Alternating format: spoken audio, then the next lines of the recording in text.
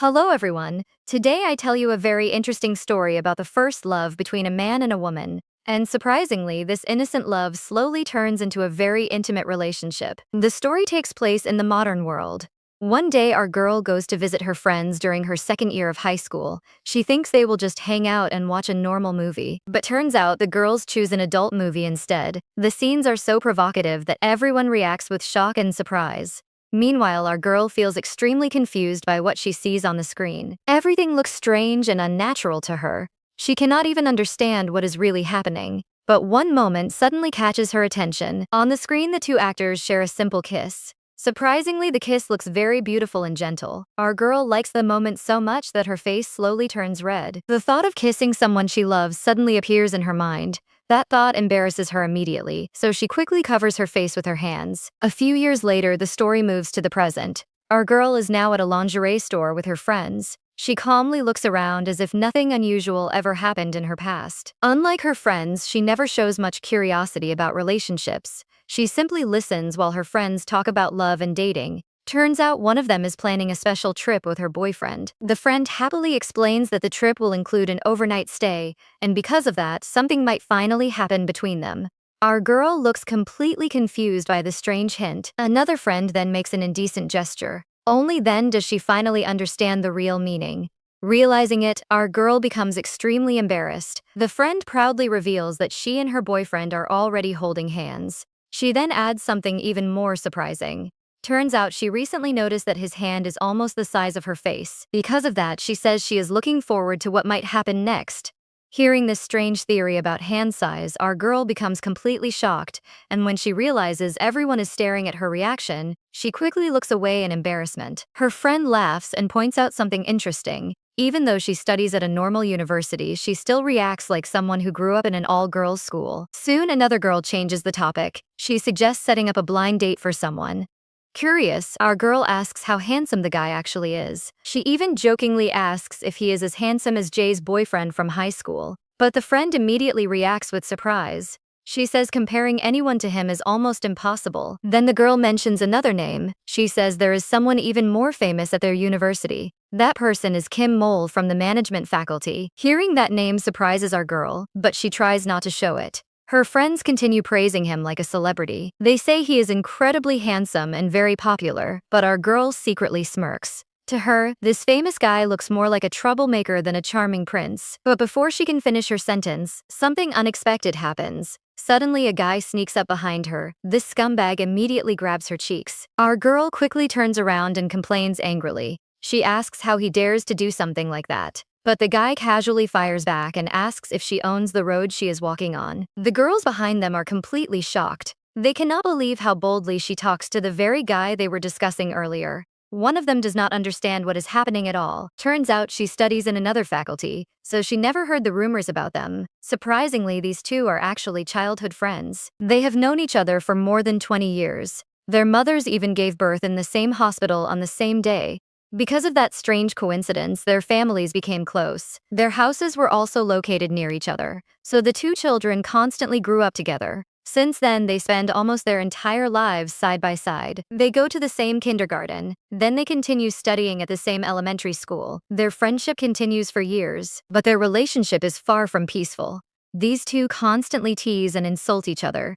Even their rude gestures become a normal way of communication. Later during high school, something interesting happens. This guy grows up and becomes very popular among girls, but surprisingly, our girl still treats him exactly the same. To her, he is just an annoying childhood friend. Nothing more. Then, by pure coincidence, they both enter the same university. Before starting college, he even changes his hairstyle. Their personalities are completely different, so every time they meet, they fight like a cat and a dog. However, they still share one common hobby. Because of that hobby, they often end up spending time together anyway, even if they argue all the time. University life soon becomes exhausting for our girl. The classes are difficult and the workload is heavy, but something else bothers her even more. Turns out she still does not have a boyfriend, and unfortunately there is a big reason for that.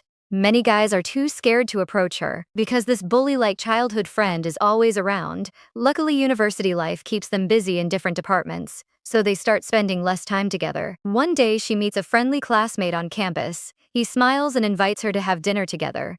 Our girl happily considers accepting the invitation. The boy suggests visiting a new pasta restaurant across the street. Everything seems to be going perfectly, but then things get worse. Right at that moment, her childhood friend suddenly appears behind her. This guy clearly plans to ruin everything. With an annoyed face, he asks why she has not replied to the messages he sent earlier. Han quickly says that he scared her. Then she asks why he suddenly appeared. This guy casually suggests that they should go eat tteokbokki together, but she immediately refuses. She explains that she already has dinner plans with a classmate. Because of that, she cannot go with him today. Hearing this, Mole slowly turns his gaze toward the other guy. The look on his face becomes extremely cold, and surprisingly, that single glance completely freezes the poor classmate. The guy starts trembling in fear. The pressure from Mole's stare becomes too much, so he quickly says they can postpone the dinner. In the end, he gives up completely. He wishes them a nice dinner and runs away so fast that Han barely has time to blink. Watching this, Mole simply calls him a loser. Then he turns toward Han and tells her they should go to the main street, but our girl instantly becomes furious. She starts hitting him and scolds him for ruining her plans. She says he has no right to cancel her meetings. She also tells him to stay far away from her. Hearing that, Mole becomes visibly angry. Soon the two start arguing in the middle of the street. They keep blaming each other for the situation. Their usual cat and dog fight begins again. Finally, Mole throws her a disdainful look and tells her to disappear, but she responds the same way. With a smile, she shows him an obscene gesture. Just like she wants, Mole finally walks away. Now she stands alone on the street. But things do not stay quiet for long. Suddenly, another familiar guy approaches her. It is Ji Sunbae. He laughs and says her reaction earlier looked very funny. Han smiles awkwardly. Ji then asks why she was yelling alone in the street, but she does not want to admit that she fought with her friend. So she quickly changes the topic. She says today's assignment at university is extremely difficult. Turns out Ji understands exactly what task she means. He explains that he faced the same assignment during his first year. Then he suddenly offers to help her. He says he still has a flash drive with useful materials from that time. Hearing this makes Han extremely happy, but there is one small problem. The flash drive is at his house. Because there is not much time left today, he asks her to come with him and pick it up. At first, this sounds like a perfect solution. But surprisingly, she soon regrets this decision. When she enters his apartment, she freezes in shock. The place is filled with chaos and dirt. Garbage is scattered everywhere across the room. There are spilled drinks, random items, and piles of trash. The smell alone makes her feel nauseous.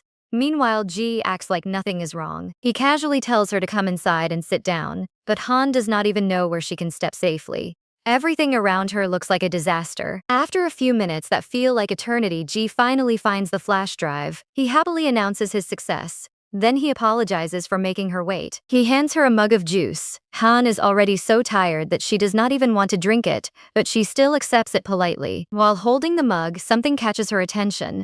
She suddenly notices how large Ji's hands are, and immediately she remembers her friend's strange theory. The thought makes her blush like a tomato. Ji looks at her with confusion. He cannot understand why her face suddenly turns red. Han nervously laughs and says he has very big hands. Hearing this gives Ji a strange idea. He starts observing her reaction carefully. Then he smiles and says she is right. He proudly confirms that his hands are indeed large. After that, he raises his hand and shows something interesting. He points out that his ring finger is longer than his index finger. Han does not understand what he means at first, but then she notices how close his face suddenly is. This makes her extremely embarrassed. Meanwhile, Ji calmly examines his own hand again, but Han cannot handle the awkward atmosphere anymore. She suddenly jumps up from her seat. She says she urgently needs to go home. Without thinking, she grabs the first flash drive she sees on the table. Then she quickly says goodbye and runs out of the apartment. Ji is left completely confused.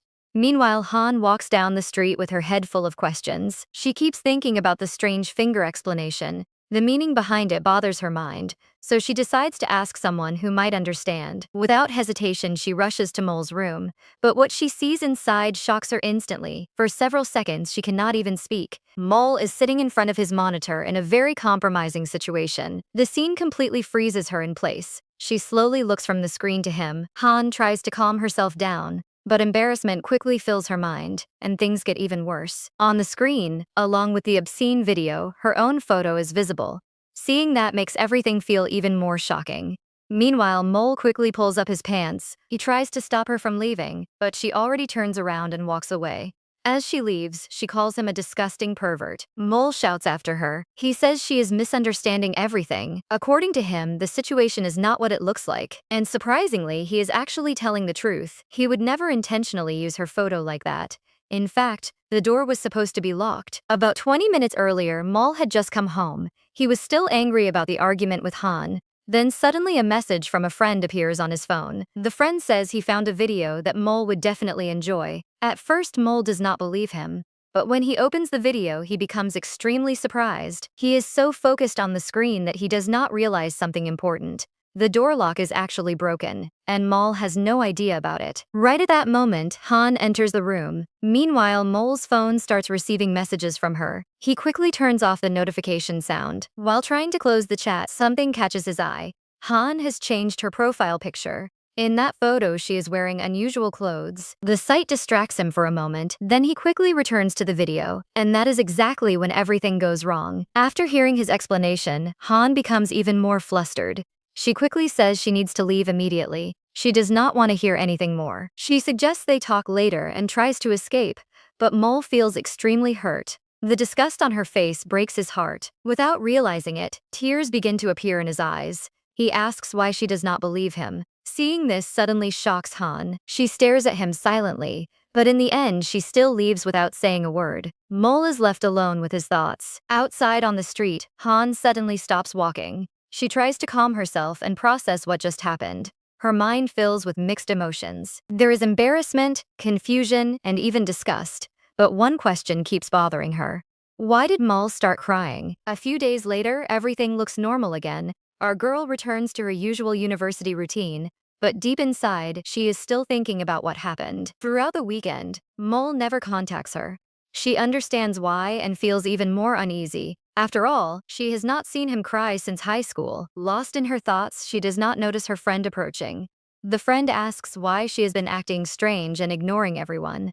This makes Han pause for a moment. At first, she tries to hide everything, but turns out she cannot keep it inside anymore, so she decides to ask for advice. Meanwhile, Mole is staying at his friend's place. This guy clearly does not want to go back home.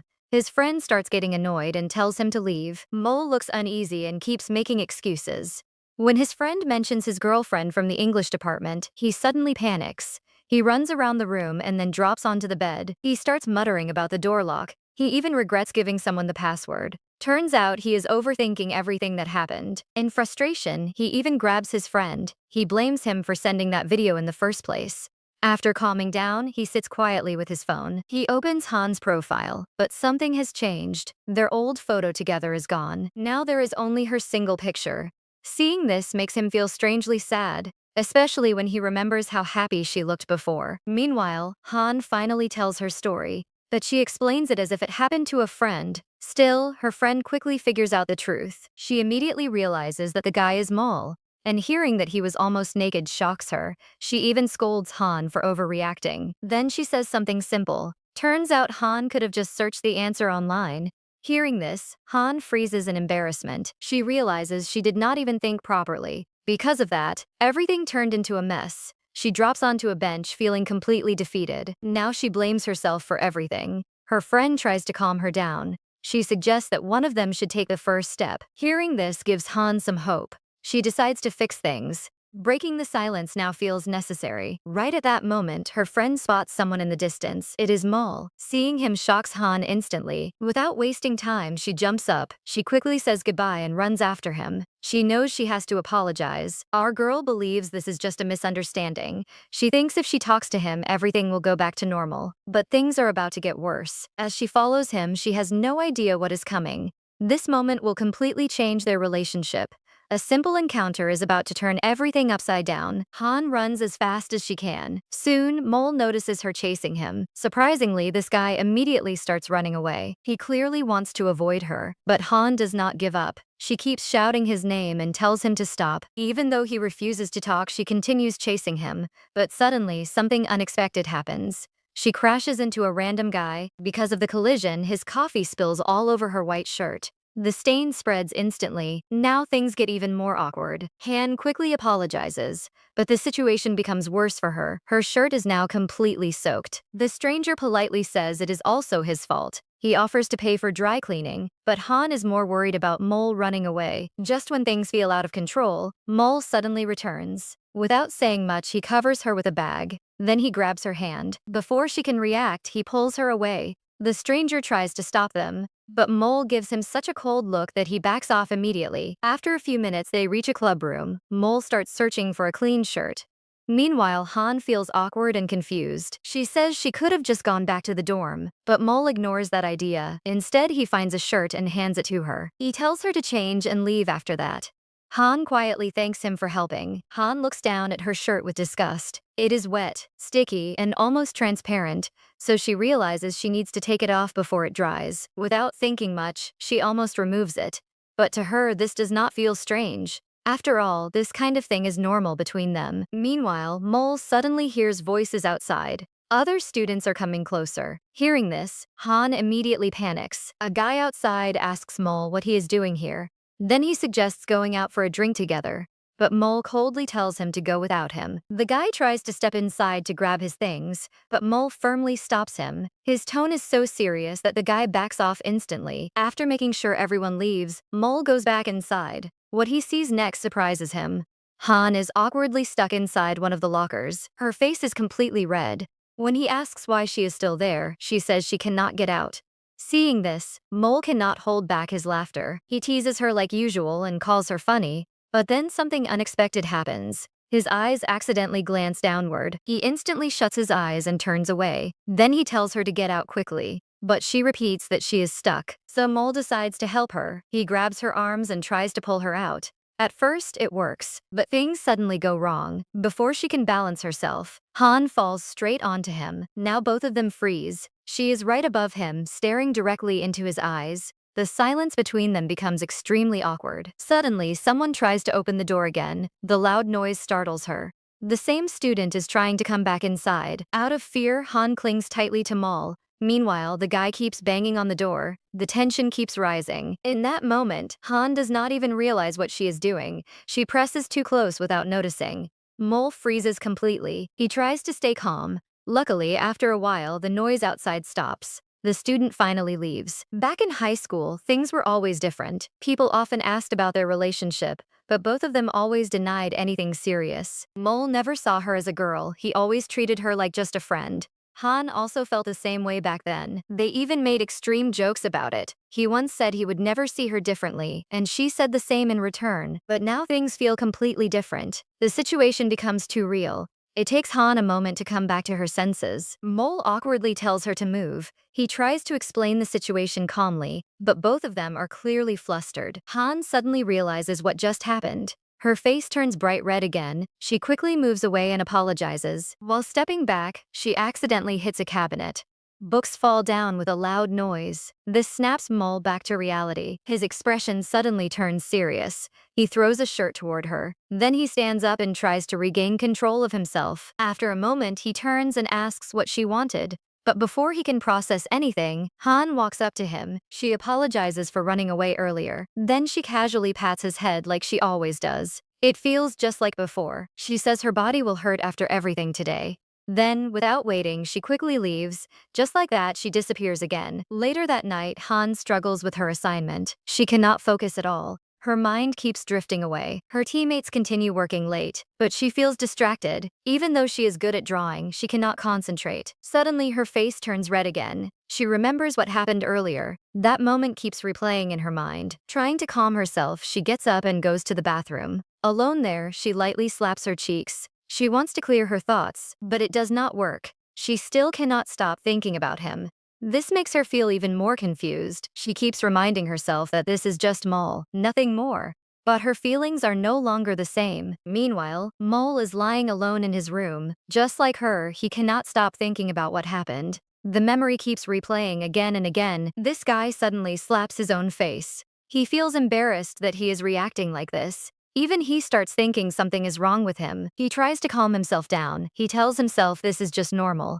But no matter what, his thoughts keep going back to Han. Meanwhile, Han is busy with her work. Suddenly, she picks up a call, and surprisingly, she says she is going on a blind date. Mole has no idea about this. He is still lost in his own thoughts. He keeps wondering what she is doing right now. The next day, Han asks me for help. Her friend is clearly shocked. After all, Han always refused these kinds of things before. Han calmly explains her reason. She says her daily life has become boring, so she wants to try something new. Hearing this, Mi starts helping her get ready. Han quickly goes to change her clothes. They also prepare makeup for her. At first, Mi thinks Han is overdoing it, but when she sees the outfit, she is completely shocked. The clothes look totally inappropriate for the occasion, so she immediately takes control. She chooses proper clothes for Han herself. Only then do they finally leave for the meeting. When Han arrives, everyone is surprised. She looks completely different and very beautiful. Even she feels a bit shy. She quietly says Mi helped her. Then she follows her friends with a small smile, but something appears on her phone. Maul is calling her. She notices it, but ignores it for now. She decides to deal with it later. Soon, they reach the place. The guys are already waiting. The atmosphere feels lively and welcoming. A cheerful guy in the center invites them to sit. The table is already prepared. Everyone quickly starts greeting each other. Han stays a little behind. She feels awkward in this new group, but she still politely greets everyone. Two guys are instantly stunned by her beauty. They can barely respond. But one guy sitting near the wall stays calm and confident. Then the loudest guy, Cheol, takes charge. This guy is a first-year student from physical education. He immediately offers drinks to everyone. Han has never tried soju before. She is surprised when they tell her to clink glasses first. Still, she follows along. At first, she feels nervous, but after drinking, things start to change. Slowly, she begins to relax. An hour later, everything is different. She drinks more and more. Surprisingly, she finishes 3 bottles of soju. A quiet guy sitting next to her offers her water. He warns her about a hangover. Han happily accepts it. Then someone suggests a drinking game. Han says she has heard about it but never played. Still, she agrees to try. She confidently says she will beat everyone. But turns out she underestimates the situation. The game is not that simple. A guy named Sun explains the trick. He tells her how to snap the lid properly. Everyone starts teasing her. They say she will fail on the first try, but surprisingly, she succeeds perfectly. The result shocks everyone. Her eyes light up with excitement. She feels proud of herself. She even claps Sun's hands in excitement. Now she is fully enjoying the moment. She finally feels comfortable around everyone. Her true personality starts to show. Sun then shyly asks her something. He asks if he can ask a personal question. Han agrees without hesitation. At first, he struggles to say it, but then he finally asks if she has a boyfriend. The question surprises her. He even mentions a certain popular guy from their university. Hearing this, Han suddenly gets angry. Turns out the reason she has no boyfriend is because of Mole. Her friend sits next to her and starts laughing. She sees the look on her face and clears things up. Turns out they are just childhood friends, not a couple. Hanel quickly denies everything. She says they have just been together since childhood. Because of that, they look close and have no secrets between them. But that word hits her hard. No secrets. And suddenly, she remembers something from recently. The moment it comes back, she slaps herself in the face. Everyone around her gets shocked. This girl just sits there, confused about why she forgot it in the first place. But things get worse. A guy at the next table orders pasta loudly. He grabs a ketchup bottle and shakes it in a weird way. That small action triggers her again. Now the whole memory starts coming back. She tries to look away but accidentally sees him shaking the bottle again. Now she knows she has to forget this somehow. So this girl makes a bold decision. She starts drinking heavily. She finishes a whole bottle of soju, and just like that, her head drops on the table. Everyone around her starts getting worried. A few seconds later, she wakes up. Her phone is vibrating nonstop. Turns out it's Kim Min-chol texting her like nothing happened. She gets confused. Our girl came on this boring date just to forget him, but now he's acting completely normal. She closes her eyes again. She still can't understand what's wrong with her. Everything just feels messed up. Then this guy, Shung Yunk, reaches out. He touches her head, looking concerned. He asks if she has a headache, but she doesn't admit it, even though it hurts like hell, both inside and out. He tells her the others went to get hangover medicine. Then he checks her forehead after she hit the table. This guy even asks her to turn her head so he can take a closer look. As he gets closer, her vision starts to blur. The distance between them gets too small. and the moment starts feeling strange. But suddenly, someone interrupts. A voice loudly announces itself, and turns out, it's Kim Min-chol. This guy is working there as a waiter. He walks in carrying 2 bottles of beer they ordered earlier. Perfect timing, but also the worst timing. Right then, the rest of the group comes back. They laugh, thinking Hanel just drank too much, but the moment they see Kim Min-chol, they freeze. Even Hanel gets stunned. At first, she thinks she's hallucinating, but surprisingly, she almost calls him handsome. Then she realizes something. She must still be drunk, because none of this is making sense anymore. She is about to pass out again. Right before her head hits the table, a big hand suddenly blocks it. Turns out it's Kim Min-chol, and this guy looks annoyed. He asks if she's really drunk. He clearly doesn't like what he sees. Then he turns around and notices everyone watching. He asks how much she drank, but the others can't even answer properly. That only makes him more shocked, so this guy starts scolding her. He says she shouldn't drink that much. Then he digs into his apron and pulls out a small jar. He hands it to her and tells her to drink it. He warns her not to drink anymore. And just like that, he leaves because he has to work. He leaves so fast, he doesn't hear anything. Meanwhile, the group starts whispering. They are all talking about how handsome he is. Hanel slowly stands up. She says she needs fresh air. The alcohol is making her feel too hot. But things get interesting. Outside, she suddenly finds Kim Min-chol again. This guy is casually throwing out garbage. She gets annoyed and questions him. She asks why he never told her he works here, but surprisingly, he says he already did. He even smiles while saying it. Then he pulls out a Chupa Chups like it's nothing. This guy really acts relaxed. He teases her next. He asks if she is embarrassed after flirting with another guy. That only makes things more awkward. Hanel hands him back the jar. She tells him to return what he secretly took, but he calmly says he already paid for it. That surprises her. She didn't expect him to take care of her like that, so she pulls her hand away. But this guy doesn't like that. He demands the jar back. Turns out he thinks he was too nice to her. Then he starts complaining. He says she ignored his calls, and she still went out to have fun. Because of that, she gets annoyed, so she drinks the whole thing quickly, and then she just freezes. Kim Min-chol suddenly leans closer. He notices something different. Turns out she is wearing makeup. That makes her embarrassed. But this guy just mocks her in his usual way. He says dressing up won't change anything. She fires back at him. She tells him to look at himself first, but he confidently claims he was perfect from the start. Meanwhile, the friends are still shocked. They can't stop talking about him, and Hanel still can't recover. This girl is completely stuck, because no matter what, she can't deny it. This guy just looks way too good. Her friend keeps staring at his face. Then she says he looks way better in real life. Turns out he's probably just bad in photos. That shocks her friend. Then they start talking about other handsome guys, and suddenly they remember Jay from their place. The girls get excited. They say he is also very handsome, but his vibe feels completely different from Kim Min-chol. Hanel explains a bit more. She says he is close to her older brother, and surprisingly, there are many rumors about this guy. Now both girls get curious. They start pushing her to tell everything. Their interest quickly turns into admiration. Meanwhile, Kim Min-chol checks his phone. Turns out it's time for him to go back. He looks surprised that 15 minutes pass so fast while talking to her. Before leaving, this guy smirks. He asks Zainel if she likes any of the guys there. That question hits her out of nowhere. She looks straight at him. Then she asks what he would even do if he found out. But this guy casually replies that one of them could be her first boyfriend. That annoys her instantly, so she starts hitting him on the back. This girl clearly doesn't like that idea. He just laughs it off. Then he pats her head like it's nothing, and says if she gets a boyfriend, he will check him himself. With that, he leaves. And now she is all alone. Suddenly, she realizes something. They haven't talked like that in a long time, and surprisingly, her blind date decision doesn't feel so bad anymore. But things shift again. She accidentally runs into Cheon. This guy looks worried the moment he sees her. She asks why he came out. He quickly says he was concerned because she was gone too long. Turns out the others didn't even notice he left. Back at the table, the group is still busy. They are deeply discussing the rumors about G. The more they talk, the more shocking it sounds. They can't believe it. Someone like him living a double life, and even being involved with motels. But here's the twist.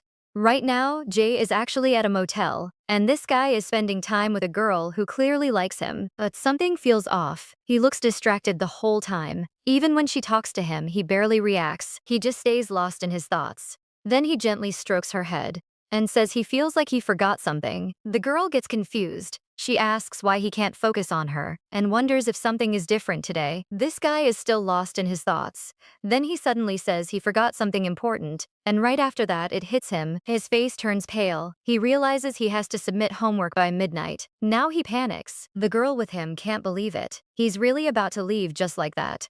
But this scumbag only apologizes and says they will meet again. He doesn't even feel guilty. Instead, he just smiles and walks away. That makes it even worse. He gets home and takes a quiet shower. Then he sits down to finish his homework. This guy grabs 3 flash drives, trying to work fast. But things take a turn. He checks the files and gets shocked. Turns out he brought the wrong flash drive. Meanwhile, Hanael is still outside. She is with her new friend and says she is not cold. She tries to act normal. Sun Yoon starts talking again. He mentions how close she and Kim Min Chol are. That makes things a little awkward. She agrees lightly. She says it's just because they grew up together. Nothing more than childhood friends. But this guy doesn't stop. He asks if there are any romantic feelings. Because to him, they look like a couple. She frowns again. She clearly doesn't like that question. But he keeps going. After confirming she doesn't have a boyfriend, he drops it. This guy suddenly confesses. He says he likes her. It surprises her instantly. They just met, and now he's asking her to be his girlfriend. Everything feels too fast. But here's the twist. Someone is listening nearby.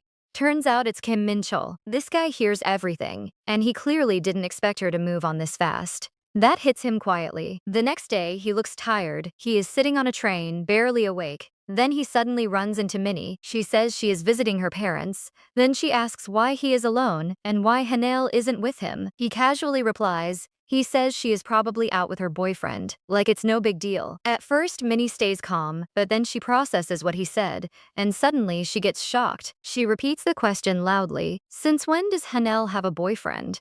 This news hits out of nowhere. Then she learns the truth. It all started after a blind date, and now, everything feels even more confusing. Minnie instantly grabs her phone. She tries calling Hanael, but there's no response. That's strange because Hanael usually replies instantly. This makes her more convinced. Something is definitely going on. But then she notices something weird. Kim Min Chol is just standing there calmly. He is smiling at the university cat that has grown bigger. That reaction surprises her. She expected him to be angry, but this guy looks completely relaxed. That doesn't match what she knows, so she brings it up. She reminds him how he used to chase away guys around Hanael. But he quickly denies it. He says he never chased anyone away. He claims he was just protecting her from bad people. That's how he justifies it. Then she asks something direct. Does Hanael need his approval? That question hits him for a second. He remembers their past argument, but he brushes it off. He says she's an adult now and can decide for herself, but his expression says something else. His face turns cold, and he quietly warns that if anything bad happens, that guy is in trouble. Meanwhile, Hanael is somewhere else. She is spending time with her new friend, and she is busy admiring his cute hamster. She smiles softly. She casually says she wants a soda. Everything feels light and easy. In her mind, she keeps things simple. She doesn't think this is a serious relationship. To her, it's just light flirting. She compares it to getting to know someone. Nothing too deep yet, just a casual start. Then she thinks about her appearance. She wonders if she applied lipstick properly. But she shrugs it off. She decides it doesn't matter. Even if they just hang out a few times, it's fine. So she relaxes. He invites her to study, so she opens her laptop with a smile. They decide to work on homework together. She says she has to watch a movie and then write a review about it. That's her assignment. This guy offers to watch it with her. He wants to help her do well. She thanks him politely. Then he sits right next to her, and suddenly they are very close. Their shoulders almost touch. That makes things a bit awkward, so she quickly looks at the movie list. It's on the flash drive she got earlier, but things take a wild turn. The movie that opens is extremely inappropriate. Way more than expected. She freezes instantly. Her face turns red from embarrassment. Even this guy is shocked. He expected a normal film, not something like this. The mood changes completely. Hanael panics. She quickly shuts the laptop, then she tries to explain it somehow. She says some movies can be bold, but clearly she didn't mean this. Even she knows it sounds bad. Then it hits her. She grabbed the wrong flash drive. And this is actually that same movie from high school. Now she feels even worse. So she quickly starts searching through folders. She tries to find something else to watch. This time she adds numbers and English letters, but turns out it's no different from the first one. Because of that, she feels even more desperate. The same situation repeats again. She keeps learning private details about the guys around her. So Hanale decides to apologize for the wrong flash drive. She turns to this guy but suddenly freezes. Their eyes meet, and something feels strange. This guy keeps staring at her. Then he moves closer and closer, and soon he leans in even more. She reacts instantly and blocks him. She pulls back and asks what he is doing. This guy gets nervous and questions the timing. Now things turn awkward. Both of them lower their heads. The tension builds up fast. She asks why he wants to kiss her without dating. Turns out she has no experience in relationships, so she cannot understand if this is normal. Because of that, things get worse. She starts doubting his intentions. The situation becomes uncomfortable, so she quickly packs her things. Then she rushes toward the exit. She just wants to leave the apartment. But this guy, Zan, tries to stop her. She ignores him and keeps walking, so he grabs her hand to stop her. He asks if he scared her, then he tries to explain himself. He says this kind of closeness is normal these days, but she does not understand him. His words only confuse her more. The gap between them grows bigger. Then this guy downplays everything. He says it is just a kiss, and acts like it means nothing.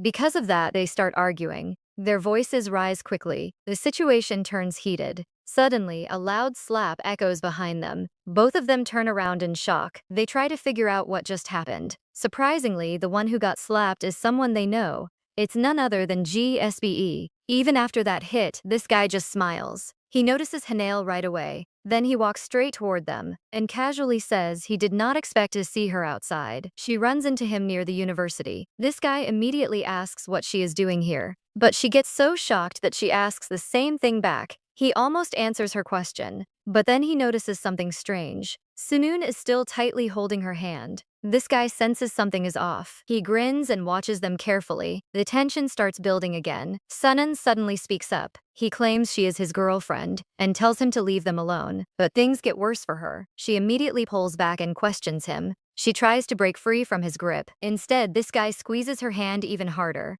Then he reminds her they started dating yesterday. His tone turns threatening and cold. The situation gets intense, but then Jae Sunbae steps in. He hits their hands apart to separate them. Sunun reacts instantly. He pulls her behind him and blocks the way. Then he says force like that is unacceptable. But this guy gets angry. He tells Jae Sunbae to stay out of it. He claims it is none of his business. Surprisingly, Jae Sunbae stays calm. He introduces himself as her Sunbae. Then he warns him to keep his voice down. He mentions other students nearby and hints that rumors could spread fast. That makes the situation even more tense. Sunmu just laughs it off. He mocks him about the slap earlier, but Jae Sunbae does not react at all.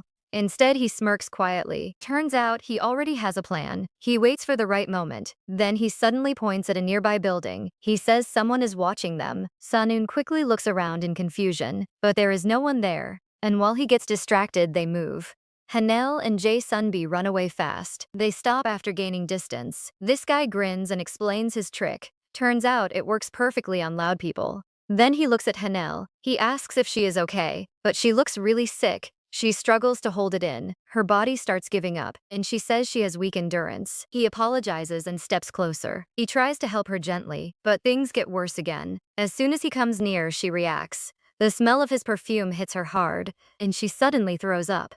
She feels completely embarrassed. Turns out she just threw up on Jae Sunbae, and this guy is popular and handsome. But surprisingly, he stays calm. He does not panic at all. Instead, he suggests going to a dry cleaner. She apologizes again and looks at him. He tells her everything is fine and asks her not to worry. Unlike her, he feels no embarrassment. Even with his torso exposed, he stays calm. Then he asks about her condition again, but this girl gets even more flustered. She notices how good his body looks, and her embarrassment increases instantly. She says she feels terrible. She calls him kind, almost like an angel, and feels guilty for causing trouble. She worries he might get cold, but this guy reassures her again. He says everything will be fine. Then he mentions his shirt. He says it will dry in about an hour and a half. And once again, she sees him like an angel. She cannot believe his reaction. This guy is actually amused by everything, but she still thinks he might be angry. So he starts calming her down again. Suddenly, she drops to her knees and offers to pay for everything. She keeps apologizing nonstop. She says she feels uncomfortable and is ready to do anything to fix it. This guy gets surprised by her reaction. For a moment, he says nothing. He just watches her quietly. Then something catches his interest. She mentions granting one wish. Turns out he decides to use that offer. She panics immediately. She screams about throwing up on an angel and cannot believe he wants a wish. But he leans closer and stops her. He tells her to calm down. Then surprisingly, he asks for 3 wishes instead. He even takes some blame. He says it was partly his fault, since he made her run with a heavy bag. Then she remembers something important. There is a sweater in her bag. It belongs to Kim Min-cha. She quickly gives it to him, but as she does that, something falls out. It is the same flash drive. Both of them freeze instantly. Turns out, this is the cause of all the trouble, and he was looking for it earlier. She realizes the danger. This could get embarrassing again, so she silently hopes he does not notice. But things get worse. This guy notices it right away and starts laughing. He says she took the wrong flash drive. She quickly explains herself. She says she only opened one video and stopped. Meanwhile, he tries on the sweater and acts like nothing happened. But then he teases her a little. He says it is embarrassing for him too. Since she saw that kind of content, that makes her react instantly. She tries to defend herself. She says there was also a classic film, but avoids mentioning what kind. This guy smirks at her. He remembers what she said earlier and gets curious about her reaction.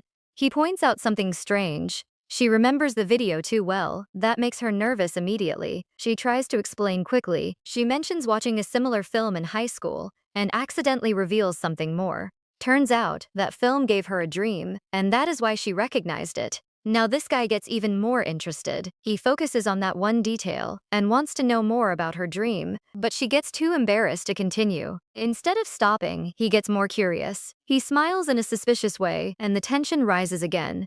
Then suddenly, he speaks. He says this is his first wish, and that hits her like thunder. She realizes her mistake.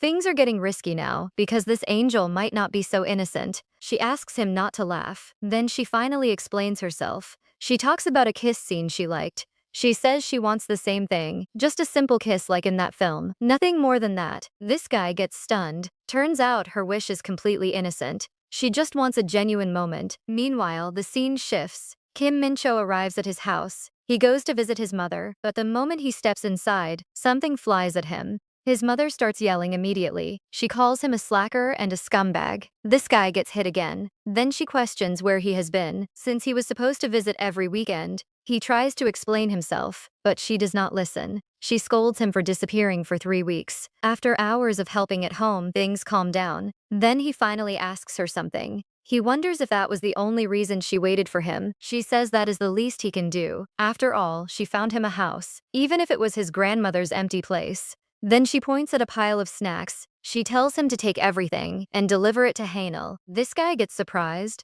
Turns out she cares more about his friend than him, and that feels a bit strange. Before he can react, something happens. They hear someone arriving. The long-awaited guest is finally here. It turns out to be Lee Han's mother. Her name is Park Yun-sung, and she has stayed in touch all these years. She notices this guy immediately. He bows politely to greet her, and she smiles at his manners. She reaches for his head, and he leans in without hesitation, letting her pat him gently. Then his mother asks about the packages.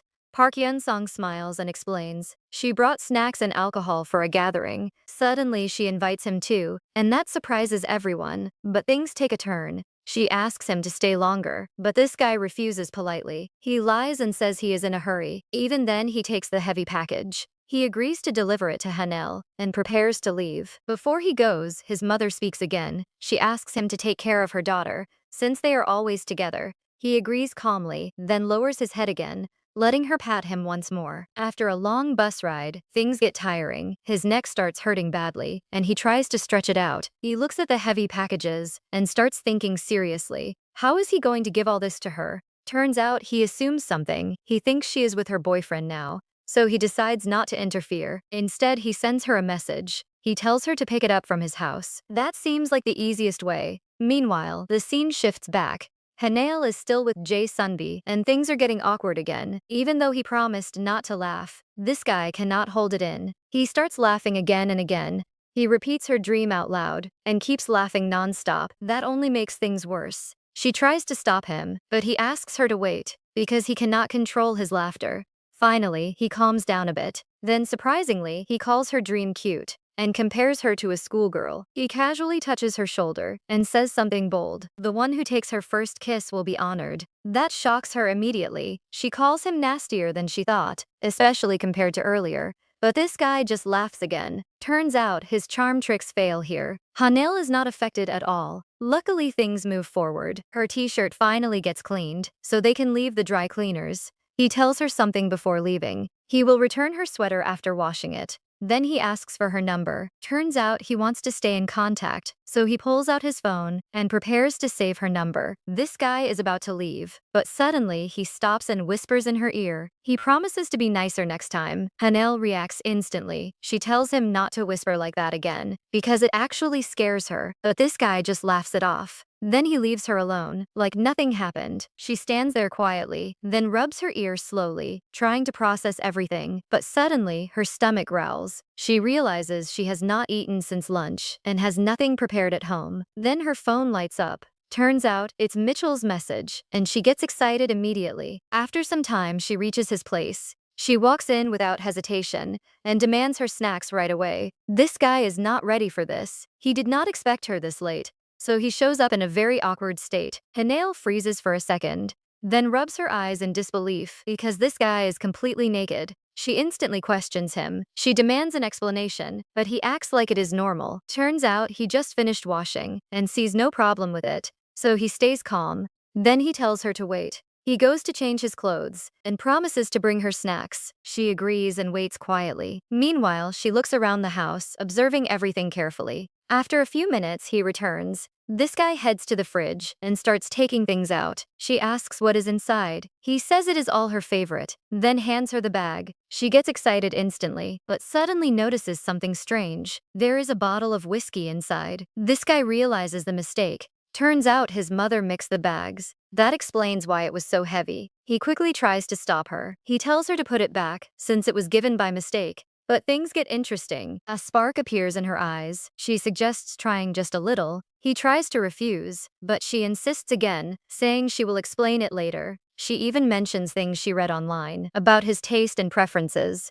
That slowly convinces him. In the end, he agrees, but sets one condition: they will only have one glass. She immediately gets excited, then starts preparing everything. And soon they sit at the table. They begin tasting the drink. Both of them are curious, since they have never tried it before. At first, she does not like it. The taste feels too strong. It is not what she expected. So they check the label. They try to guess its strength. At first, they think it is light, but turns out they are wrong. The bottle clearly says 40 degrees. And that surprises both of them, so she comes up with a plan. She decides to mix it with soda to make it easier to drink. They try it again, and this time it feels better. The taste becomes more enjoyable. Then she talks about cocktails and different drink types. That gives him an idea. He suggests trying something new, and she agrees instantly. The mood becomes more relaxed. Then suddenly she asks for pajamas. She says her clothes feel too tight, and she needs something comfortable. She pulls off her outer clothes and asks for something loose, but things do not go as expected. He brings her some clothes, but she looks at them carefully and ends up feeling dissatisfied. This girl shows up wearing his clothes, and this guy instantly bursts out laughing. He calls her a hobbit, even though she is actually above average height. But things shift quickly when he mentions snacks, and she forgets the insult and immediately agrees to join him. On her way, she notices how oversized his clothes feel on her.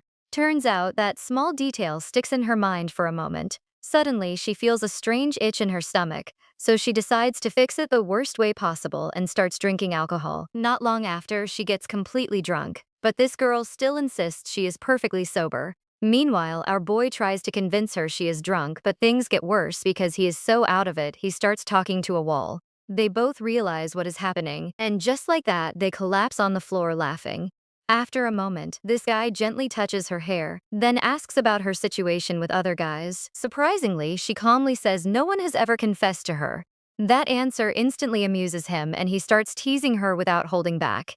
He even says he knew from day one that she gets no attention. Then this scumbag brings up their childhood. He says everyone used to think she was a boy, but she fires back immediately and reminds him how girls used to do his makeup because of his pretty face. Now they both keep throwing insults at each other, but while doing that, the distance between them keeps getting smaller. At one point, their faces get way too close, and suddenly, things take a strange turn. Out of nowhere, he kisses her. She does not even get time to react. Both of them freeze for a second, clearly not expecting this to happen. But then our boy leans in again. This time he kisses her even more passionately. She feels something is off, but surprisingly, she does not resist at all. Things keep getting more intense, and she slowly starts enjoying it more than she expected.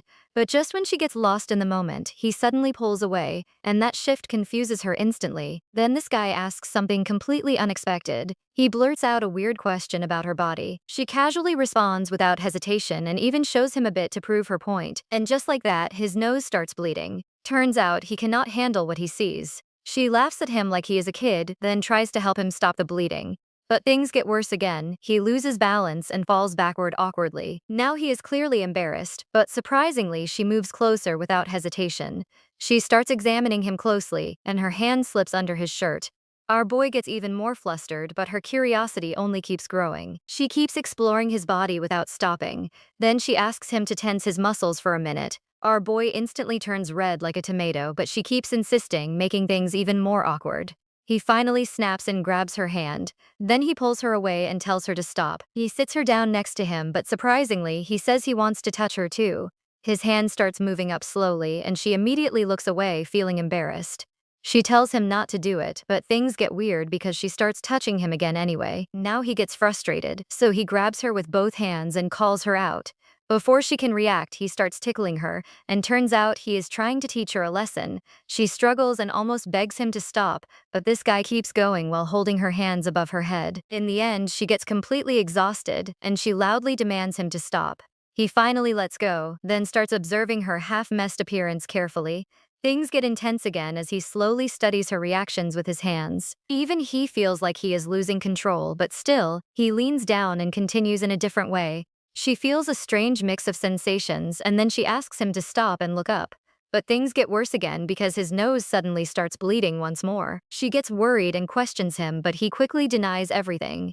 Even so, his actions say otherwise, and he admits she might be right after all. She notices the blood is still flowing, so she tries to clean it in her own way, but the taste shocks her instantly and she pulls back in disgust. Out of nowhere, he kisses her again, not giving her any time to react. She pulls away again, clearly uncomfortable, but our boy does not seem to care anymore. He keeps going without stopping, even when she tries to resist him. Her face turns red again because his hand starts moving under her clothes. She feels strange sensations she cannot ignore, but he completely ignores her attempts to stop him. Then she accidentally looks down and instantly understands where this is going.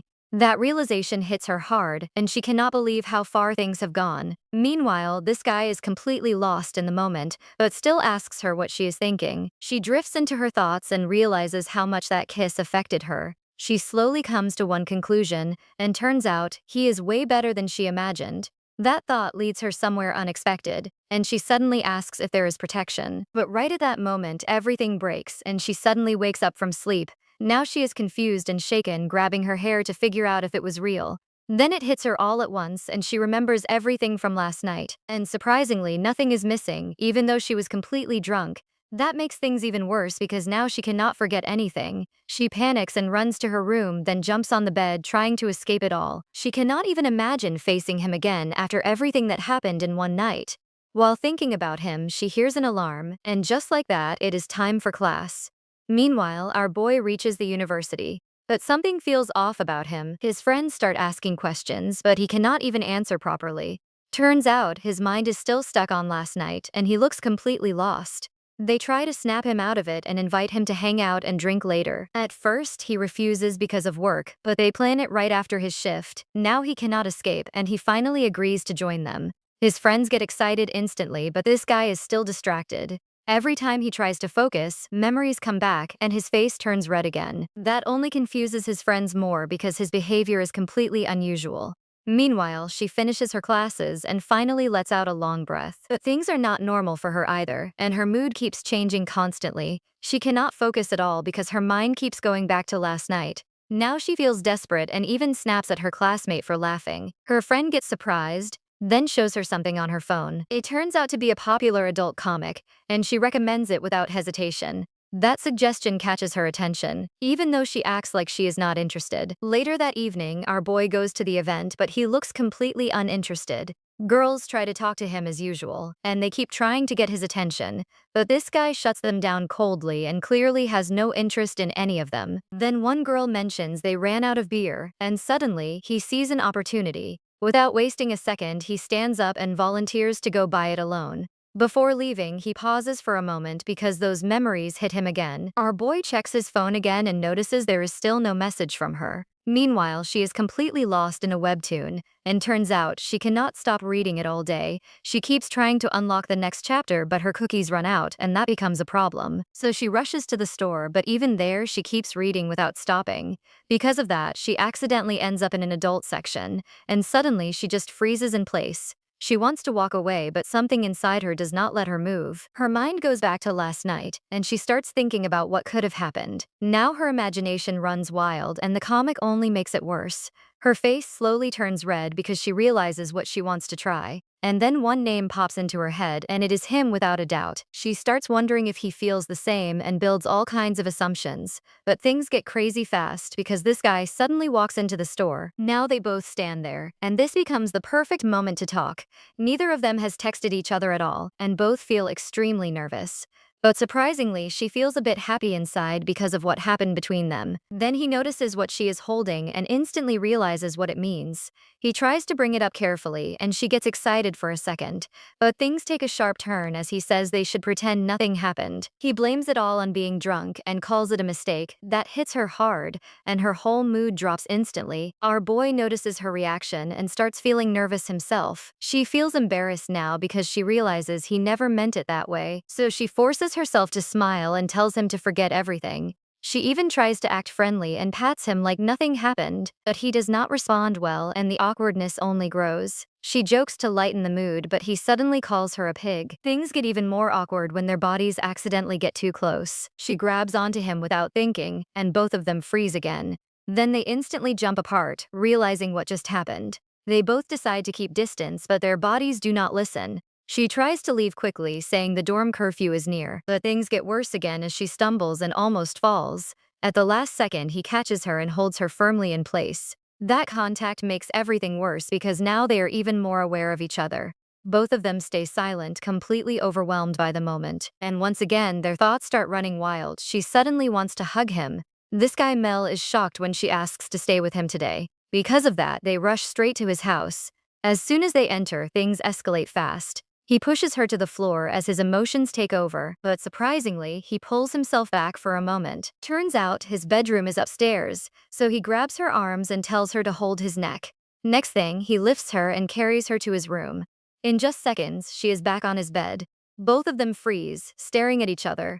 Because of this, their long friendship suddenly feels at risk. She misreads his silence as a signal, so she starts unbuttoning her sweater, and this guy follows and takes off his t-shirt. Their bodies move closer, and just like that, a new stage begins. But things get more complicated than she expected. She feels confused but also satisfied. Because of his actions, she starts doubting herself. Meanwhile, he keeps watching her reactions carefully. He keeps checking if everything is okay. Because of that, she feels a bit less uncomfortable. But things still get painful for her at first. This guy notices it immediately, so he gently wipes her tears and tries to comfort her. Because of that, she calms down a little. She tries to complain, but suddenly freezes when he touches her back, and surprisingly, he finds her reaction amusing. He checks on her again. This time, she starts feeling better, and slowly the pain turns into something pleasant, but before she can enjoy it fully, he pulls away. Turns out it is his first time too, and he admits he was holding back for a long time. They look at each other again. Because of that moment, she asks to try again, but things slow down after that. She gets tired from everything, so she suggests they just sleep, and both of them finally rest. Later, he has a dream. They are catching butterflies together, but he falls behind while chasing her. She runs back to him and asks if he is okay. Then she reveals she has a secret to show him. Next morning, he wakes up on the floor. Turns out she takes over the entire bed, so they both get ready and leave for university. At campus, Han meets her friends. They pass by the basketball court and notice the qualifying matches have started. Everyone gathers to watch and cheer. One of the girls supports her friend Lee Uhan. He confidently shows a victory sign after scoring. But things get worse for their department. Their art team is weak and usually loses early, so the girls start losing hope again. Meanwhile, Han looks toward another match. She notices the game between management and design faculties, and surprisingly, she spots Mole playing. This guy scores perfectly and leads his team. Because of his performance, his team completely dominates. They easily win the match. But Mole does not look excited at all. Instead, he looks around the crowd. Turns out he senses Han watching him. Even after everything, he acts like nothing happened. Han feels confused by his reaction. She does not understand his behavior, but she still keeps watching him quietly. After the match, Han plans to leave. But suddenly, someone calls out to her. She looks down and sees Mole standing there. This guy casually asks if she is going to the art museum, then he suggests going together. Han immediately becomes cold and distant. She answers him in a short tone, but Mole continues acting normal. He even suggests having dinner together. Because of that, Han gets even more confused. She cannot understand how he is behaving like this. But then something unexpected happens. A cyclist suddenly rushes toward them. Han does not notice it in time, but Mole quickly pulls her toward him. He saves her at the last moment. The cyclist passes by instantly. The situation ends just as fast as it started. Mole acts like nothing happened again, but Han feels even more embarrassed now. The tension between them keeps growing. Later, their group continues working on their assignment. The deadline is already tomorrow. Everyone looks tired. Mi notices one classmate is exhausted. She tells him to take a break and rest. The guy agrees immediately. He grabs a pillow and lies down on the desk. Then he asks to be woken up in 2 hours. Everyone continues working quietly. Mi decides to get coffee with Han, but when she looks at her, something feels wrong. Han looks completely distracted. Turns out Han is writing something online. She keeps editing her message again and again. She is trying to explain her situation. She wants advice from strangers. Because Mole's calm behavior is confusing her, she cannot handle it anymore. She becomes so focused that she does not notice Mi behind her. Suddenly Mi appears and reads everything. Han gets startled instantly. Now Mi understands everything. Han looks nervous and scared. She clearly did not want anyone to know, but in the end she tells the whole story. Hearing this, Mi grips her coffee tightly. She is completely shocked. Han tries to warn her about the coffee, but Mi does not even notice. She is too stunned to react. Then suddenly, Mi gets angry. She asks if Han really did all that to Mole.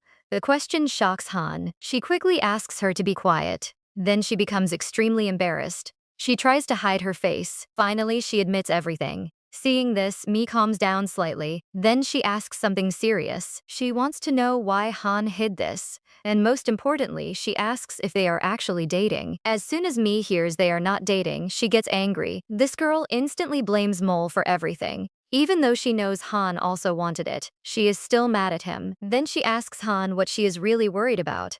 Han explains that she does not understand her feelings. She says her heart beats faster around him, but it feels more like attraction. Mi gets shocked by her answer. Han even says she cannot imagine being in a relationship with Mole. Just thinking about it makes her feel sick. But Mi reminds her of something important. Back at the store, Han imagined a partner and thought of Mole first. Hearing this, Han slowly agrees. She says it is because he would never hurt her. But then she adds something confusing.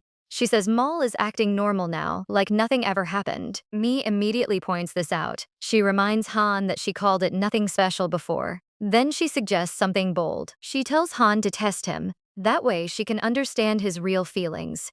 Turns out their conversation goes on for too long. Because of that, they forget about their sleeping classmate. Meanwhile, Han decides to contact Mole. She asks him to meet for lunch, but Mole gives a strange reply. He tells her not to come and says he will come later. This answer confuses her even more, so she decides to ignore him. She chooses to go meet him anyway. Curiosity pushes her forward. After waiting for a while, she sees students leaving a classroom. She follows them inside. The place looks much bigger than she expected, but before she can process anything, something unexpected happens. One of Mal's classmates notices her. He immediately points at her. Suddenly, everyone turns toward her. The crowd quickly gathers around. People start whispering and talking about her. They are surprised to see her. They call out her name and surround her completely. Meanwhile, Mole notices the commotion. This guy looks confused at first. Then he finally spots Han in the middle of the crowd. He sees how uncomfortable she is. So he immediately steps in. He orders everyone to move aside. Then he grabs her hand firmly. He pulls her out of the crowd without hesitation. His tone is sharp as he clears the way. One of his friends explains the situation. Turns out Mal always kept her hidden from others. That is why everyone is so curious. Finally, they escape the crowd. Mal looks at her with slight disappointment. He reminds her that he told her not to come. Han looks exhausted from everything. She drops onto a nearby bench. This guy casually tells her to exercise more. She does not argue back. Instead, she leans her head on his hand and quietly says she is not feeling well. At this moment, the girl suddenly remembers M's advice and turns out she needs to catch him at the right moment, so she notices his red ears and starts observing him closely. But things get interrupted instantly when this guy Jay suddenly appears behind her out of nowhere, and she jumps in annoyance, accidentally hitting Mitchell hard. Surprisingly, Jay enjoys the situation and boldly asks who this guy next to her is. And just like that, tension starts building fast as Mitchell gets visibly angry, showing a conflict is about to explode between the two popular guys. Turns out something happened the day before. As Jay remembers meeting this same girl again, the one who once embarrassed him badly in public. Before leaving for the station, she acts calm and says she liked everything and forgives him this time, but then suddenly asks for a goodbye kiss, which shocks him completely. He freezes for a moment without reacting, and then something unexpected happens as he remembers Hanu from the laundry scene, her embarrassed face flashing in his mind, and he starts laughing uncontrollably. Things get worse instantly as he laughs so hard that he accidentally spits on his girlfriend, and even though he quickly apologizes, the damage is already done. The girl gets furious right away and starts hitting him while throwing insults, but this scumbag doesn't really care and instead keeps thinking about Hanu, and that random memory pushes him to act as he decides to visit her. Back to the present moment, this guy stands in front of them holding a package, and inside it is a sweater from the laundry. The girl tries to fix the situation quickly and introduces Mitchell as her childhood friend, but the atmosphere stays tense and awkward as she gets confused seeing their behavior,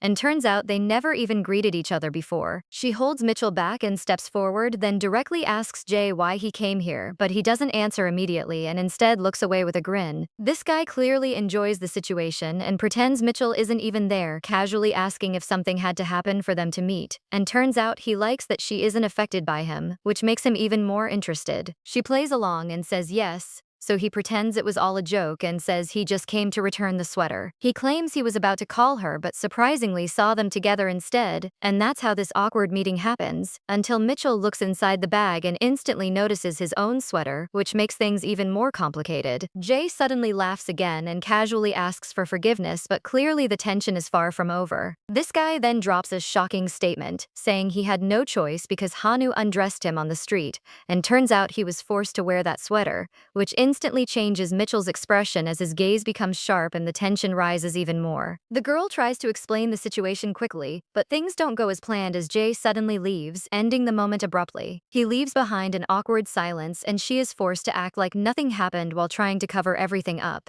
And before leaving, this guy casually declares it is time for him to give a lecture and just walks away. She tries to stop him in a hurry, but it is completely useless since he doesn't even look back, leaving the childhood friends alone with mixed emotions and a heavy atmosphere. After a moment, Mel breaks the silence and asks why she came here, and turns out she says it is for lunch, but things are not that simple as she secretly feels guilty for lying, because the real reason is different. She actually came for an accidental touch and now she feels embarrassed about it. Mel starts thinking about food options and casually plans what they should eat, while she gets lost in her thoughts and suddenly realizes something strange, that she has never properly seen his face. This guy notices her silence and turns around in confusion, not understanding what is going on. But Hanu already has a new plan, and she prepares to act without hesitation as things take a weird turn. As soon as he asks her opinion, she suddenly reaches out and touches his face out of nowhere, and the moment freezes instantly as the gesture feels awkward and forced, leaving both of them completely still. She realizes her mistake right away, and turns out she completely messes up as the embarrassment hits hard. Mel is not happy at all and looks at her with confusion and discomfort, directly asking what she is doing, but she clearly does not expect this reaction and thinks he would argue like usual. Surprisingly, this guy suddenly calms down, and Hanul freezes on the spot while wondering why he looks so puzzled as her thoughts spiral out of control. Her heart starts racing and she remembers M's words again, and the idea that she might like him hits her hard, making her angry instantly. She jumps up without thinking and tries to deny it completely, then lashes out and calls him an idiot just to change the situation. Right after that, she switches the topic and asks if he slept well, starting to talk non-stop as her words turn into a messy flow that she cannot control. Mitchell gets completely caught off guard by this sudden pressure and simply tells her not to worry, but things get worse again as that simple advice only confuses her more. The silence becomes tense, and as expected, it turns into a fight, bringing back their usual chaotic dynamic. She tries to pull away, saying people might think they are a couple, which feels impossible to her. But this guy fires back instantly and tells her to let go first. They try to settle it by counting together, but surprisingly, nothing changes and they still hold on, making the situation even more ridiculous. Finally, Hanail lets go of his hair and pushes him away, creating a sudden silence between them. After a moment, she lowers her gaze and suggests something unexpected, saying they should stop seeing each other for a while, which shocks Mitchell as he just stares at her in confusion. She continues explaining, saying she started everything but cannot understand his silence, then hesitates before asking why he is so calm after everything. Hanel adds that dating is unlikely after yesterday and that they should stay friends, but also admits she feels uncomfortable now, and those words are very hard for her to say. She closes her eyes tightly as if releasing everything inside her, while Mitchell feels just as conflicted but does not know how to fix it. In the end, this guy quietly stands up, says he understands, and decides to leave without saying more, which makes Hanel shudder as his departure only deepens her worries. She tries to convince herself that keeping distance is better, but surprisingly, it still hurts, and while lost in these thoughts, she answers a call from her mother. Her mother sounds concerned at first, then reminds her about tomorrow, saying she must come home for the Autumn Harvest Festival. The girl freezes after hearing this, but things get even more complicated when her mother tells her to bring Mitchell too. She gets completely caught off guard, not even knowing what their relationship is now, and suddenly turns around after realizing Mitchell will go home the same way. At the same time, this guy also turns, as his mother calls him with the same demand, and he also has to go home tomorrow, making it clear that despite everything, their paths are about to cross again. Despite everything that happened, they are still going to the same place, and their paths are bound to cross again. Shortly after, she makes a decision and realizes she cannot travel with him like this, so she quickly opens an app hoping they can take different buses and avoid each other completely. Luckily, she finds some seats available, which gives her relief, and she comes up with a plan to sit far apart even if they take the same bus. But things take a bad turn when she checks again and sees that the only seats left are right next to each other, and just like that, everything gets worse. The tension rises as Hanel feels his gaze and freezes, not knowing what to do, while Mitchell is also confused. This guy decides to break the silence and starts a conversation, and she looks at him with tired eyes as he brings up something important she seems to have forgotten. Turns out he remembers everything, including how she warned him after their unexpected moment, saying she would kill him if he spoke about it. Because of that, he stayed silent and acted like nothing happened just to avoid making things worse. He explains this calmly, saying it helps avoid awkwardness and keeps things normal, and Hanail immediately feels ashamed as she lowers herself and asks for forgiveness.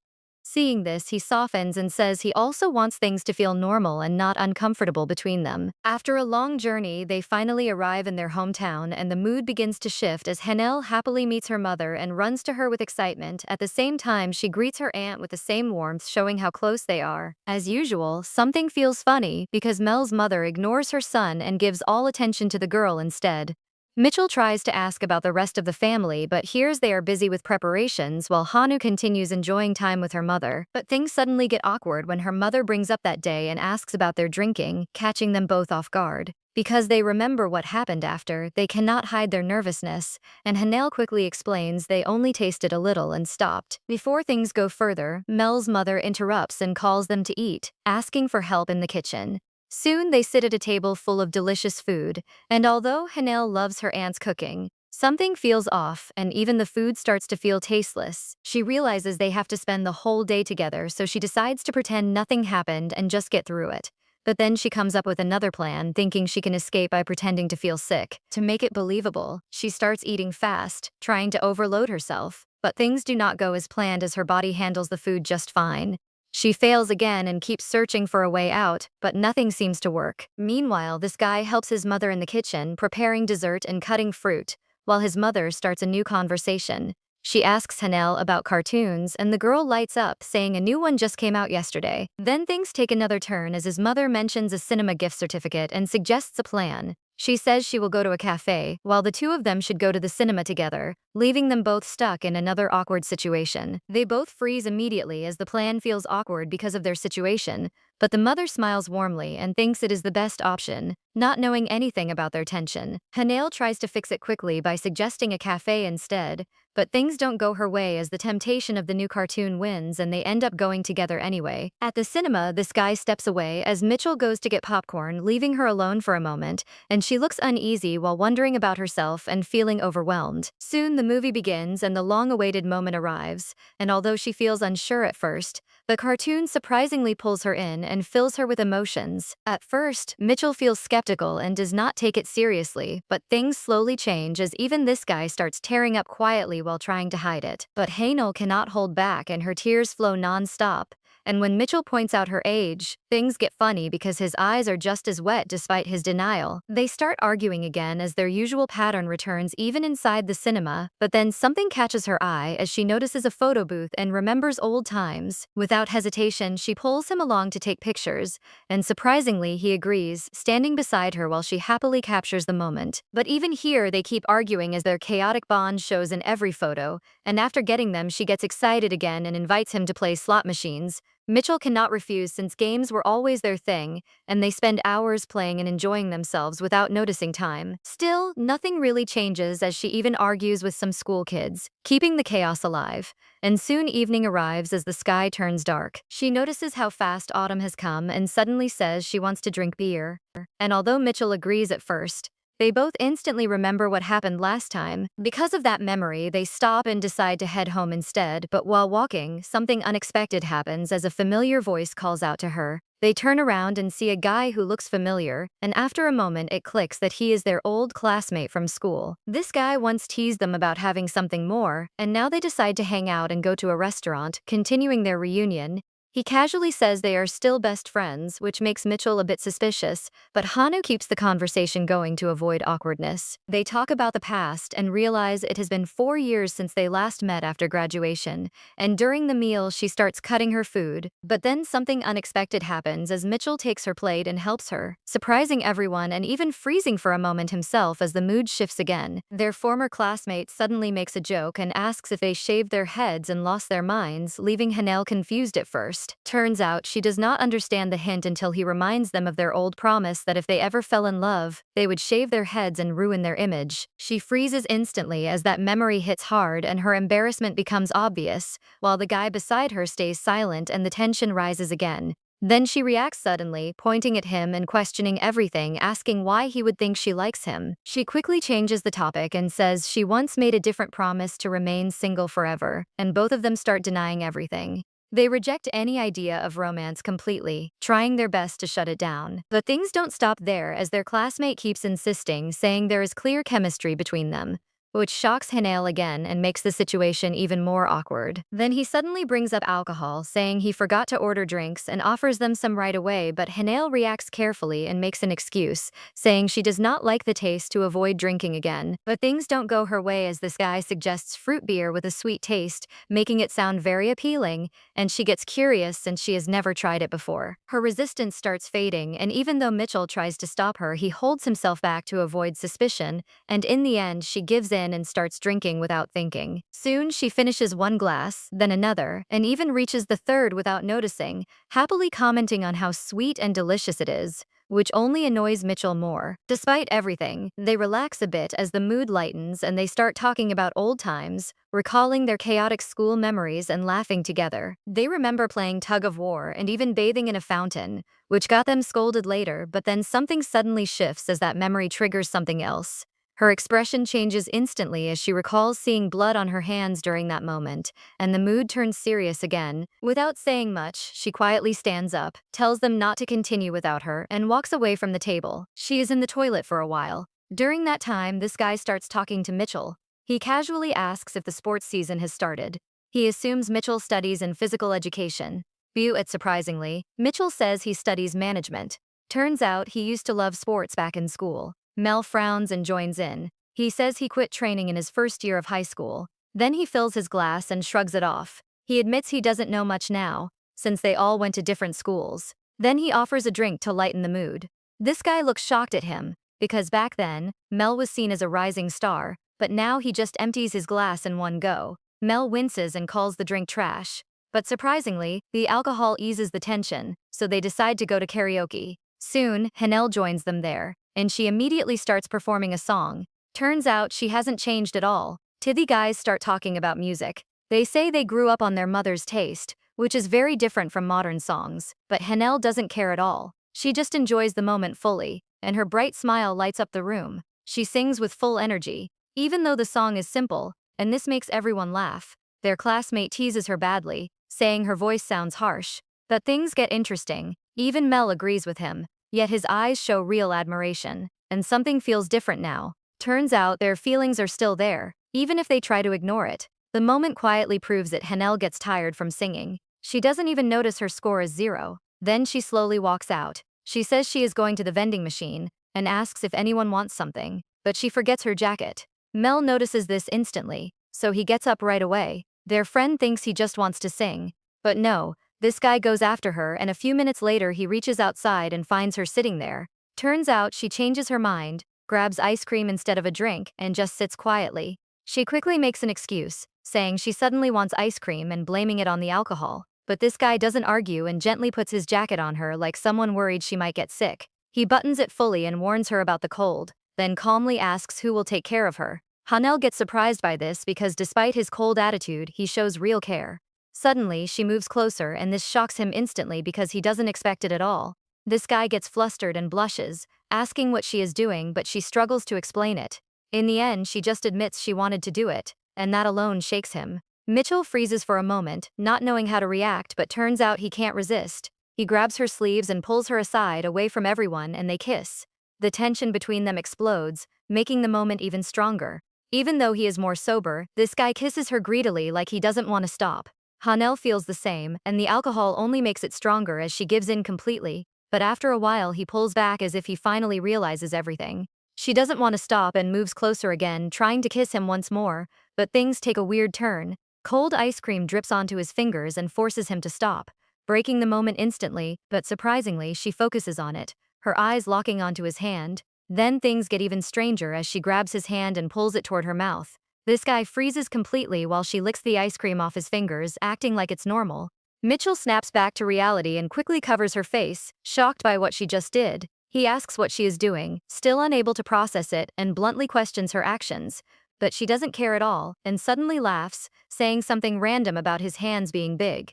Turns out that only confuses him more, and now this guy is completely lost. She looks at him, confused, not understanding his reaction, and this guy quickly realizes something. He concludes that alcohol is bad for her, saying she acts without thinking and warning that it won't end well. She pauses, then leans her head on him and quietly agrees. She asks what is happening to her, her voice weak, and then mutters that she shouldn't fall for him. The moment turns serious as Mel agrees and almost pats her head, but stops at the last second. After some time, they return to their friend. Their classmate is already waiting and thinks they disappeared, so this guy apologizes and makes an excuse. He says he is finishing his 9th song, but then notices Hanel is not there, so Mel quickly says she went to the toilet. He tries to blame the alcohol, but his flushed face gives him away, making things suspicious. Their friend notices this instantly and asks why he is acting strange, raising the tension again. Then he carefully asks what he really thinks about Hanel. Mel tries to stay calm, hides his feelings and calls the question stupid while saying she is like family.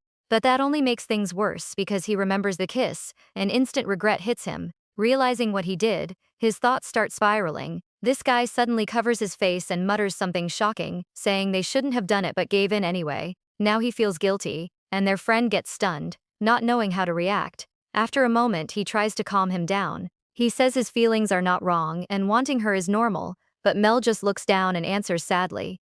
He says he will respect her choice and do whatever she wants, and this completely surprises his friend, because this guy was always confident, even a bit arrogant before, but now he looks completely different. Their friend gets frustrated, annoyed by his hesitation, and finally snaps at him. He tells him to stop overthinking and just confess his feelings, pushing him to face the truth. He notices his friend getting overwhelmed, so he eases the pressure and lets him calm down slowly. This guy looks completely shaken, admitting he is scared and afraid she might distance herself. The moment feels heavy as everything starts sinking in. Time passes quickly, and night gets late, meaning it's time to leave. But things get worse when Hanel gets extremely drunk and falls asleep in the toilet. So Mitchell has no choice but to carry her on his back and take her home himself. He says goodbye to his friend, wishing him a safe trip, then walks off in another direction. The guy stands there alone thinking about everything and trying to process it all. Turns out he realizes they both clearly have feelings but either hide them or don't understand them.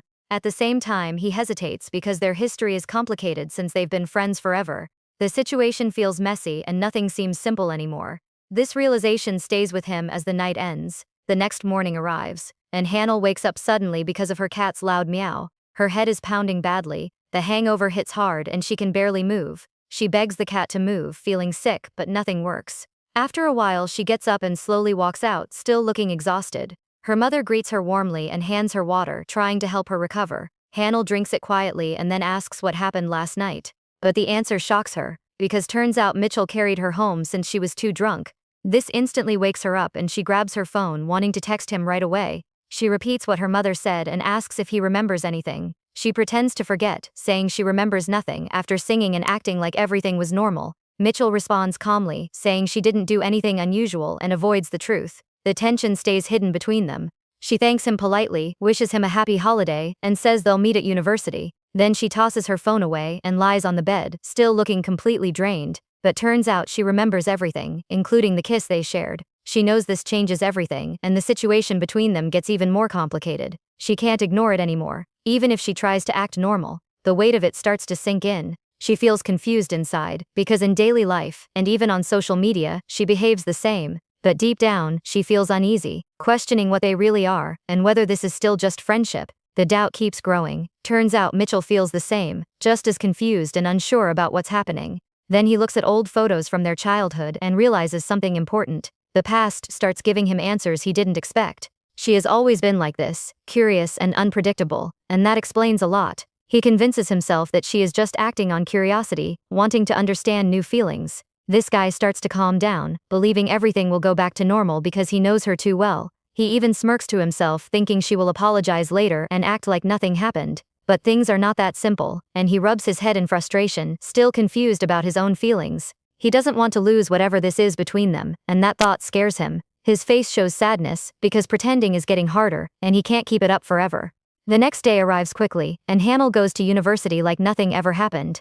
The campus feels normal, with students gathered everywhere. Everyone is busy preparing for a tournament, and a big basketball event is coming, raising the energy. Mi steps in suddenly, and decides to style Hanel's hair, getting her ready for the day. Mi doesn't stop there, and also styles Lee Johan's hair. This guy is part of their house basketball team, and he stays calm and confident, saying they have been lucky lately.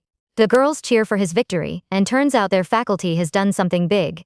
They passed the qualifiers for the first time, and made it to the finals. Everyone feels excited because this is a huge moment, and it lifts their spirits instantly. After some time, they head to the stands, ready to watch the match, but get shocked immediately. The place is completely packed, like the whole university is there. The energy is intense, and there are so many people that some even sit on the floor just to watch. Hanel looks around in surprise, wondering if basketball was always this popular. It doesn't make sense to her at all. So she asks who they are playing against, and things get interesting. They hear the answer, and instantly freeze, because it's the management faculty. Now everything makes sense, and that's why the crowd is huge. Turns out this match is special because the two most popular guys are playing, known for their looks and skills.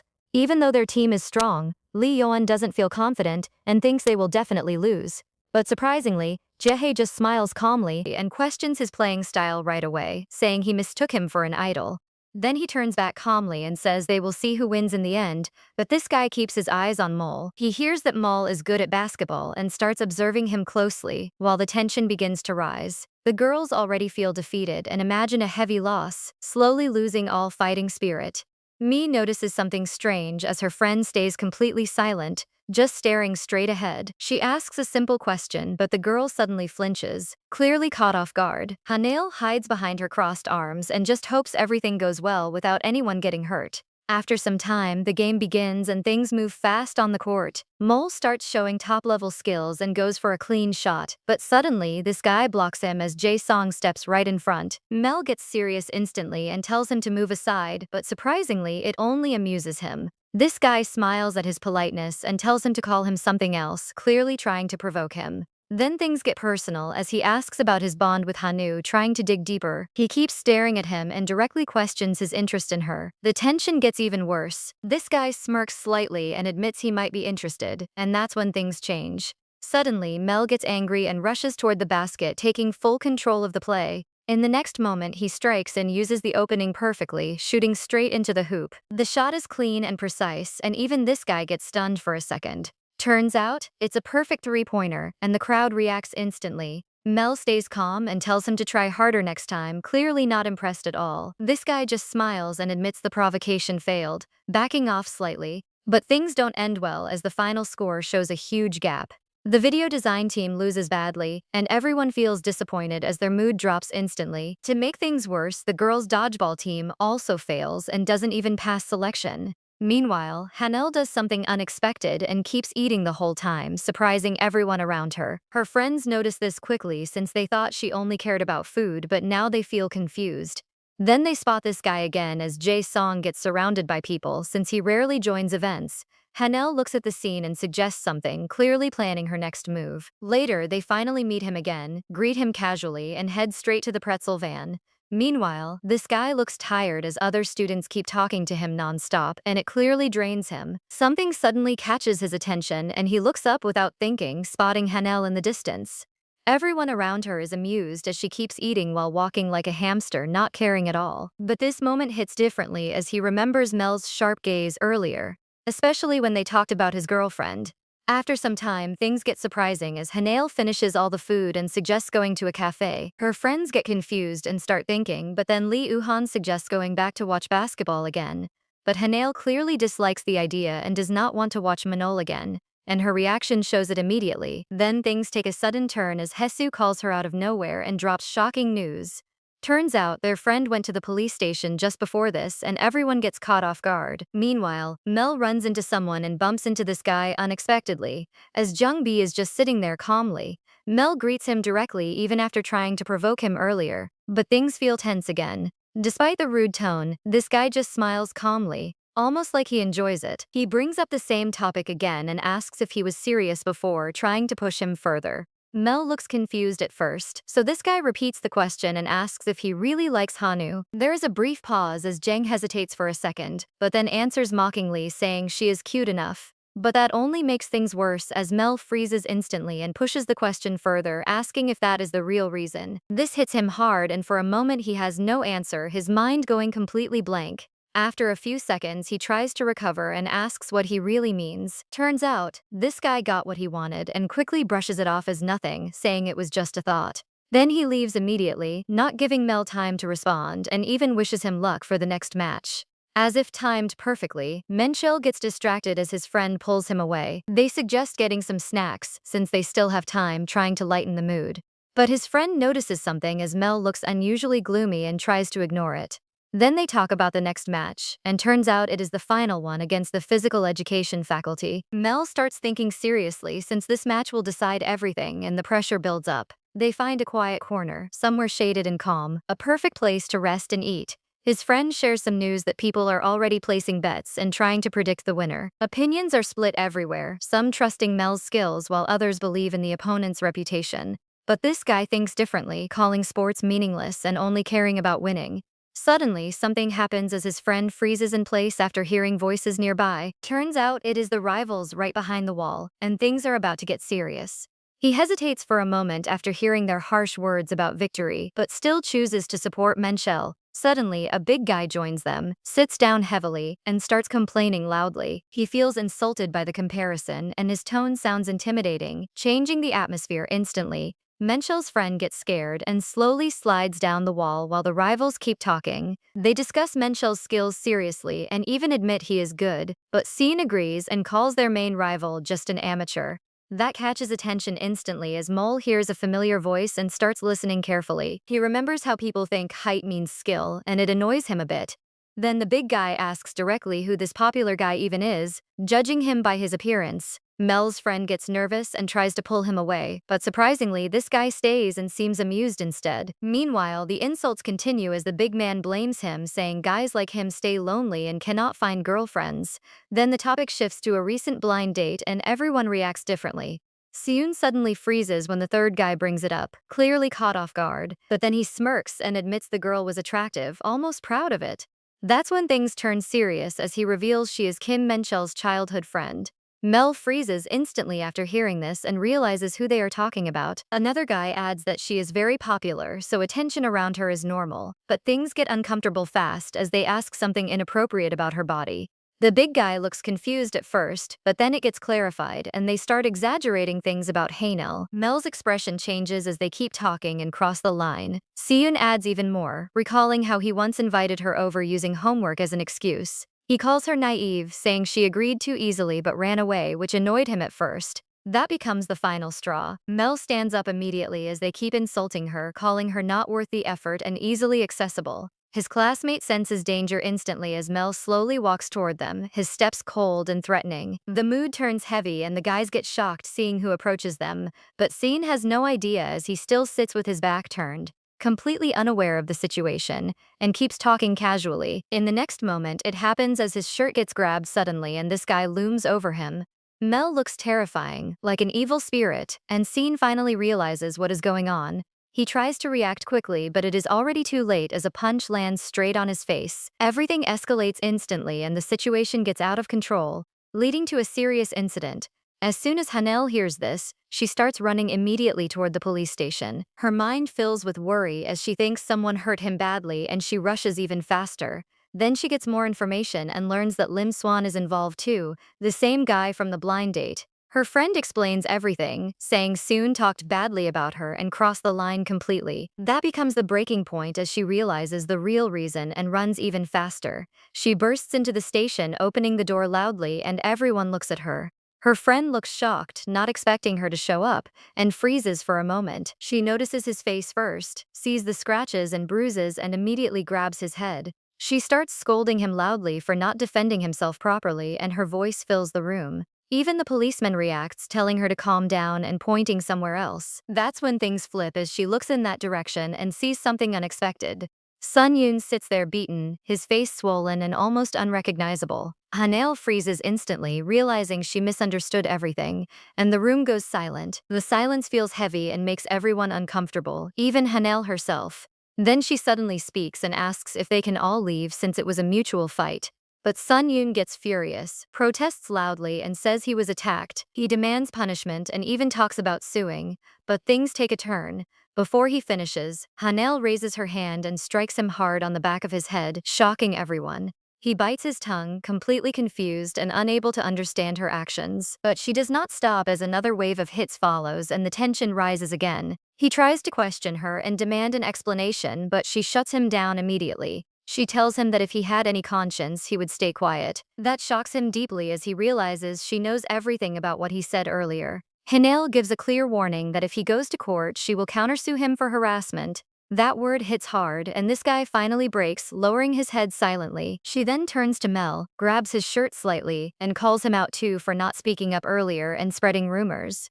A few minutes later, they leave the station and step out into the street. The tension slowly fades, but the moment still lingers between them. Hanel carefully treats him, putting plasters on his wounds and showing quiet concern. And despite everything, this guy still stands firm, protecting his girlfriend's honor. Even after all that, he feels awful, but Hanel keeps scolding him and tells him to control his temper. He listens quietly for once and then suddenly asks if she is really upset about the police station. Hanel answers calmly, saying she will only go to court if he keeps causing trouble. She makes things clear and says she does not want anything to do with him anymore. Then she adds that she is glad nothing ever happened between them and considers the lesson learned. But she does not stop there and calls him out again for getting angry over something so small. Then she asks what they will do if rumors start spreading and things get worse. But this guy refuses to care and ignores the whole situation, which frustrates Hanel. She cannot believe his attitude and thinks he does not care at all. But then he says something shocking and tells her she matters more than what others think. That hits her hard, and she goes completely silent, not knowing how to respond. Something changes inside her as a strange feeling starts growing, and she cannot ignore it. She looks at him differently now, at her childhood friend, but something feels new. All this time, she saw him as family, someone always by her side, nothing more than that. But now things feel different as she realizes he is not actually her family, and out of everyone, she somehow chooses him without even knowing why. This thought confuses her deeply and she gets lost in it, not noticing anything else. Even when his hand moves closer, she stays frozen in place. This guy notices her strange expression and tries to understand, but she is too overwhelmed. Her face turns red suddenly and she does not even realize it. The next day feels worse as Hanel is still confused and questioning everything. She wonders if it is love for Kim Mingle, and the idea feels unbelievable. She looks at herself quietly, trying to make sense of it and thinking she imagined everything. But then she remembers his face and the way he spoke about her, and it hits her again. Her cheeks turn red instantly and she finally accepts that this feeling is real, but it overwhelms her as all these emotions clash inside, and she cannot handle it. In the end, she breaks down and lets everything out, collapsing on the bathroom floor. She feels completely confused, wondering how she started seeing him as a man when she always saw him like a brother. Part of her feels happy thinking about Minol that way, but another part judges herself. She forces herself to stand up and tries to calm down, but a strange thought appears. She starts thinking about seducing him and walks to the mirror, spinning slowly. She looks at herself carefully and realizes he must like her body. Meanwhile, something sudden happens as a loud crash comes from the bathroom. Minnie gets scared right away, thinking something went wrong, and rushes in to check on her. But what she sees is shocking as Hanel sits on the floor looking completely different. Then things get even stranger when she suddenly starts crying and asks her friend for help. Her request is unexpected as she only wants help choosing clothes, so they leave immediately and head to a clothing store without wasting any time. Turns out Minnie has great taste and picks many good outfits, building perfect combinations. Hanel gets impressed quickly and watches her friend with admiration, but then reality hits as she checks the price tags and gets shocked instantly. She realizes she spent almost all her savings on just a few items. That makes her think ahead, and she starts considering a side job. Meanwhile, Minnie gets curious and asks why all this shopping is happening, but Hanel avoids the truth and makes a simple excuse saying winter is coming soon. This girl notices the lie but does not push further, though she guesses it is about Mel. After that, they finish shopping and head back together with all the new clothes. Hanel tries them on later, standing in front of the mirror and looking at her new image. The clothes feel different and more open, which makes her nervous. She starts doubting herself and wonders if the skirt is too short, overthinking everything. Then she makes a decision and plans to invite Menschel for a meal, but even that feels hard as she cannot understand why she is suddenly so nervous. They used to eat together daily and it was always normal, but now everything feels different. Just then, something interrupts as her phone rings and she looks at the screen. It turns out to be Mitchell's mother, calling her out of nowhere. After talking for a while, she quickly gets ready and heads to his house. Turns out she is invited for dinner together, and things are about to change again as she thinks it must have been hard for his mother to come, but deep down she feels relieved since she did not have to text him first. His mother explains calmly that she had work nearby and decided to stop by with snacks. Then she starts complaining about her son, saying he never answers calls. Right on cue, this guy walks in looking tired and gets shocked instantly when he sees Hanel with his mother. He freezes for a moment, but his mom immediately starts scolding him for ignoring her calls. Mel just frowns quietly, trying to deal with it, while Hanel steps in and asks why he was so busy. That's when things shift as he freezes beside her and leans closer slowly. He whispers that he will explain later after his mom leaves, and that moment hits her hard. His face is too close and she gets nervous instantly but still agrees, trying to stay calm. After some time, his mother finishes preparing everything and gets ready to leave. Hanel tries to stop her, asking her to stay longer, but she refuses politely since she has plans to go to the cinema with her own mother. Before leaving, she mentions something interesting upstairs and tells them to check it out. Then she walks out, leaving them alone together and closing the door behind her. Without wasting time, they head upstairs, curious about her words. Inside the room, they find something unexpected: old childhood photos everywhere. Hanel gets excited instantly as she sees so many forgotten memories. She assumes his grandmother might have kept them long ago. Then she picks up one photo and shows it to him with a small smile. Turns out it is a funny one where they are in swimsuits and she is crying. It happened because they were promised a trip to the sea but ended up in a valley instead. They continue going through more photos and find pictures from school trips when they were younger. They even find photos from different grades, showing how long they have known each other and how close they were. Then they come across another one from their second year when Minol had short hair. As soon as she sees it, she feels overwhelmed and slowly lies down on the bed. She stares at the ceiling, thinking about everything and calling it strange, how he remembers all of this after so many years without forgetting anything. Then another thought appears as she remembers her friend's words about knowing style well. With that in mind, she looks at him again and watches him closely. This guy smiles softly while looking at the photos, completely lost in the memories. He feels her gaze and glances back at her, but she looks away slowly, because something changes again, and the more she watches him, the more she feels it. She keeps wondering if he feels the same way about her. Because of this, she gets so lost that she flinches when this guy asks if she is okay. She doesn't even answer him and instead keeps staring at him differently. Her emotions start overflowing, and she suddenly clings to him. Without thinking much, she pulls him closer and kisses him. Our boy is clearly caught off guard, but he doesn't push her away. Turns out, this is their first real kiss while being fully aware. Because of that, everything feels more intense and real. The girl gets curious and looks at his face during the kiss. Surprisingly, she sees him blushing for the first time.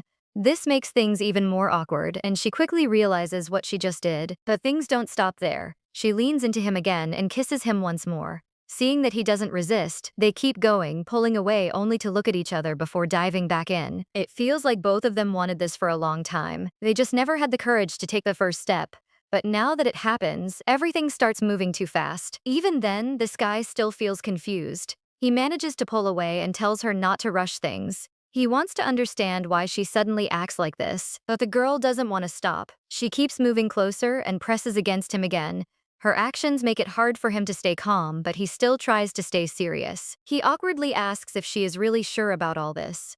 The moment he says that, her eyes light up instantly. That reaction clearly shows she means it. Our boy freezes for a second, overwhelmed by her honesty. Then he asks if she is doing all this out of curiosity. Hearing this, she admits that he is not wrong. That answer hits him hard. Because of that, he gently takes her hand and suggests they should slow down and stop at just kissing. He says he doesn't want things to become awkward between them again, but he never tells the real reason. Deep down, he is afraid they might drift apart. Sadly, the girl doesn't understand his true feelings. Instead, she smiles, thinking he just doesn't mind continuing later. Meanwhile, this guy stands there, unable to properly express what he really means. Then suddenly, she grabs his hand and presses it against herself. This shocks him completely, and he doesn't know how to react. Seeing his hesitation, she gets embarrassed and directly asks if he doesn't like it. He looks at her and feels conflicted. He can't honestly deny that he likes it, but he still struggles to respond.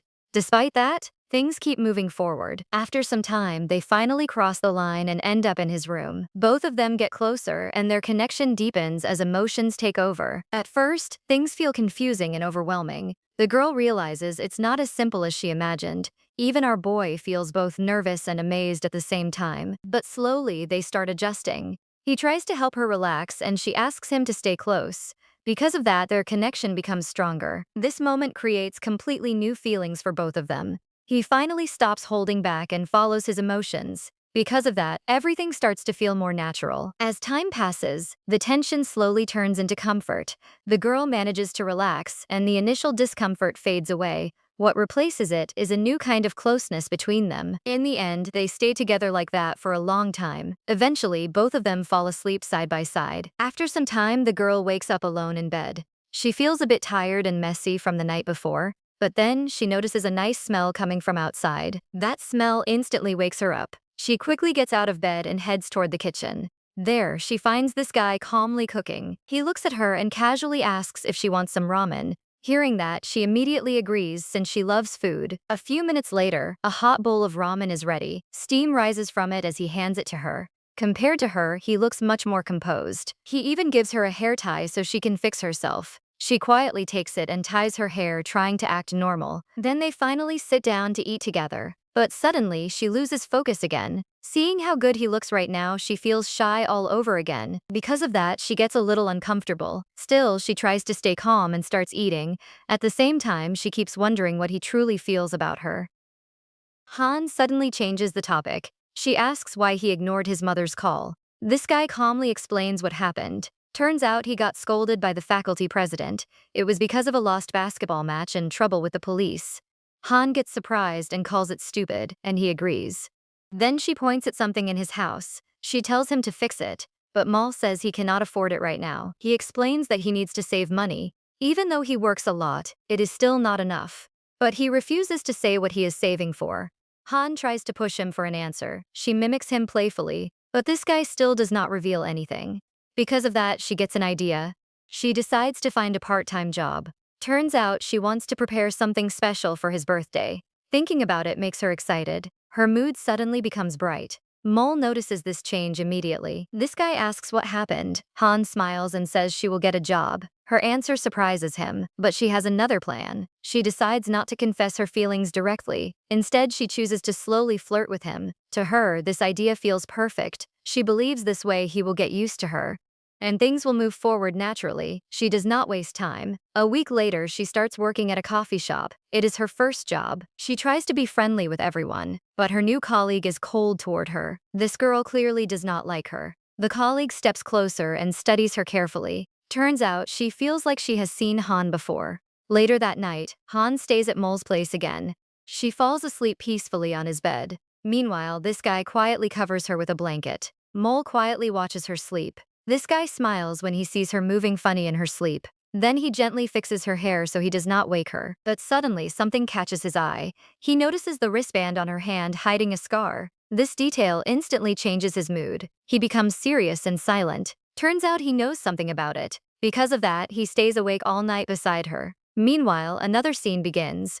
This guy Ji Sunbae steps outside for some air. He casually talks on the phone and mentions being busy with his hobby. Then he smirks and ends the call. He returns to the hotel like nothing happened.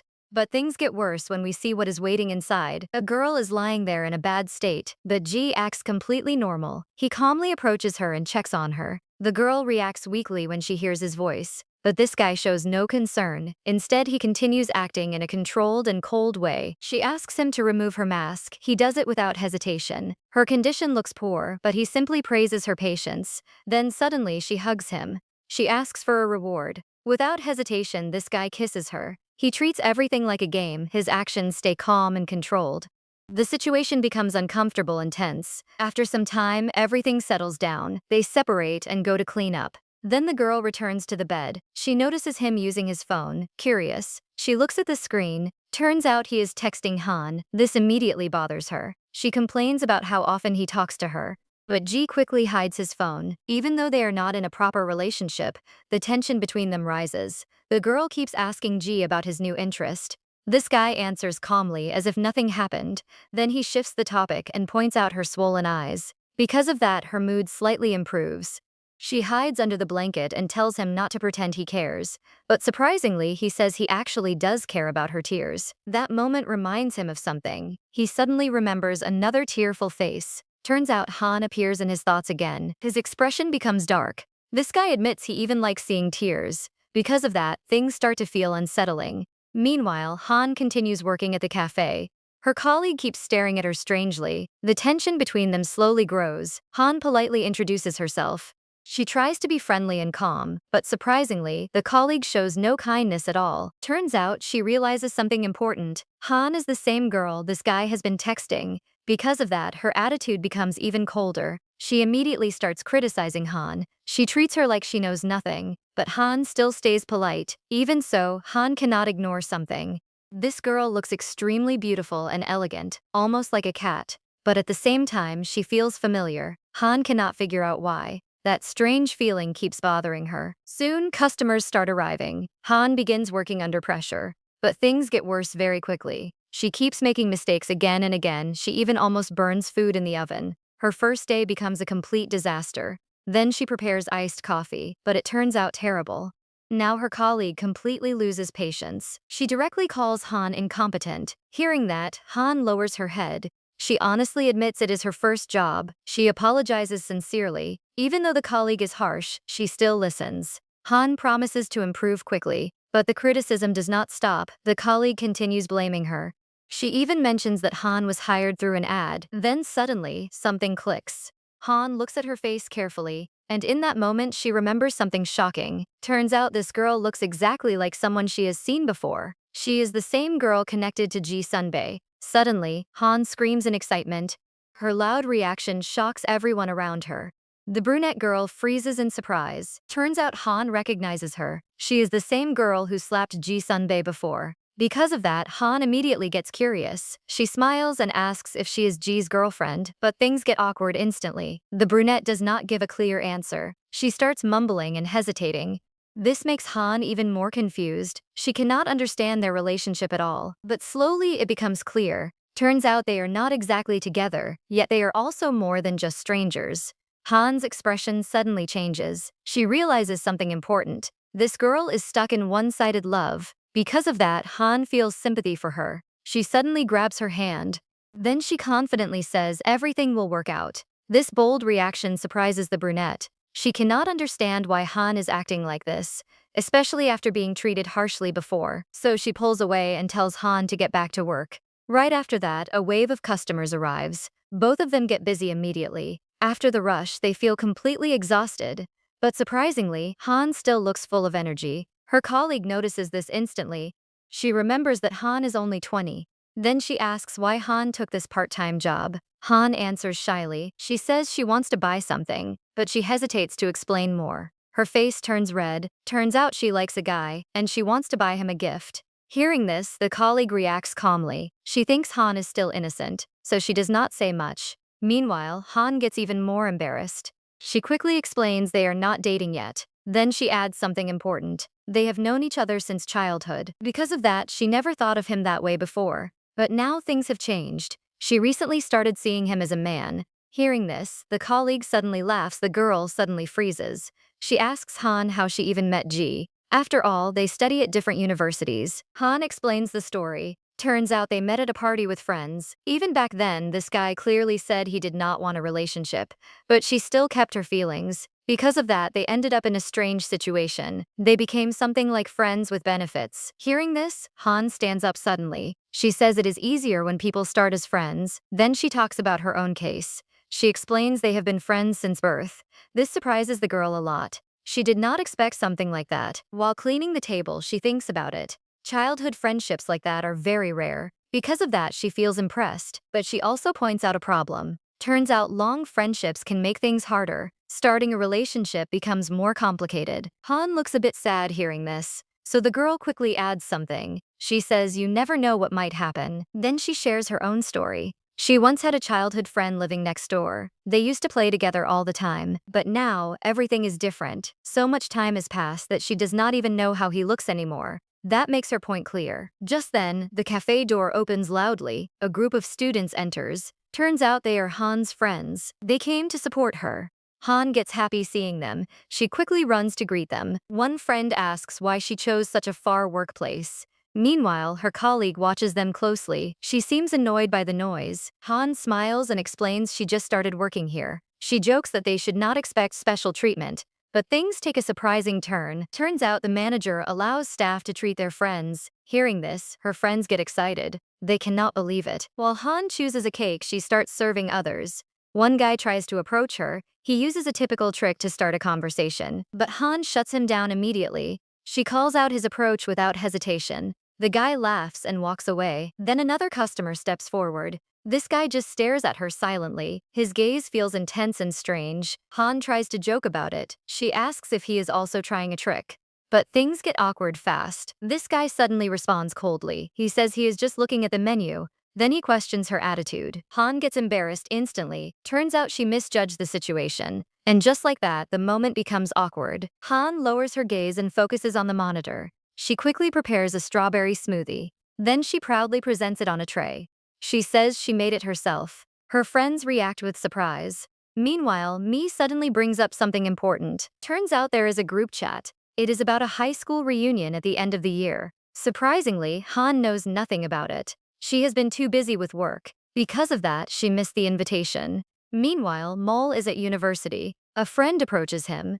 This guy asks if he stopped meeting Han. After all, they are rarely seen together now. Mol calmly explains the reason. He says she started a part-time job at a cafe, but turns out he is not happy about it. His friend notices something strange. Mol keeps shaking his leg nervously. He assumes Mol is worried about her.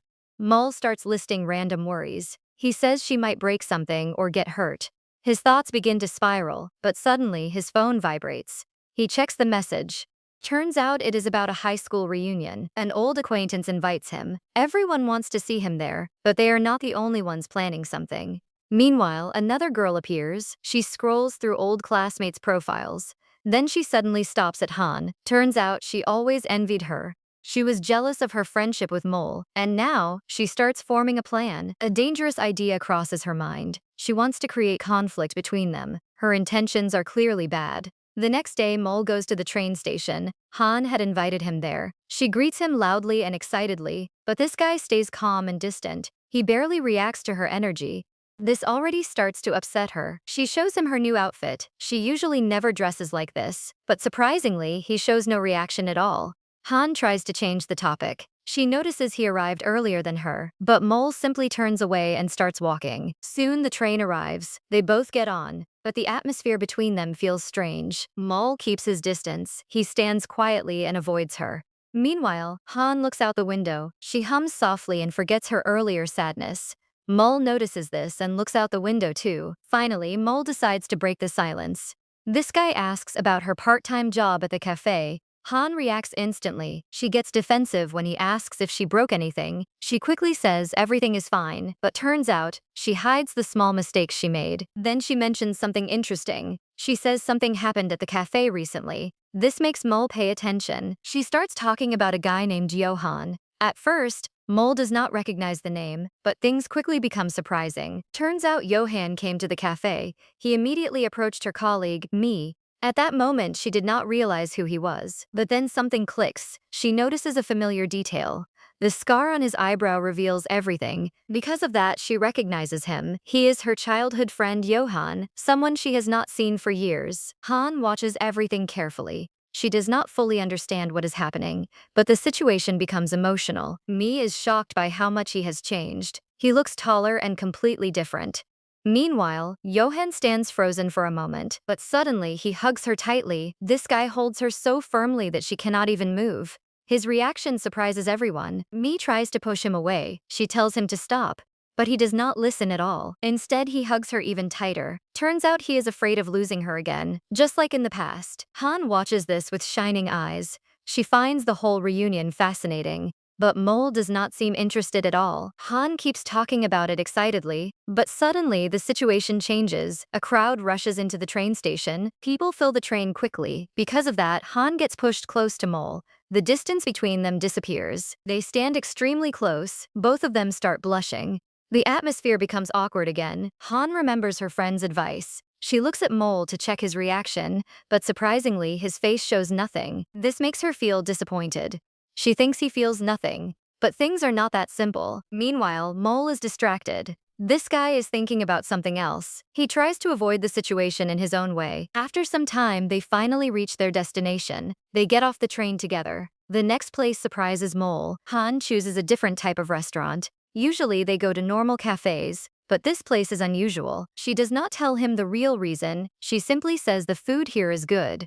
But turns out she has a hidden plan. The restaurant has small private rooms. She believes this will create a special atmosphere. Because of that, she wants to get closer to him. But things do not go as planned. Mole is too tall for the space. He cannot even fit inside properly. Because of that, they change their plan. In the end, they sit at a normal table. Han feels disappointed because her plan fails. The special moment she wanted does not happen. Soon, the food arrives. This guy brings a tray full of delicious dishes. The smell instantly grabs her attention. Han gets so excited that she drops her spoon. It rolls far across the floor. Mole complains but still goes to pick it up. She quickly apologizes, but he calmly says he will bring a new one. Then something strange happens. Mole suddenly turns away. He walks aside without saying anything. Turns out he noticed something embarrassing. He realizes she is not wearing shorts. This guy accidentally saw her underwear. Because of that, he panics and looks away. Meanwhile, another scene begins. Johan returns to the cafe again. He quietly watches Mia from a distance. Even though they are old friends, the atmosphere feels tense. His gaze makes her uncomfortable, so she finally turns around. She confronts him directly. She mentions Han's working days. But surprisingly, he gives an unexpected answer. Turns out he came to see her. Hearing this shocks her. She immediately calls out his bold behavior. Then she asks something serious. She wants to know if he really likes her. Surprisingly, this guy answers calmly. He clearly says that he does. His confidence makes her blush instantly.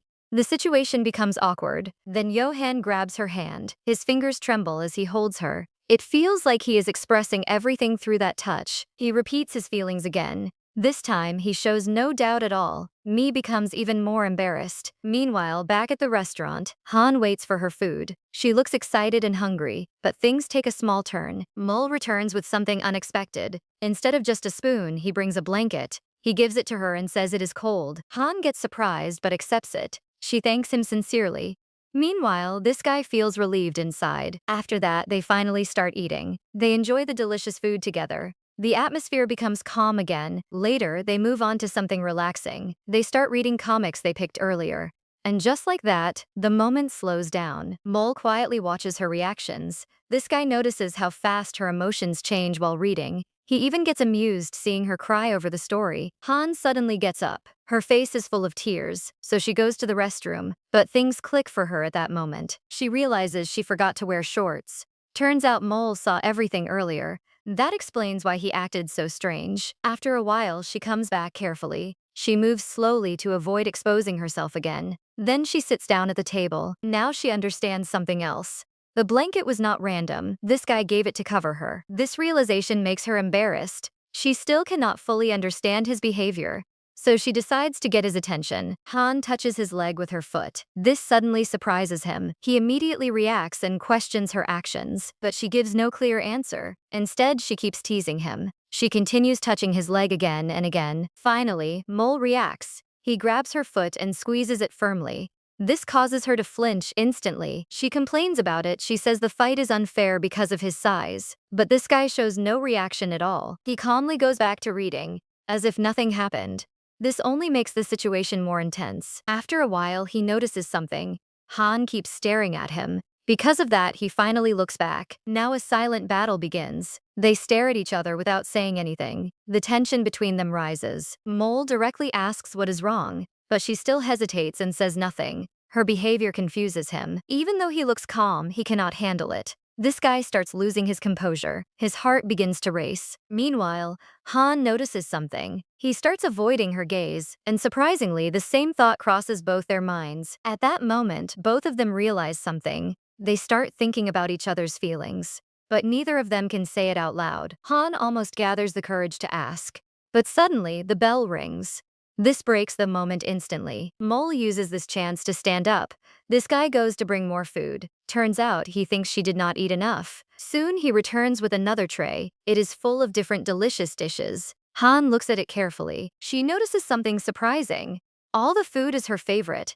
This makes her realize something important. Turns out he has always taken care of her, but she never noticed it before. She had been taking his kindness for granted. Because of that, she starts thinking seriously. She understands their situation is not simple. One wrong move can ruin everything. So she decides to go slowly. She plans to approach him step by step. That way, she will not scare him away. Even with all the risks, she still hopes for more. She wants their relationship to change. She wants it to go beyond friendship. After making her plan, she acts immediately. She calls out to Mole. Then she smiles brightly and grabs his sleeve. With confidence, she asks him to meet again. This time, she does not hesitate at all. Her new plan begins. The next day, she goes to a bookstore. She feels happy after getting her first paycheck, but she still tries to save money. While walking around, she finds a book she needs. It is placed high on a shelf. She struggles to reach it, but suddenly, a hand appears. This guy easily grabs the book for her. The moment surprises her. She turns around to thank him, but things get unexpected. Turns out it is Ji Sunbae standing behind her. Han looks at him calmly as if nothing happened, but then she notices something. A little girl is standing next to him. The child looks like a small version of him. This instantly catches her attention. The girl stares at her directly and asks why she is looking like that. Meanwhile, Mol is at home. This guy wakes up even though it is already evening. As soon as he opens his eyes, yesterday's events hit him. He freezes for a moment. Then he tries to shake off the thoughts. But turns out, it does not work at all. He starts thinking about her again. This guy wonders if she actually likes him. The idea feels hard to believe. Soon, his imagination takes over. He starts seeing images of them together. Not as friends, but as something more. He even imagines a happy future. Everything feels perfect in that dream. But things get worse suddenly. That dream turns into a nightmare. He sees a painful version of her from the past. The memory hits him hard. She stands there as if judging him. This guy feels overwhelmed. The guilt begins to take over. A shadowy figure appears. It reminds him of everything he did wrong. The pressure becomes unbearable. Mole tries to resist it, but the memory drags him deeper. It feels like he is reliving his past mistakes.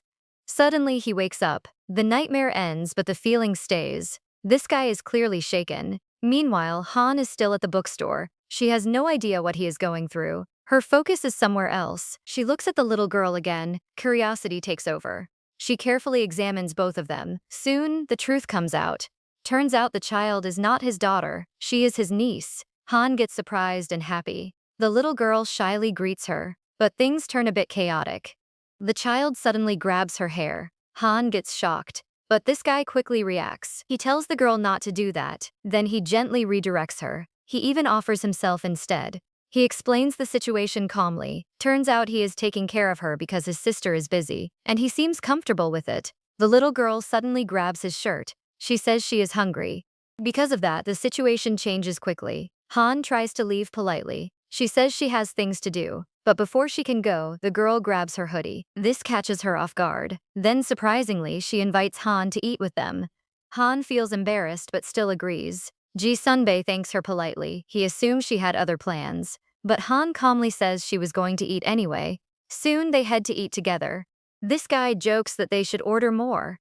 Then the little girl loudly says her uncle will pay. Hearing this, Han looks at the menu carefully. She loves good food, so she starts thinking seriously, but she also feels a little guilty. Ji Sunbae just laughs. He finds her reaction amusing. This guy even laughs so much that tears come out. Meanwhile, the little girl keeps watching him closely. Turns out she starts forming her own ideas. Soon, they place their order. They sit at the table and wait. The atmosphere feels calm for a moment, but suddenly the girl asks something shocking. She directly asks if Han is his girlfriend. This makes the moment awkward. But surprisingly, Ji Sunbae seems amused. He waits for Han's answer. Han gently pats the girl's head, then she calmly says they are just friends. The girl gets confused. She asks if people can be friends without being the same age. Han confirms it. Then she asks how they became friends. Han hesitates because she does not remember clearly, so she looks at him. Ji Sunbae explains it simply. They met during an event and became close. Since then, many things have happened. Han agrees with him. She says it feels like a long time ago. This makes him think for a moment. Turns out it has been more than 6 months. That thought surprises him. Their conversation slowly drifts into the past. They begin remembering the first semester, the time when everything started. When they were all gathered in the same place, the memory takes them back to their first event. There are not many freshmen in the room. Everyone is waiting for one person. Soon, someone complains about him being late again. And right at that moment, this guy appears. He apologizes with his usual bright smile. His presence instantly changes the atmosphere. Han notices him immediately. Turns out his charm catches everyone's attention. He looks perfect on the outside. But surprisingly, he is messy and careless in real life. This guy is always late and does not care much about it. Earlier that day, his habits cause trouble again. He wakes up late and realizes he is already behind. Because of that, he rushes to get ready. At first, he feels completely drained, but he forces himself to move. Soon he washes up and prepares himself. For a moment, his usual smile disappears. His real expression shows through. Then he forces a smile again, hiding everything. After that, he finally arrives at the office. Everyone is already there. He casually asks them to go easy on him. He looks around and notices new faces. Turns out there are many freshmen. This guy immediately greets them politely. His charm works instantly. Everyone gets impressed by him. Han also feels surprised by his presence. She thinks he must be very busy. That is why she has not seen him before. At the same time, she notices how handsome he is, but she secretly hopes he does not talk to her. Soon, a senior steps forward. He explains the assignment for the upcoming event. Everyone starts paying attention. The prize sounds exciting. Because of that, the room becomes lively. Now they need to choose a topic, but Han freezes. She cannot think of anything. One student suggests a popular idea, but things get worse instantly. Another girl criticizes him harshly. She calls his idea uncreative. The guy feels embarrassed and backs down. In the end, they are told to come up with something original. The guy feels crushed after the harsh words. He cannot say anything and just stays quiet. Han feels annoyed seeing this. She wants to defend him, but suddenly someone interrupts. Turns out Ji Sunbae starts laughing. This guy openly calls out the rude girl. He tells the guy not to take her words seriously. Then he points out that she is just venting her frustration. The girl gets irritated. She asks if she said anything wrong, but Ji counters her calmly. He says she does not even have her own ideas. The argument becomes tense. Everyone watches the situation unfold. Meanwhile, Han starts thinking deeply. Then suddenly, an idea hits her. She raises her hand and speaks up. She suggests making a parody of a famous film. This idea catches everyone's attention. People start liking it immediately. The atmosphere changes. Han feels proud of herself. Ji Sunbae notices this clearly. This guy watches her expression carefully. He finds her reaction amusing. The next day, her idea gets approved. They move to the studio to start working. Everything becomes more serious. Han enters the studio and gets amazed. She sees professional equipment for the first time. The camera impresses her instantly. Suddenly, Ji appears beside her. He asks if she has used such a camera before. This surprises her. She reacts nervously and says no. Then he offers to teach her. She gets excited immediately. Before they can continue, she gets called to the stage. All the first-year students gather. She runs to join them. Ji stays behind and watches her. This guy starts thinking about something. She reminds him of someone. Meanwhile, the strict senior takes charge. Han follows every instruction carefully. She works hard without hesitation. Ji stands behind the camera. He keeps observing her closely. He still cannot figure out why she feels familiar. His friend notices this. She asks him what he is doing. He gets slightly surprised. Another classmate tells him to focus. She points out that Han is doing well. He agrees but still keeps watching her. The next day after filming, Ji finally relaxes. This guy walks calmly through the corridors. For once, he arrives on time. He remembers their plan to meet in the morning, but there is no message from Han. Because of that, he assumes she will not come. Still, he opens the computer room door, and surprisingly, Han is already there. She is sitting and eating a burger. He freezes for a moment. This guy cannot even react properly. The situation catches him completely off guard. Han explains she came early, that is why she did not send a message. But he is distracted by something else. He notices the amount of food she is eating. It surprises him a lot. Then suddenly, a funny thought hits him. Turns out she reminds him of a hamster. This makes him burst into laughter. He cannot stop himself at all. Han gets confused seeing his reaction. He tries to calm down and act normal, but he keeps laughing anyway. After a while, he finally regains control. Then he tells her to start working. Since others are still late, they begin early. From that moment, something changes. This guy starts paying more attention to her. He begins noticing her more often. Back in the present, she smiles while remembering this story. She thanks him for the lunch. He smiles back calmly. Soon they part ways.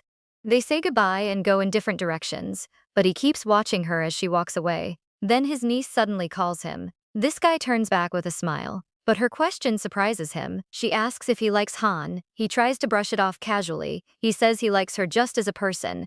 But the girl does not accept that. She explains something deeper. She says his look is different. She compares it to how her mother looks at her father. Hearing this, he gets stunned. He cannot respond immediately. At that moment, something clicks. He finally understands something important, and this realization will change everything. Time keeps moving forward. Soon, Maul's birthday gets closer. December is already beginning. This guy spends time in his friend's room again. He cannot escape the thoughts in his head. Then suddenly, he falls asleep. But things get worse. He wakes up breathing heavily from another nightmare.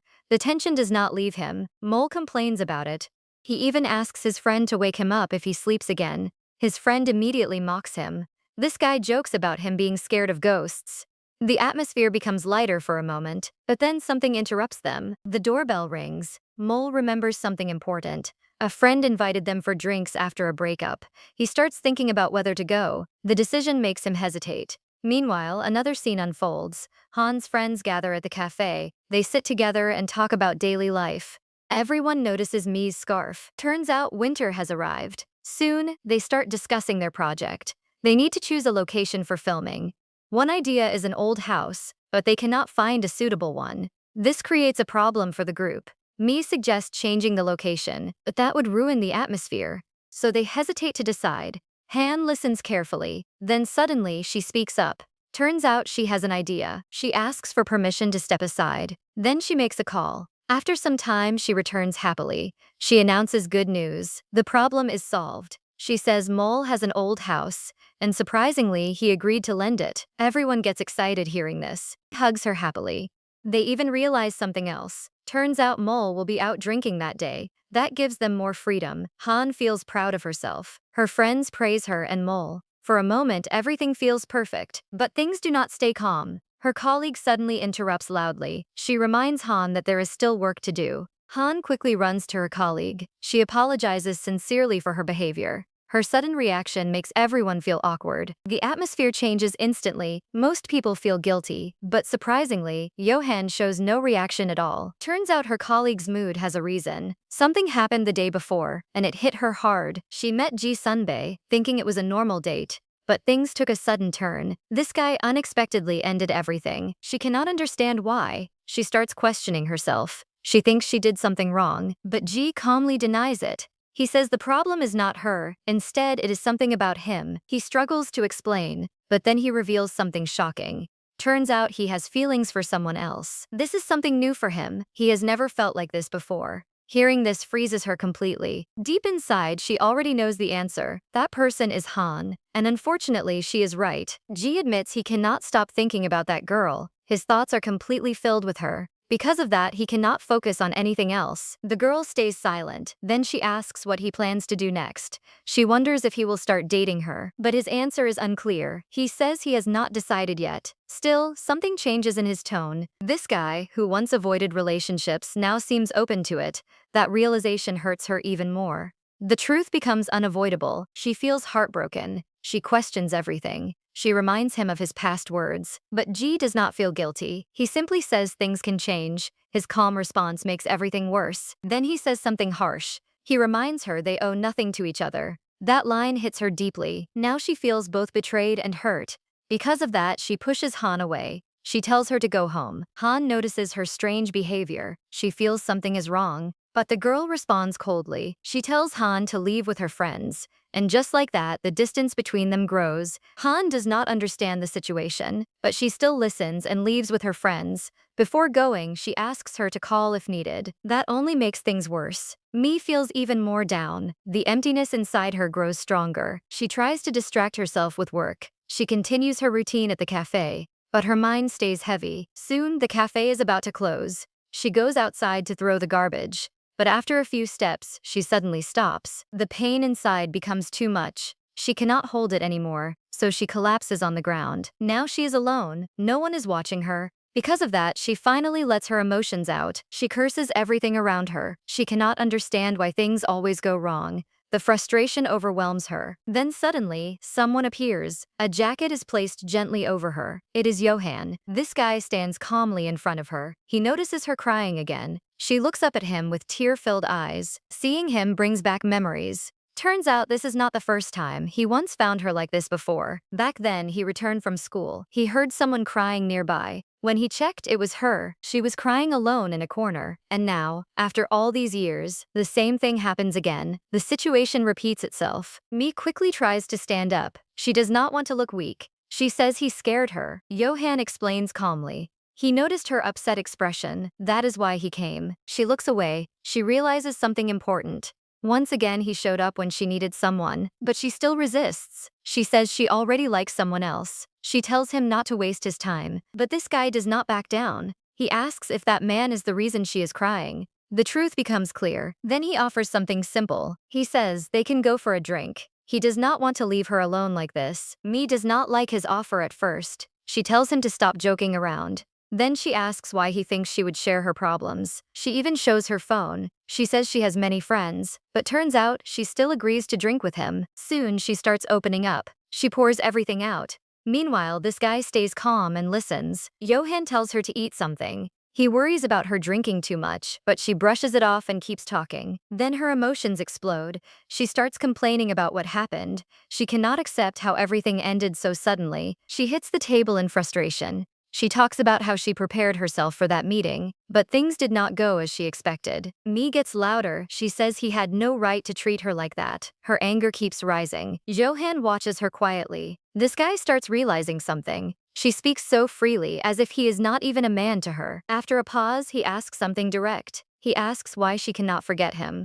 especially if he is so bad. Mi suddenly becomes quiet. Then she answers honestly. She says he was kind to her. Even if it was normal kindness, it meant a lot. Because of that, she started hoping for more, and that hope trapped her. She admits something painful. She thought their relationship would grow, but things did not turn out that way. Then she reveals another truth. She says she is jealous of Han. That surprises him. She explains her reason. Everyone around seems to love Han, and that includes Mole too. She feels frustrated about it. Han gets everything naturally, while she struggles with her own feelings, but at the same time she cannot hate her. She admits Han is kind and caring. That makes everything more complicated. In the end, she lowers her head. She calls herself disgusting, because she hates the jealousy inside her. Johan calls her name a few times. Suddenly she reacts and stands up. She says she will finally eat something. Then she smirks and starts talking. She reminds him how he used to listen to her as a child. Because of that, she feels comfortable with him even now. She even says she will treat him. She tells him to order anything he wants. But turns out, this reveals something important. Johan realizes she does not see him that way.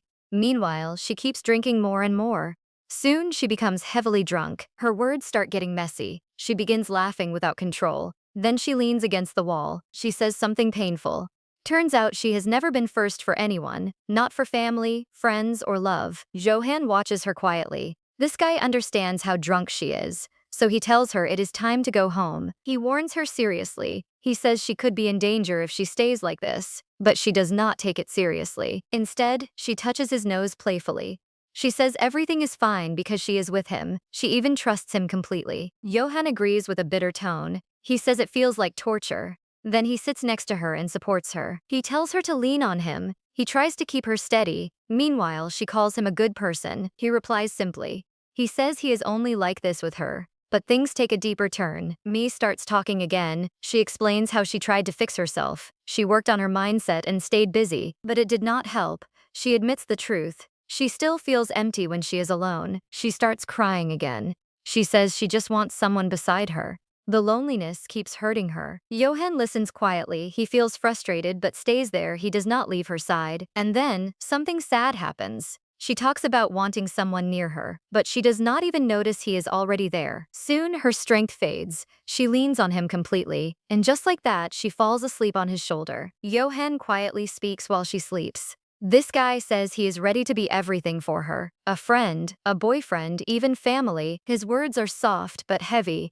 Turns out he has waited for years. He just wants her to see him differently at least once. Meanwhile, others are also drowning their feelings. Mol is with his friend, and surprisingly, he is completely drunk. This guy can barely sit straight. He drops onto the table in exhaustion. His friend looks shocked at his condition. Mol tries to think about it. He wonders what pushed him this far, but the answer stays unclear. At the same time, another scene unfolds. The filming at his house continues. Everyone is busy finishing their project. After long hours, Johan finally ends the shoot. The main work is done. Everyone feels relieved. Even though editing is still left, they feel happy. The hardest part is over, but there is still something to do. They now have to clean everything. Mi mentions it tiredly. Still, she tries to stay positive. But suddenly, something happens. Han collapses onto the carpet. She falls without saying anything. Everyone gets concerned. Mi explains the reason. Turns out Han did not sleep all night. She was busy with assignments. Because of that, her body gives up. She can barely move now. Han slowly gets up. She feels weak and shaky. Walking to the dorm feels impossible. So she makes a decision. She says she will stay there for the night, since Mol will not return anyway. She tells them not to worry. She will clean everything herself. Then she asks them to return the equipment. She also tells them to call her in the morning, so she does not oversleep. After that, everyone leaves. On the way back, the group talks normally. They discuss celebrating the end of the semester. The mood becomes lighter, but Mi mentions something. She says tomorrow will not work. Turns out there is a reunion. Her friend gets surprised. It feels too early for that. But things do not stop there. Johan also adds something. This guy says he is busy tomorrow too, because he already has plans with someone. The girl immediately guesses something. She thinks Johan is meeting another girl. Because of that, she starts arguing with him. She demands details about his plans. Johan gets cautious. This guy suddenly remembers something from the previous night. Mi had fallen asleep next to him. She drank too much and passed out. Because of that, he stayed with her. When she wakes up, she feels something warm behind her. She gets startled instantly. Then she realizes she is in his arms. Her heart starts racing. The situation confuses her. Meanwhile, Johan stays calm as usual. He explains everything simply. She drank too much and fell asleep, so he stayed to keep her warm. Mi quickly apologizes. She tries to take off his sweater, but this guy stops her immediately. He tells her to keep it on. She argues that she is not cold. But things get worse for her. She suddenly sneezes. That exposes the truth. Because of that, she gives up and lets him help. She feels awkward and looks down. She says he will get cold instead, but Johan assures her he is fine. Then something unexpected happens. He touches her face to check her temperature. His hands feel warm. Mi reacts strongly. She pushes his hands away. She tells him not to act kind. Johan stays silent. Then he asks her something directly. He wants to know if she dislikes his behavior. She hesitates at first, but then she answers honestly. She says she does not like it. Hearing this, he reacts sharply. He reminds her she is outside at night because of him. The tension between them rises again. Meanwhile, another scene begins. Han finally wakes up after sleeping for hours. Her body feels heavy. She reaches for her phone, but suddenly she notices something. Mole is right beside her. She gets shocked and jumps instantly. She did not expect him to be there. The situation surprises her completely. Han scolds him immediately. She reminds him he said he would stay at his friend's place. But something feels off. She smells alcohol strongly. Then she looks at his face. This guy is clearly not in his normal state. His eyes are unfocused. He looks completely out of it. Han realizes something is seriously wrong. Mole suddenly pulls her closer. This guy wraps his arms tightly around her waist. Then he presses his face against her. Han gets surprised. For some reason, she cannot push him away. She realizes how drunk he must be. This is the first time she sees him like this. She tries to bring him back to his senses, but he does not respond properly. She asks him about the reunion. She worries about how he will handle everything. Because of that, he finally reacts. Mole slowly opens his eyes. Then he looks at her differently. His expression becomes soft and intense. Suddenly, he says he likes her kindness. Then he presses her hand to his face. Like a loyal puppy, he rubs against it. Han gets shocked by his behavior. His face shows both embarrassment and intoxication. Then their eyes meet. For a moment, something crosses her mind. But she stops herself. She decides not to act while he is drunk. Instead, she suggests something simple. She tells him to lie down properly. But things take another turn. Mole shyly asks her to stay with him. This guy wants her to sleep beside him.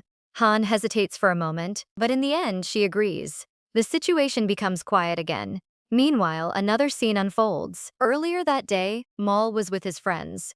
One of them was heartbroken. This guy looked completely broken. In just a few minutes, he drank an entire bottle alone.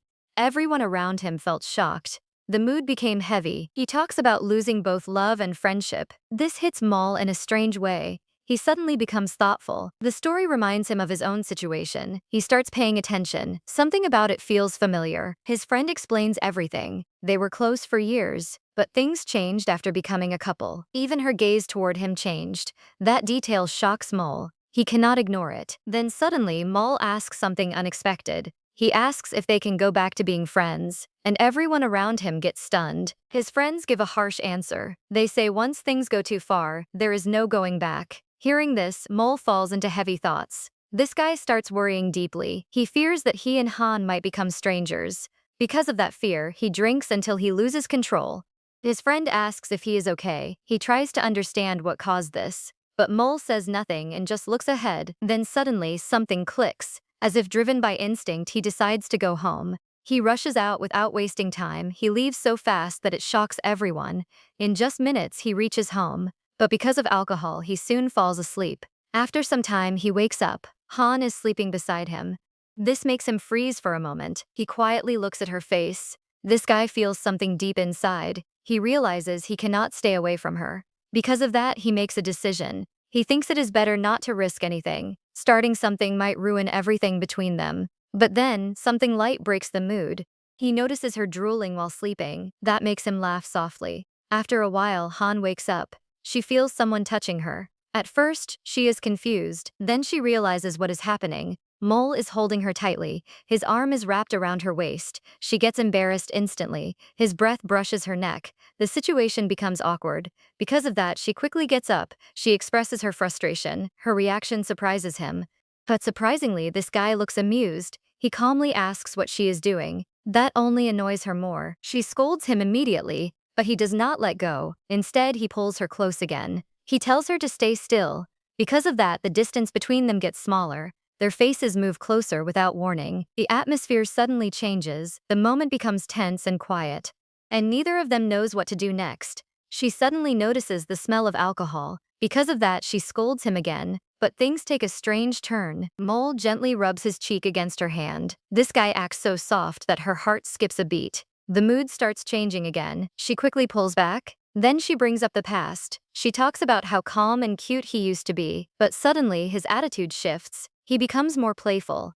This guy starts teasing her again. He moves closer and keeps provoking her. Because of that, she gets annoyed, so she decides to fight back. Han joins his game. She teases him the same way. She talks about how he used to act weak and clingy, but things do not stay light. His actions slowly silence her. The atmosphere becomes heavier. She notices his gaze. It feels bold and different. Because of that, she starts getting flustered. Her eyes stay on him. She cannot look away anymore. The tension between them keeps rising. Then she moves closer. She leans into him. She feels his heartbeat racing fast. Both of them freeze for a moment. Turns out they cross the line again. The situation becomes serious. She realizes where this is going. Because of that, she pulls away. It goes against her earlier decision. But things are not simple anymore. She still hesitates. The moment feels unstable. Maul notices everything. This guy tries to control the situation. He suggests keeping things limited. Even then, the tension does not disappear. The distance between them stays small, and the atmosphere remains intense. Han suddenly tells him to stop. But instead of stopping, this guy teases her again. He even points out that she actually likes it. She gets embarrassed instantly. She tries to deny it, but the situation makes it obvious. Because of that, she reacts suddenly. She hits him in a sensitive spot. This makes him freeze in pain. Han realizes what she did. She immediately apologizes. But Maul is still struggling to recover. Even then, he grabs her ankle. He warns her to be careful. This guy is clearly still in pain. But things get strange again. She moves her foot slightly. The moment feels awkward and different. Maul gets embarrassed now. The situation becomes even more intense. Han finally pulls away. Then he calls out to her seriously. His tone changes suddenly. This makes her freeze. He asks what she is doing. Only now she realizes the situation properly. The meaning behind her actions finally hits her. Meanwhile, another scene unfolds. Mi is outside alone. She notices Ji Sunbae nearby. This guy is lying casually on a bench. Even in the cold, he looks relaxed.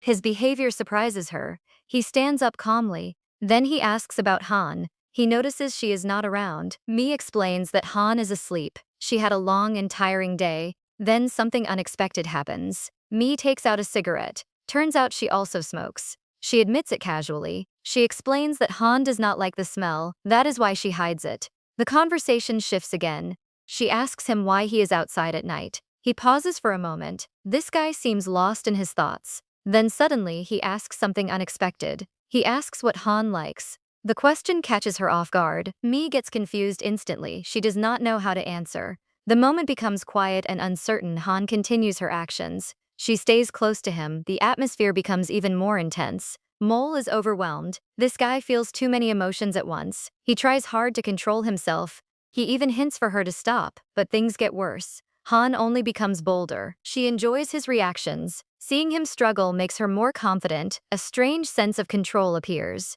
Because of that, she presses a little harder. Mole suddenly drops down. The feeling hits him all at once. He quickly stops her. He gently grabs her leg and tells her it is enough. His voice becomes serious. Han gets worried instantly. She thinks she hurt him, but he hides the real reason. Inside, he feels both excitement and frustration. He knows they cannot go further. That thought holds him back, so he changes the situation.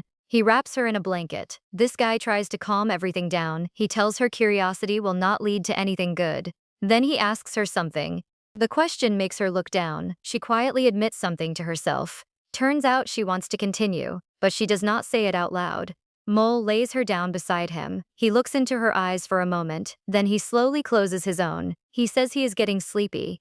Then he suggests they should sleep. It is already late. Han gets surprised by his words. He says something unexpected. This guy admits he can finally sleep peacefully. She asks him why. He answers half asleep. He says she keeps appearing in his dreams. Hearing this, she laughs softly. The tension fades for a moment, and the night slowly calms down. Han gets curious. She asks how often he dreams like that. Turns out, this guy says it happens all the time. Hearing this, she feels happy. Then she asks something directly. She wants to know if he really likes her that much. Mole answers without hesitation. He says he truly likes her. His words are clear and sincere. For a moment, Han freezes. She cannot believe what she just heard. The meaning hits her slowly, then suddenly it clicks. She realizes everything. Her expression changes instantly. She becomes overwhelmed with happiness. She jumps around excitedly. Her heart starts racing fast. Then she finally responds. She says she likes him too, but things take an unexpected turn. Turns out, Maul is already asleep. He does not hear her confession at all.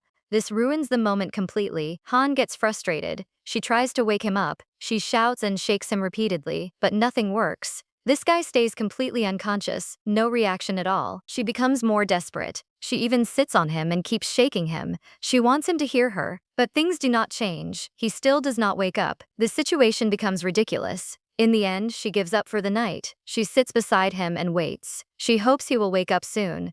Han believes this is her chance. She does not want to lose it. Even without a gift, she wants to confess properly. But time keeps passing, and surprisingly, he still does not wake up. No matter what she does, nothing works. Soon, morning approaches. She starts getting anxious. She has work and cannot be late. Then her phone rings. It is me calling her. And suddenly, she remembers everything Han struggles to decide. But in the end, she gets ready for work. She leaves Mole behind. And right after she leaves, something happens. This guy wakes up at the worst possible timing. He misses everything. Meanwhile, Han is restless. She keeps biting her nails. Her behavior is completely different from usual. Mi notices it immediately. She sees how uneasy Han looks. Turns out she decides to distract her. She starts asking simple questions. She asks about her plans. Han answers with a smile. She says she will attend a reunion. She needs the evening free. But then something unexpected happens. Han suddenly apologizes. She says sorry for her past behavior. This surprises me a lot. It is not easy for her, but she still does it. She admits she was wrong. That moment feels sincere. Han remembers something. She noticed Mi was sad before, so she asks if something happened. Mi gets surprised again. Even after everything, Han still cares. That makes her pause. Han smiles warmly. She says it is normal to support someone in a hard time. Her words feel genuine. Mi gets moved by this. This girl she once disliked now shows kindness. It changes her perspective. She realizes Han is more mature than she thought. Because of that, she feels grateful. Then she hugs her tightly. Han keeps talking happily. She compares her to a cat, but she hugs too tightly without noticing. Mi struggles to breathe. She finally tells her to stop. That breaks the moment. Then she changes the topic. She asks about the reunion. Han gets excited instantly. She leans closer and shares something. Turns out she believes they might start dating soon. That makes her extremely happy. Mi sees her excitement. She cannot help but smile. She wishes her the best sincerely. Finally, evening arrives. The long-awaited moment comes. Han and Mi reach the reunion place. They look ahead at the familiar crowd. Everything feels nostalgic. Soon, someone calls them. It is their former class leader, Yu Jong. He greets them with a warm smile. They feel happy to see him again. It has been a long time since they met. After a few words, they move forward. They reach the group of classmates. The atmosphere becomes lively. But suddenly, Han freezes. Someone asks about Mole. They wonder why he is not with her. This catches her off guard. They assume he is still recovering from a hangover. Han agrees with that. She even complains about his drinking. But things take a turn. Suddenly, Mole appears. This guy says he did not expect that from her. Everyone turns to look at him. His presence grabs attention instantly. People start admiring him again. He looks like a star. His appearance stands out among everyone. The attention around him grows. Meanwhile, Yu Jong prepares seats. He tells everyone to sit down. The group starts settling at the table. A girl nearby invites Han to sit beside her. She smiles kindly. Han thanks her for the offer. But she chooses to sit with Mian instead. Then she notices someone else. A girl with purple hair sits in front of her. Han tries to recognize her, but she cannot remember who she is. The confusion becomes obvious. The girl notices it. She introduces herself as Yoon. Her smile makes things easier. Finally, Han remembers her. She smiles back awkwardly. She explains she did not recognize her new look. Meanwhile, Mole does not recognize her at all. The moment becomes slightly awkward. But soon, things shift. Everyone notices the food. The table is full of delicious dishes. The mood becomes lively again. Mole starts getting attention again, people keep looking at him. This begins to irritate him. At the same time, Han is focused on something else. She is thinking about confessing her feelings. The tension builds inside her. Then someone breaks the silence. A girl compliments Mole's new hairstyle. And just like that, all eyes return to him again. Soon, everyone gathers around Mole. They start asking him questions. They also keep praising him non-stop. But this guy does not enjoy the attention. He only gives short replies. He avoids getting involved in their talk. Then he turns to Han. He reminds her of something. He talks about how she used to mock his hairstyle. He even repeats her old jokes. He says she called him an old man before. Now he asks her to take those words back. Usually Han would tease him again, but surprisingly she stays silent. She cannot respond like before. Yoon watches everything carefully. She notices their interaction. Turns out nothing has really changed between them, but at the same time she starts thinking. She considers ways to create conflict between them. Her thoughts become more calculating. Meanwhile, Han looks at the menu. She searches for something refreshing, but she cannot find what she wants. So she asks Yu Jong something. She asks if they can bring food from outside. He agrees without hesitation. Then she turns to everyone. She asks if they want ice cream. After getting responses, she makes a decision. Han stands up confidently. She says she will bring ice cream for all 24 people. Everyone gets surprised. They doubt she can carry that much alone. But before anything happens, Mole reacts instantly. This guy stands up and follows her. Meanwhile, something else begins. The classmates surround Mi. They start asking about her relationship with Mole. She tries to calm them down. She raises her hand and stops them. She says there is nothing to explain. She explains they have always been close, but even she feels something is different now. The situation continues to change quietly. The group stops asking questions. They feel there is nothing new to learn, so they drop the topic for now. But Yoon suddenly speaks up. This girl brings up the past. She says their relationship was not always like this. She reminds everyone about their first year. Back then, things between them were not good. Her words create tension again. Meanwhile, Han and Mole finish buying ice cream. They start heading back together. The mood between them feels different. Han says the bags are not heavy, but this guy still carries everything himself. He even hands her a drink. He lightly taps her forehead with the can. Then he offers it to her. This small act makes her embarrassed again. She remembers his care. It feels natural for him now, but she starts thinking about something important. Han wants to talk about yesterday. She tries to bring up his confession, but she cannot say it properly. As soon as she remembers it, she blushes. Her words stop midway. The moment becomes awkward. Mole looks at her in confusion. He does not understand what she wants to say. That only makes her more nervous. But suddenly, something interrupts them. Yun appears beside them. She says she came to check on them. Han gets startled. Because of that, she drops her drink. The can spills everywhere. Yun calmly asks if she is okay. Han looks down at her messy hands. She realizes she needs to clean up, so she heads to the restroom. She tells them not to wait. Then she runs off quickly. Mal makes a sarcastic comment. He tells her not to fall asleep in the bathroom again. Then he laughs softly. But when he turns around, something changes. He finds himself alone with Yoon. The atmosphere becomes uncomfortable instantly. This guy feels uneasy, just like dealing with an annoying presence, and the tension starts building again. Yoon suddenly asks something direct. She wants to know if he and Han are dating. The question hits him immediately. Mole runs his hand through his hair. This guy answers tiredly that they are not dating. Then he tells her to stop asking, but things take a darker turn. Yoon says something shocking. She claims it would be shameless for him to be with Han. Mole freezes instantly. He cannot believe what he just heard. Meanwhile, Han is in the restroom. She has no idea what is happening outside. The danger is completely unknown to her. Mole gets angry. He calls her words nonsense. But Yoon does not stop. She questions him again. She asks why he is pretending not to understand. The pressure keeps building. At the same time, Han faces her own problem. She cannot wash properly without removing her wristband. That wristband has been there for years. It hides something important, and now she has no choice. Mole suddenly remembers something. Yoon mentions Han's wrist. This shocks him deeply. He becomes silent. He cannot respond anymore. Yoon keeps manipulating his emotions. The truth comes out slowly. Han has a scar on her wrist, and that scar carries a painful past. Back in the restroom, Han notices her wet wristband. She hesitates for a moment, then she hides it in her pocket. She believes no one will notice. Her long sleeves will cover it. She tries to act normal. Meanwhile, Mole stands frozen outside. Yun keeps talking. This guy cannot even remember who she is properly. He asks her directly. He wants to know who she is, but she avoids answering clearly. Instead, she says something unsettling. She reminds him that they are not alone in this world. Then she drops another truth. She says others saw what happened in the hospital. This shocks him again. Yoon smiles coldly. She asks if he really thought everything would be forgotten. And just like that, the past comes back to haunt him. Yoon brings up the past again. She reminds him of something he tried to forget. Because of that, Mul's expression changes. She says she understands him. She talks about how Han is kind and beautiful, but then she twists it. She claims he only feels good beside her because he is not like her at all. Those words hit him hard. Suddenly, old memories return. He remembers Han crying in the hospital. The guilt starts crushing him. Yun notices his reaction. This girl enjoys it. She keeps pushing him deeper into those memories. Mole gets angry. He grits his teeth and tells her to stop.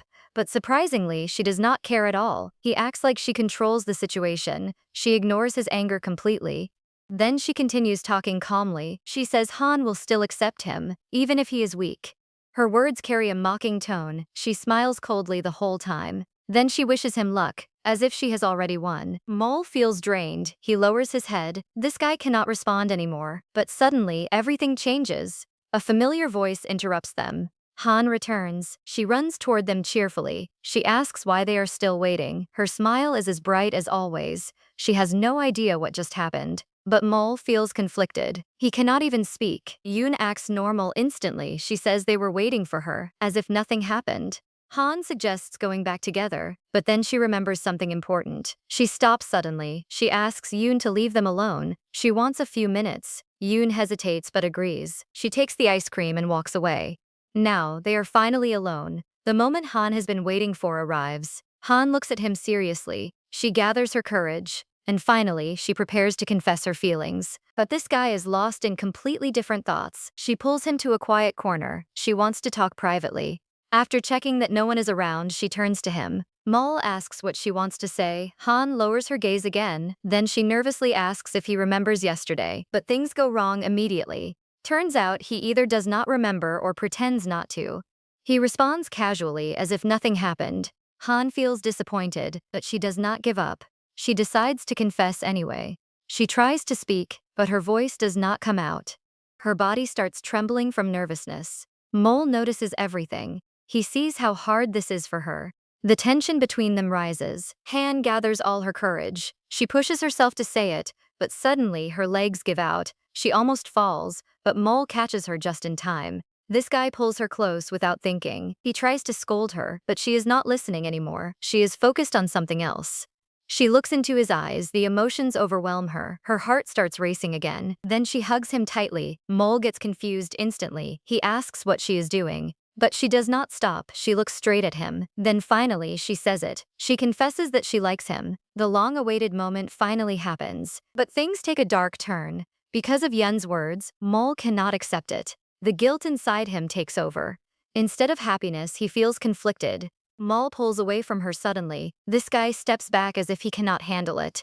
His reaction shocks her instantly. The truth is heavy inside him. He loves her deeply, but he believes he is not worthy of her. Because of that, he says something cold. He asks why she even likes him. His words hit her hard. Then he goes even further. He says she is just confused. He tries to deny everything completely. Han cannot believe it. She demands an explanation. She reminds him how hard it was to confess. But things get worse. Mole directly says he will not date her. The rejection is clear and painful. She grabs his jacket. She asks if he is just scared. But this guy avoids her gaze. He cannot say the real reason. He just looks away.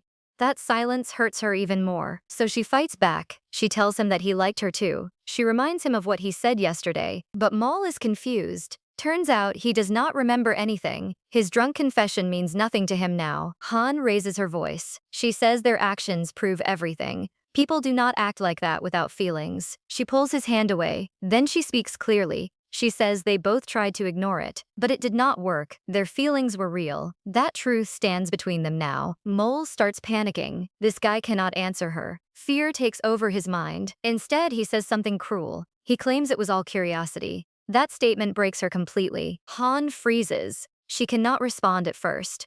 The shock leaves her speechless. Then he turns away. He tries to leave her there. This makes everything worse. She grabs his sleeve. She begs him to stop.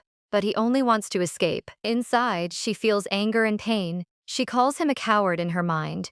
The moment becomes unbearable. Finally, he looks at her coldly. That gaze says everything. Then he removes her hand, and just like that, he rejects her completely. Han finally understands what just happened. She realizes she faced her biggest fear. She might lose him. Mole hears her, but he is too scared.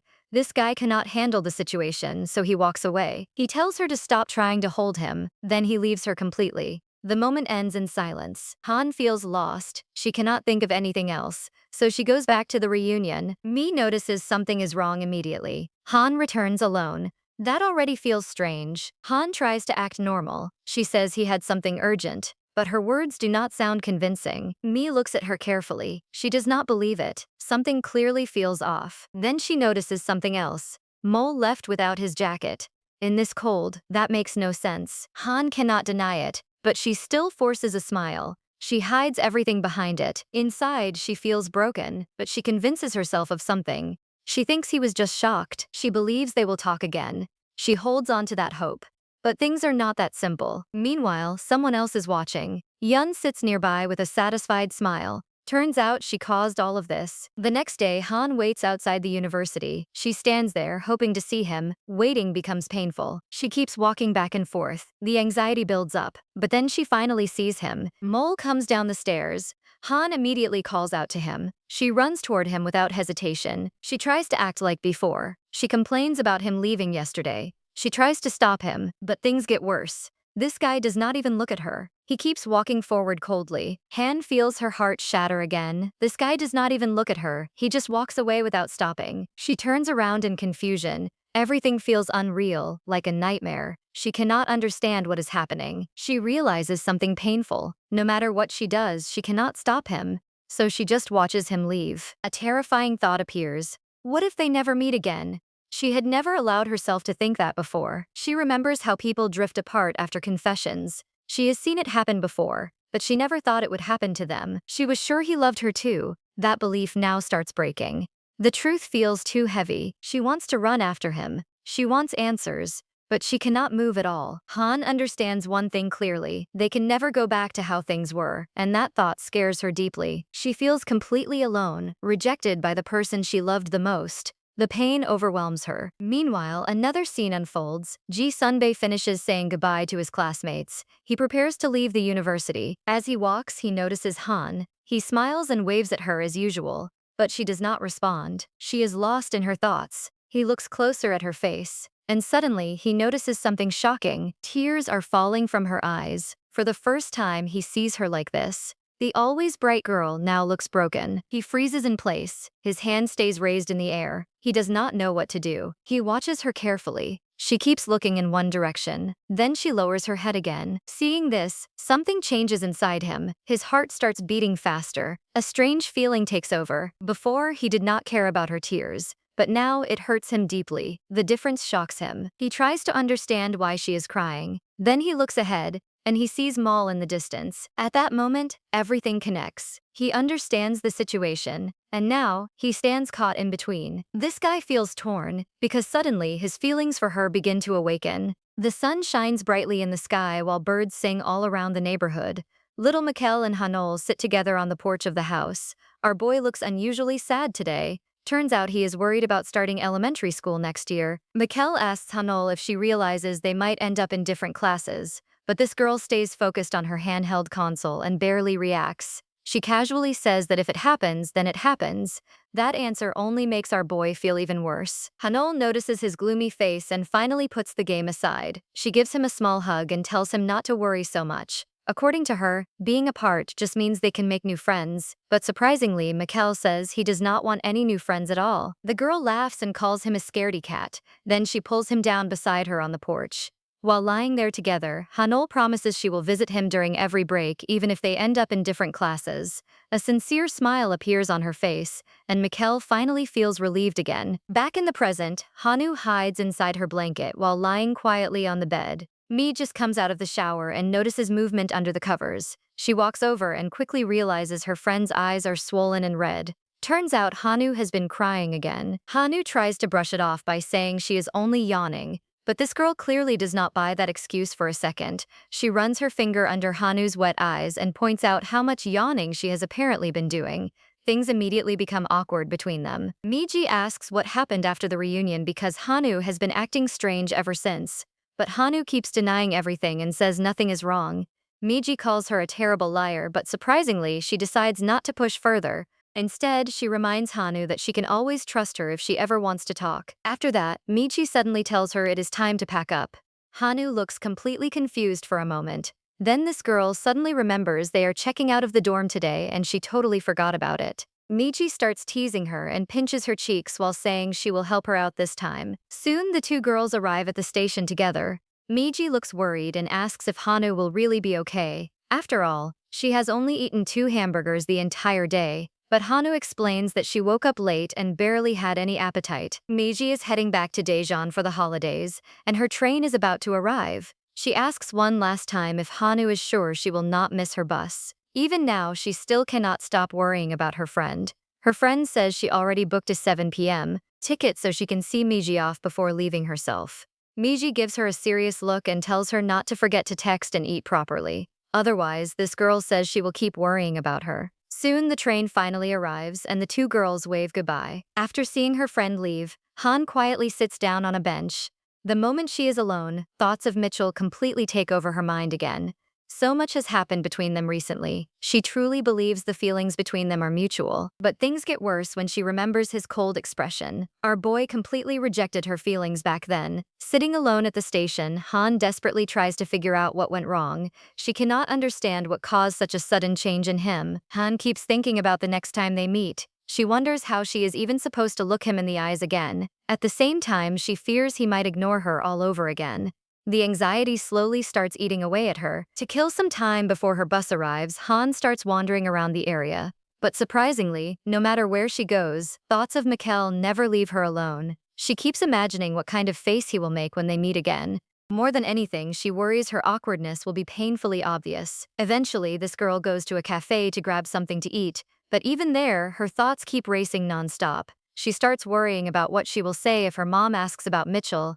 Then things get even more stressful when she remembers his mom and their brothers will probably ask questions too during Lunar New Year. Han spends the entire day lost inside her thoughts. Time passes so fast that she does not even notice the station becoming empty. Eventually, she looks around and realizes she is completely alone there. That immediately feels strange to her. She quickly checks the time and freezes in horror. It is already 10:35 p.m. This girl just wasted 5 whole hours thinking about Mitchell and completely missed the last bus. Only Han could manage something this ridiculous. But things get even worse for her. A sharp pain suddenly twists through her stomach.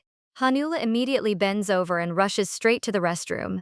After calming down a little, she assumes she probably ate too much too quickly while being distracted. Then she looks at herself in the mirror and suddenly freezes. The situation reminds her of another time with Mikhail. Back then, she casually told him they could always catch the next bus if they missed the current one, but this guy immediately looked irritated by her attitude. Mikhail tells her that at this rate she will miss every single bus until only the last one remains. Then he grabs her hand and pulls her along so they can arrive earlier instead. Later, while eating together, he notices her stuffing food into her mouth too fast. He warns her to slow down or her stomach will start hurting again. Hannah tells Mikhail she is only stress eating because she failed her monthly evaluation. Then she tells this guy to stop nagging her so much. But Mikhail calmly asks who will take care of her once she gets indigestion again. After hearing that, Hannah reluctantly admits he has a point. Mikhail smiles and simply tells her to slow down while eating. The memory only makes Han feel even sadder in the present. She starts calling him a jerk inside her head for making her miss him this much. Eventually, this girl decides she needs to find somewhere to stay for the night because sleeping in the subway is not an option. While wandering around, Han suddenly hears a familiar voice nearby. A girl quietly whispers for someone to stop making noise before they get caught. Curious, Han looks over and spots Leo Han tightly hugging Yuna in a dark corner. Turns out the couple secretly sneaked away together. Yuna immediately turns bright red after realizing they got caught. But surprisingly, Leo Han stays completely calm and barely reacts at all. Then something even stranger happens. The moment Han sees the two cuddling together, she suddenly looks heartbroken and starts crying right in front of them. A while later, Han finally comes out after taking a shower. She happily says it feels nice to finally wash up properly and thanks Yuna for letting her stay over. Yuna tells her she really had no other choice anyway since she checked out of the dorm and missed every single bus. Then she suddenly asks why Han started crying after seeing her together with Leo Han. That question immediately makes Han tense up. She clearly has no idea how to answer that without exposing her feelings. So instead, this girl quickly changes the subject and asks what exactly the two of them were doing together in that dark corner at night. Now it is Yuna's turn to completely freeze. Yuna awkwardly says she is going to take a shower instead. Han replies that she will clean up the apartment while waiting. As she starts throwing away trash, Han realizes Yuna is definitely not someone who enjoys cleaning. The entire apartment is an absolute mess. While cleaning under the bed, Han pulls out a blanket tangled with something strange. Right at that moment, Yuna peeks out from the bathroom and asks Han to grab a towel from the dryer. But things instantly become awkward when she notices Han sitting there completely red-faced while holding something in her hands. Yuna immediately rushes out of the bathroom wearing only her underwear. Her face burns with embarrassment as she demands to know what Han is holding. Stammering nervously, Han explains she only found it while cleaning under the bed. Then Yuna completely loses it and yells that she should never have looked under there in the first place. Hanil awkwardly tells Yuna that she only meant to clean up the room. But both girls keep holding the object while blushing like crazy. Han explains she found it by accident and says there is nothing wrong with Yuna wanting some private time now and then. Even though she feels shocked, she tries acting understanding about it. Yuna immediately tells her to stop pretending to be innocent. This girl assumes Han probably has her own ways of relaxing too. But surprisingly, Han honestly says she has never done anything like that before. Then a certain embarrassing memory suddenly flashes through her mind. Back then, Mikhail suddenly barged into her room without knocking first. Unfortunately, it happened right when Han decided to experiment with something herself. She instantly froze and hugged a pillow tightly against her chest. At that moment, all she could do was pray this guy had not seen anything embarrassing. Earlier that same day, Han happily came home and jumped onto her bed. She felt excited because she finally had time to relax before the semester officially started. The first round of results had already been announced and she successfully passed. Because of that, this girl feels relieved for the first time in a while. Han starts daydreaming about college life and planning her classes. She gets excited thinking about orientation and her first MT trip because her friends told her those experiences are amazing. Turns out she has huge expectations for university life. Sadly, she has no idea her course registration will become a complete disaster later. One day, Han sits together with Muel and his older brothers. The brothers start giving her serious advice about college life. They warn her to always know her limits while drinking with classmates. They especially tell her to stay careful around overly friendly people. Meanwhile, Mikhail barely pays attention and just lies there playing on his console. But his brothers keep lecturing Han and warn her to be especially careful around men. The problem is that this girl is way too excited about college to fully understand what they mean. She listens, but the warnings never really sink in. Then Mul's middle brother suddenly laughs and says there is no reason to worry anyway. According to him, Han is not even interested in guys in the first place, but surprisingly, Han immediately denies that. She casually says she would not mind dating someone someday. The entire room instantly falls silent after hearing that. All three brothers stare at her while trying to process those words. Finally, one of them asks why she even needs a boyfriend when she already has her loyal oppas around her, but Han just looks confused by that logic. She reminds them they have simply been best friends forever. Later, while remembering that conversation alone in her room, Han hugs her pillow tightly. She starts imagining how nice it would feel to date someone someday. Then this girl begins wondering what couples usually even do together. At first, Han thinks couples probably just eat together, walk around, and spend time having fun. But then she realizes she already does all of that with Mikhail and the others anyway. That thought immediately confuses her even more. Suddenly, she starts thinking about couples holding hands and kissing each other. The moment that thought appears, Han becomes completely embarrassed. She leans back while remembering a romantic movie scene she watched years ago. Turns out she is still affected by it even now. Then her imagination slowly drifts toward wondering what other things couples usually do together. The girl sits alone in her room and starts getting curious about something she saw in movies. Her face turns bright red as she wonders what she is even supposed to feel. She lowers her hand and gets completely embarrassed. But right at that awkward moment, the bedroom door suddenly bursts open. Mitchell casually walks inside while staring at his phone. Luckily, this guy does not even look up. The girl instantly panics and freezes in horror. Without wasting a second, she grabs a pillow and smacks him right in the face. She screams at him and tells him to never enter her room without knocking again. Mitchell gets annoyed after getting hit and starts yelling back at her. According to this idiot, they never knock before entering each other's rooms anyway. But Hanil is still shaken and immediately bans him from entering without permission. Surprisingly, Mitchell does not even take her seriously. Our boy simply lifts her up like she weighs nothing and carries her away. He tells her to stop talking nonsense and come eat before the food gets cold. Then this scumbag even teases her for getting heavier because her sides feel softer now. Hanil instantly fires back and calls him an ignorant gorilla. Later, Yuna notices Hanil acting strangely. The girl can clearly tell something is bothering her. Still, Yuna tells her to stop overthinking and finally let it go. After hesitating for a moment, Hanil finally agrees. The next morning, Yuna wakes up because of faint noises coming from the other room. Still half asleep, she walks into the kitchen and wonders what is going on. Hanil quickly apologizes for making noise so early in the morning. Turns out she is quietly washing dishes while trying not to wake anyone up. Yuna yawns and tells her she really did not need to do all that. But then she notices something shocking. The entire apartment is sparkling clean. Everything is perfectly organized and sitting neatly in place. Hanil then asks if she can vacuum the apartment too. She says she was waiting because she did not want to disturb Yuna's sleep. Once the cleaning is finally done, Yuna relaxes on the couch. Meanwhile, Hanil calmly keeps folding the laundry nearby. Yuna watches her for a while and becomes genuinely surprised. Back when Hanil first started working at the cafe, she looked completely hopeless at housework. But things are clearly different now. Hanil smiles and explains that she is actually very good at cleaning and taking care of the house. However, there is still one thing she absolutely cannot do. The girl admits that her cooking skills are terrible. The moment she mentions cooking, she suddenly remembers that jerk who always handled it before. And just like that, her mood immediately turns sour. Meanwhile, Mitchell is busy inside the kitchen somewhere else. This guy skillfully chops onions while several dishes cook on the stove. He moves almost automatically while tasting the food. But deep down, his mind keeps drifting back to his last meeting with Hanil, and he lets out a heavy sigh. After thinking about Hanil again, Mitchell suddenly covers his face with both hands. This guy starts cursing himself in frustration. He cannot understand why he just walked past her earlier. Turns out, our boy completely ignored her without saying a single word. Mitchell keeps asking himself why he acted like such an idiot. Meanwhile, a huge table full of steaming food is already prepared. Right then, the apartment owner finally comes home. It is Mitchell's older brother, Kim Hojin. Hojin walks inside and immediately gets shocked by the amount of food. He jokes about whether they are celebrating something today. Even though he is the eldest son of the Kim family, he is actually the shortest among the three brothers. But things quickly start making sense to him. Hojin realizes Mitchell came straight to his apartment instead of visiting their parents. On top of that, this scumbag cooked 9 different dishes. So he instantly asks if Mitchell fought with Hanil again.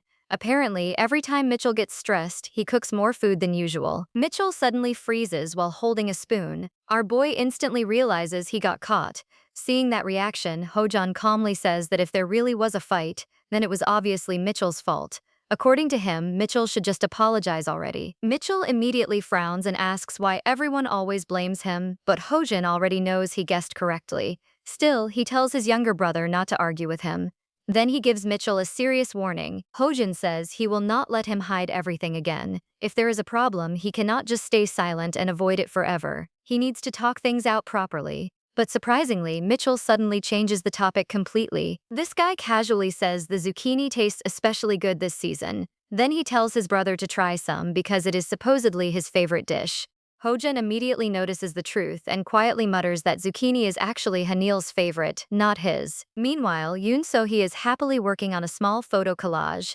The picture comes from their last class reunion. She decorates Hanil's silhouette with cute stickers everywhere. But things get worse for Mitchell because So-hee completely covers his face in the photo. Now only So-hee and Hanil remain visible together.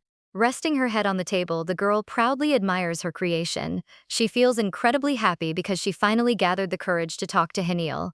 When Hanil agreed to take a picture together, So-hee became so excited that her hands literally started shaking. Now she can look at Hanil's face whenever she wants. After all, she has no idea when they will meet again. Later that night, dinner finally ends and Mitchell finishes washing the dishes. But then Hojan suddenly announces that they are heading to their parents' house. Mitchell immediately gets nervous after hearing that. He thought they would not visit until Lunar New Year. More importantly, he is worried Hanil might also be there. But Hojan says their second brother already called and plans to come too. The moment Mitchell starts tensing up, Hojan notices it right away. Then he asks him something directly. Is he seriously planning to skip the family visit just because of Hanil? Mitchell has not seen his second brother in almost a whole year. The moment Hojan brings up the family visit, sweat starts running down his face. Our boy nervously says the plan is just too sudden, but Hojan keeps pressuring him and asks why it suddenly became a problem now. According to Hojan, Mitchell never acted like this before, so he directly asks if this guy seriously plans to avoid the family gathering just because of a fight with Hanul. Mitchell cannot even answer properly. He just stays tense and nervous the entire time. Sometime later, the brothers finally arrive at their parents' house. Hojan cheerfully announces that they are here. Meanwhile, Mitchell looks completely stiff from anxiety. His whole body trembles while waiting to go inside. Then they are greeted by Kim Jun, the second son of the Kim family. He immediately hugs both of his brothers warmly. Jun jokes that the eldest brother keeps getting shorter every year while the youngest somehow keeps getting taller. The atmosphere feels cheerful for a moment, but then Jun suddenly notices something important. He looks around and realizes someone is missing. The moment he asks where Hanul is, Mitchell instantly tenses up again. Things get even worse when June casually says she is probably coming later with her aunt. Hearing that almost makes Mitchell panic on the spot. His heart immediately starts racing. And right after that, Hanul's mother suddenly appears behind the brothers like perfect timing. The guys instantly brighten up and warmly greet her. Since they are practically family, everyone happily opens their arms for hugs. Hanul's mother smiles and asks how all three brothers have been doing. Then the guys immediately ask where Hanul is. That answer changes Mitchell's mood again. Her mother explains that Hanul called yesterday and already made plans with a friend. Because of that, she probably will not come today. Maybe she will visit tomorrow instead. Mitchell instantly feels relieved, but at the same time, strangely uneasy too. This guy is scared of seeing her face to face, but surprisingly, he also does not want her skipping family time because of him. June suddenly grabs Mitchell and starts scolding him. According to him, Mitchell should have brought Hanul along no matter what. Right then, the brother's mother suddenly appears from the kitchen. She yells at the three idiots for blocking the doorway. Then she tells them to stop standing around and immediately help in the kitchen. Even after that, June still cannot calm down. He keeps asking their aunt if Hanul will definitely come tomorrow, but the woman honestly admits she is not sure herself. Hoshin notices this and immediately asks why June keeps bothering their aunt so much about Hanul. Hoshin cannot understand why June cares so much about Hanul showing up. But June quickly explains himself. Maybe the others see her more often, but he has not seen her in almost a whole year. That alone already makes him desperate to meet her again. The eldest brother warns him not to be too pushy. According to him, Hanul is not a little kid anymore and might get annoyed. But June immediately tells him to stop talking nonsense. Then this guy suddenly announces that he is calling Hanul right now. June confidently says his beloved little sister will definitely be happy to hear from her favorite oppa. He even asks Hanul's mother to call her immediately. Hearing all this, Mitchell gets even more nervous. Our boy looks like he might collapse from stress at any second. Soon, Hanul's voice comes through the phone. Everyone instantly cheers and happily greets her together. Her mother immediately asks if she has been eating junk food while living alone. Ironically, Hanul is literally stuffing chips into her mouth at that exact moment. Still, she calmly lies and says she has not been eating fast food at all. The girl even wonders if her mother can somehow read minds through the phone. Then she asks what is going on. Deep down, she hopes nobody asks when she plans to come over. But things get worse almost immediately. Her mother suddenly asks if something is wrong and starts asking when Hanul will arrive. Before she can even finish, June loudly cuts in and starts yelling excitedly into the phone. Hanul instantly sounds surprised after hearing his voice. She asks when he arrived, and June proudly says he came back that very morning. Then this guy dramatically says her favorite oppa is dying to see her. He even adds that Hojin and Mitchell miss her too. Apparently, all three brothers cannot wait for her to come. Hearing Mitchell's name completely ruins Hanul's mood. She starts remembering everything that happened recently. While she was stressing herself sick over Mitchell, this scumbag simply disappeared like nothing happened.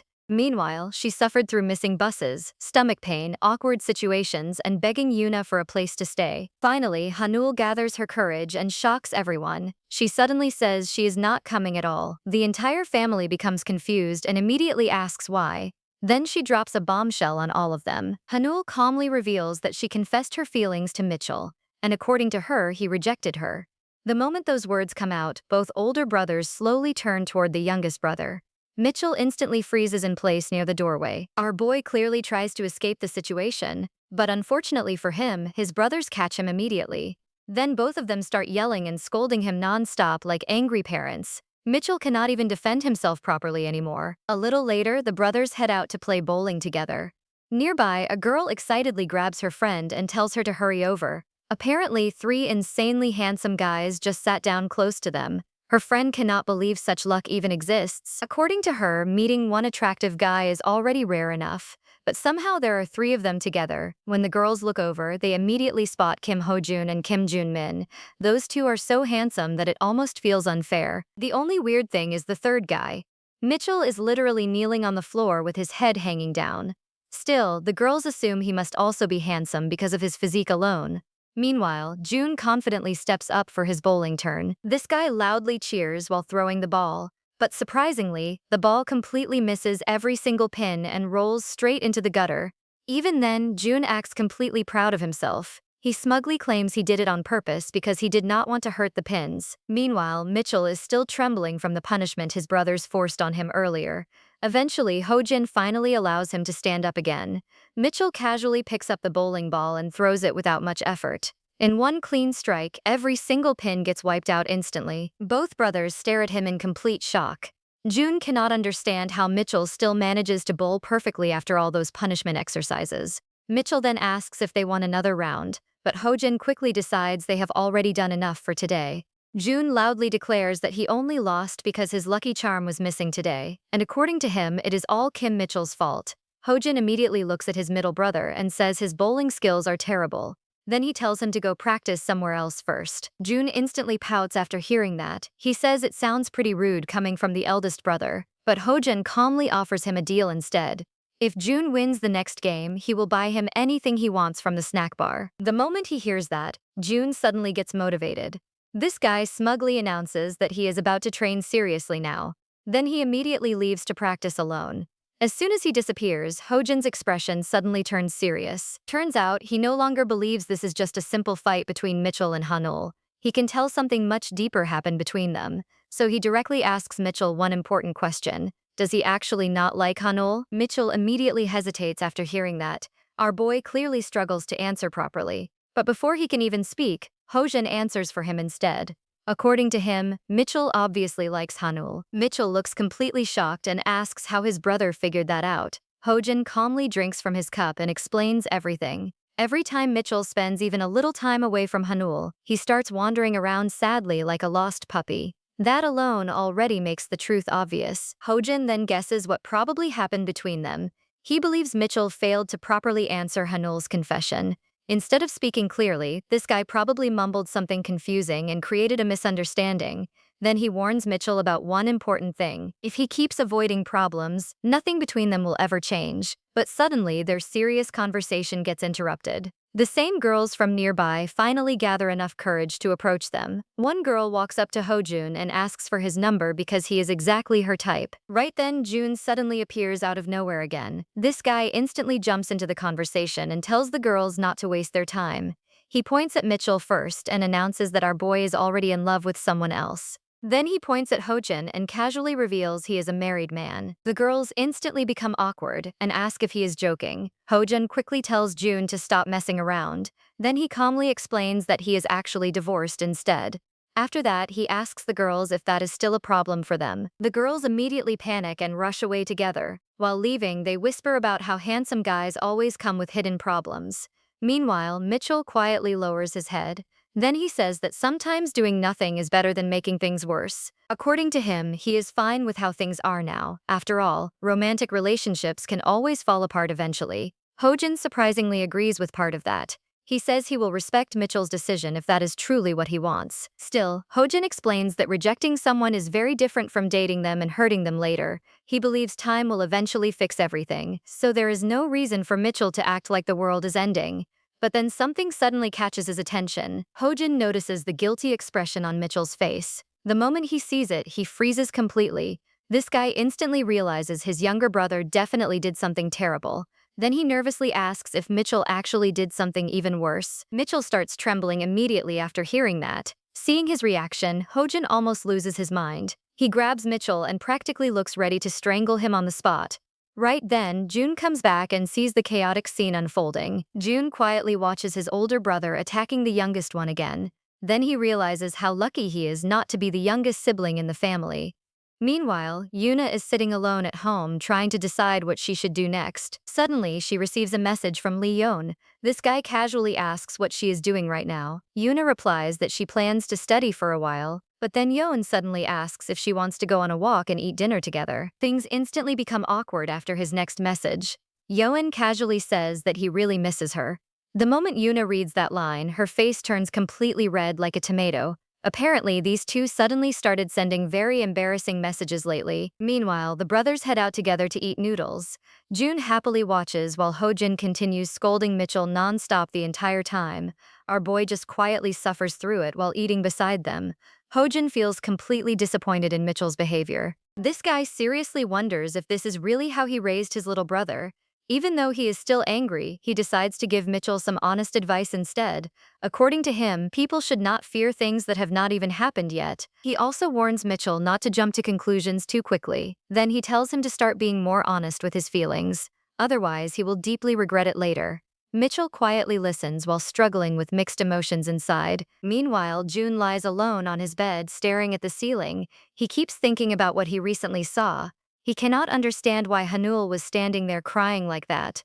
The image of her looking completely lost stays stuck in his mind. June stares at Hanul's contact on his phone for a long time. He seriously considers sending her a message. Then the story shifts back to their last year of high school. Hanul suddenly starts talking about changing her hair color before college. She looks at her hair thoughtfully and wonders if she should go platinum blonde.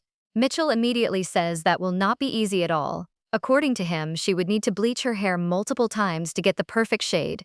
Then he asks why she suddenly wants blonde hair so badly. Hanul casually says she does not really know the reason herself. Apparently, she just thinks platinum blonde looks cool and badass. But surprisingly, Mitchell ends up dyeing his own hair first instead. And the moment Hanul sees it, she instantly starts freaking out with excitement. She loudly says his new hair looks amazing. Mitchell smugly asks if he finally looks like an idol now, but things immediately get worse for him. Hanul suddenly bursts out laughing and says he actually looks like an old man instead. Then she runs away laughing while Mitchell just stands there awkwardly. Our boy quietly stares at his platinum hair afterward. He even starts wondering if she seriously hated the look. But Hanul quickly moves on to another random idea. This time she decides she wants to get her ears pierced. But when they arrive at the piercing studio, she becomes terrified. The girl sits in the chair shaking nervously for almost 20 minutes straight. She cannot even let the piercer touch her. Mitchell slowly starts getting annoyed. After all, she dragged him there for support in the first place. Then he asks why she suddenly wants piercings so badly anyway. Hanul simply explains that Mi's earrings looked really cute. Mitchell tells her to stop panicking and just relax, but then Hanul suddenly clasps her hands together and gives him puppy eyes. The girl begs him to go first instead. Mitchell instantly freezes after hearing something so ridiculous. He asks what kind of nonsense she is even talking about. Hanul nervously explains that she wants him to test the pain first, then he can tell her how much it hurts afterward. She keeps staring at him with those pleading eyes until he finally gives up. Soon after, both of them walk out of the studio with freshly pierced ears. Mitchell tiredly asks if she is satisfied now. Hanul happily thanks him while looking completely pleased with herself. But things do not stop there. After walking only a short distance, Hanul suddenly notices a nearby cafe.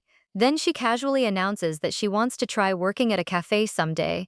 Mitchell immediately sighs in exhaustion because she always wants to try something new. Then this scumbag asks how she plans to work there when her cooking skills are terrible. According to him, her coffee might literally kill customers.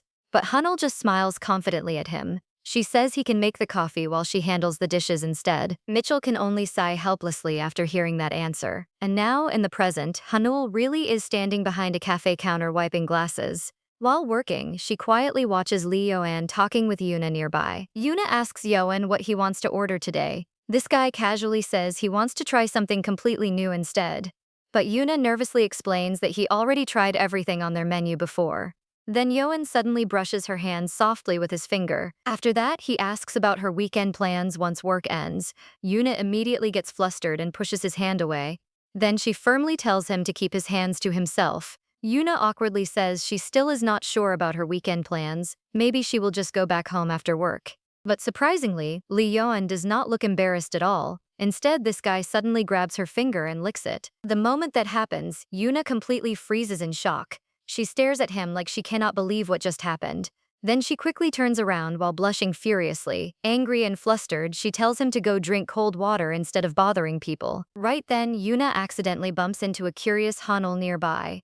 Hanul quietly whispers that after what she saw near the subway station before, those two suddenly seem very close. The girl even starts smiling brightly and asks if they are finally dating now, but Yuna instantly reacts like an angry cat. She loudly denies everything and says it is absolutely not like that. Then she points directly at Lee Yoon and asks if she seriously looks like someone who would date a kid like him. Meanwhile, Yoon only pouts and scratches his forehead awkwardly. This guy casually asks why she always blushes whenever that so-called kid gets close to her.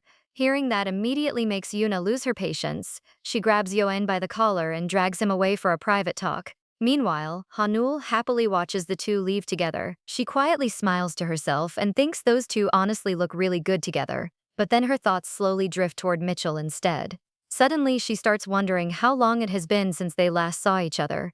That cheerful mood quickly becomes quieter. Meanwhile, Yuna pins Yoan against a wall and starts scolding him again. She warns him to stop behaving so recklessly around her. But surprisingly, Yoan stays completely calm the entire time. Instead, this guy simply rests his head gently on her shoulder. The moment he does that, Yuna's face turns bright red again. Her heart immediately starts beating wildly. Yoan softly breathes in the scent of her perfume while asking her not to keep pushing him away. Then he quietly asks her to seriously think about the two of them. After glancing at her from the side, he asks one dangerous question. He wants her to honestly admit whether she liked what happened that day. The story then flashes back to the moment near the subway station. The two of them stand together alone in a quiet hidden corner. Yoan tightly holds Yuna in his arms while staying close to her. His hand gently touches her burning cheeks. Then he slowly leans closer while staring directly into her eyes. Finally, this guy softly tells her to close her eyes. The story shifts back to the day before that moment happened. Yuna stands in front of a mirror carefully checking her clothes. She keeps wondering if she dressed too nicely for such a simple meetup. Still, she absolutely refuses to call it a date. Right before leaving home, she even gets annoyed at herself for spending so much time preparing. Later, Yuna arrives at the meeting place first. Since Yoan is nowhere to be seen, she starts shivering from the cold while getting irritated. After all, he is the one who picked the meeting time. But then things suddenly change. Yoan quietly appears beside her and presses something warm against her face. The sudden surprise startles Yuna so badly that she jumps like a frightened cat. Then she immediately starts scolding him for arriving late. However, Yoan calmly hands her a small bag of fish-shaped pastries. Turns out, he arrived early just to buy her favorite snacks first. So technically this guy is not actually late at all. The moment Yuna tastes the pastries, her mood immediately softens. She happily starts eating while admitting they really are her favorite. Yoan quietly watches her satisfied expression without saying much. Finally, Yuna asks what he actually planned for their outing today. But things get weird very quickly afterward. A little later, Yuna suddenly finds herself standing inside a public sauna. At that point, she already regrets agreeing to meet him at all. She cannot believe Yoan seriously chose a sauna as his reward for their outing together. Meanwhile, Yoan looks completely confused by her reaction. He casually asks what is so strange about it. According to him, the sauna is warm, comfortable, and relaxing. Yuna honestly cannot argue with that logic. Still, the whole situation feels extremely weird to her. Then she notices the comic book in Yoan's hands. Curious, she asks what he is reading so seriously. Yoan excitedly explains that it is a fun manga called Two Piece. He also says this place has tons of manga for every possible taste. Hearing that, Yuna slowly becomes curious and asks if the manga is actually good. When Yuna admits she has never read the manga before, Yoan looks completely shocked. This guy seriously cannot believe what he just heard. The next moment, he immediately hands her a huge stack of volumes. According to him, this manga is basic culture that everyone should know. Yuna looks at the books with curiosity while listening to him passionately explain everything. She even comments that he sounds exactly like a hardcore otaku. Then she quietly watches him reading beside her. But surprisingly, the guy does not make a single romantic move the entire time. That alone starts confusing Yuna badly. She originally thought this so-called date would turn romantic eventually. Instead, they are just relaxing in a sauna while reading manga together. So now she starts wondering if she misunderstood him completely. Maybe Yoan simply wants to spend time with her like normal friends again, but things still do not fully make sense. After all, this guy literally confessed his feelings to her before. So why is he suddenly acting so calm and casual now? These thoughts slowly start driving Yuna crazy. Meanwhile, she becomes so absorbed in the manga that she barely notices Yoan leaving to buy snacks. By the time he returns, she is completely focused on reading. Then she casually tells him not to interrupt her anymore. Surprisingly, Yoan does not complain at all. Instead, this guy simply starts feeding her snacks while she keeps reading. Yuna absent-mindedly opens her mouth and keeps eating without looking away from the manga. Meanwhile, Yoan quietly watches her with a soft smile. Turns out he finds her absolutely adorable right now. Watching her happily chew snacks while reading makes him stare even more. At one point, he even wonders what would happen if he took a tiny bite of her cheek, but instead he calmly feeds her another snack when she asks for more. After some time passes, Yoan notices the sauna slowly becoming empty. It is already getting very late at night. He is about to suggest leaving together soon, but then he suddenly notices Yuna sleeping soundly beside him. This guy gently pokes her cheek with his finger. Yuna lets out a tiny sleepy sound in response.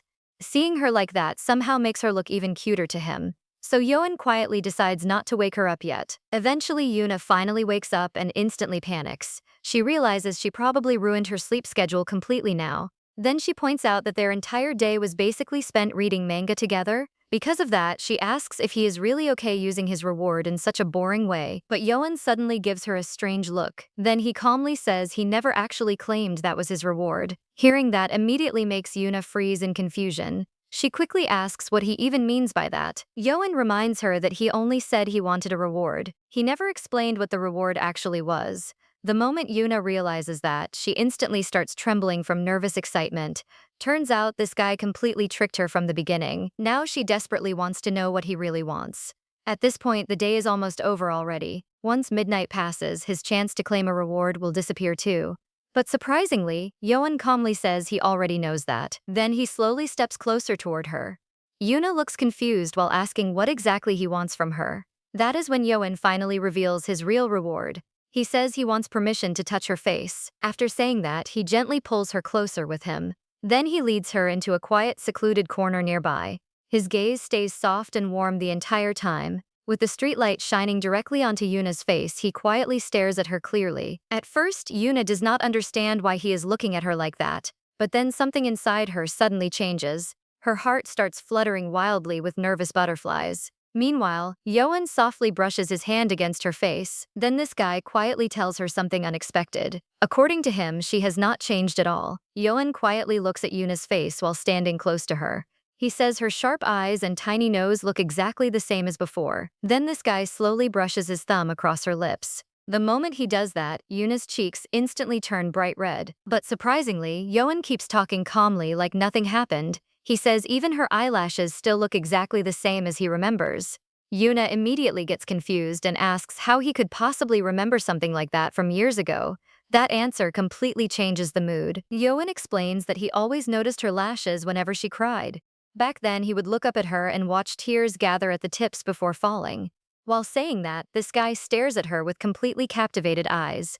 At the same time, he tightly clenches his fists beside him. Turns out he always wanted to wipe those tears away himself. Now standing above her like this feels strangely unfamiliar to him.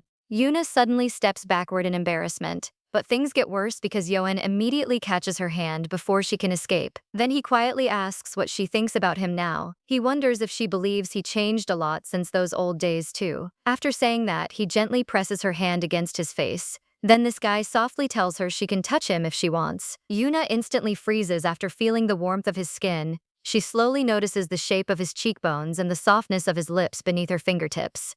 Meanwhile, Yoan keeps holding her hand while staring directly into her eyes. Then he quietly asks her once more to touch him. Yuna carefully studies his face up close. Surprisingly, his eyes, nose, and lips still look exactly the same as before. But somehow, being this close to him now makes her feel completely different emotions. That strange feeling keeps growing stronger every second. Suddenly, Yoan softly asks her to close her eyes. Hearing that immediately shocks Yuna. She quickly pulls her hand away and stares at him in confusion. At this point, she has absolutely no idea what this guy plans to do next. Then Yoan slowly leans closer toward her face. He gently brushes her cheek while staring at her softly. Yuna's heartbeat immediately speeds up as she nervously starts closing her eyes too.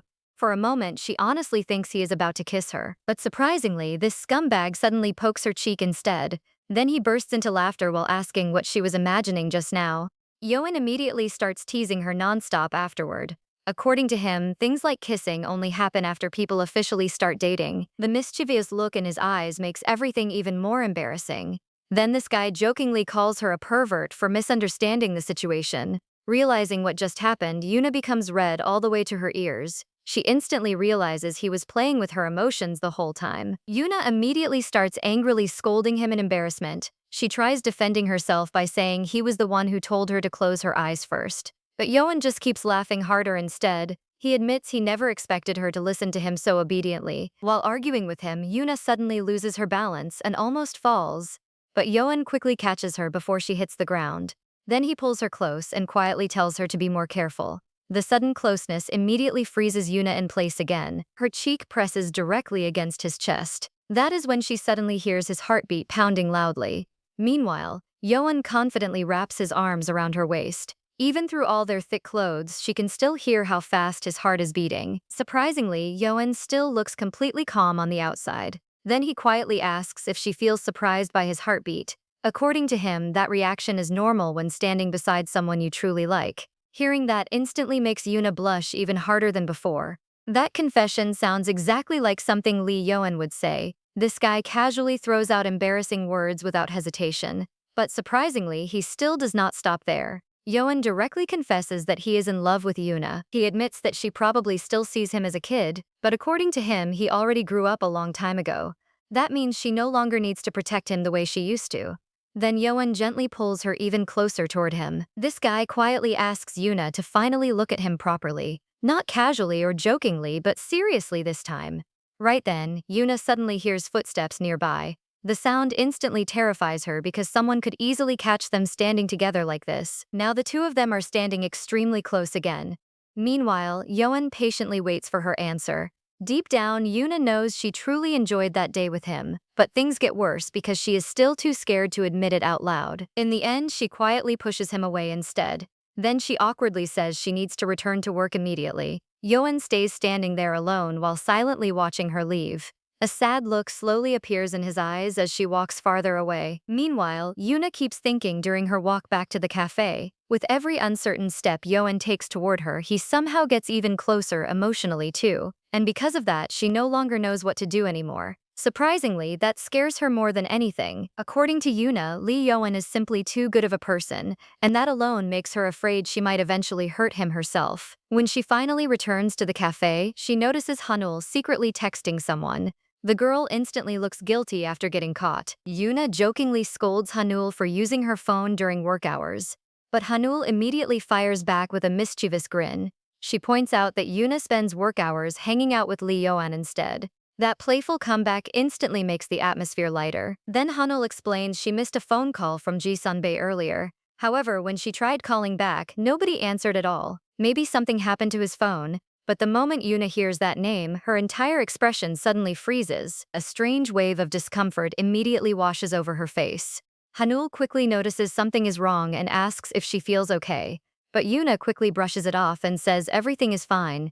Then she tells Hanul they should focus on work again. While quietly working afterward, Yuna keeps thinking about something unpleasant. She hates herself for still reacting so strongly whenever Ji Sunbae's name appears.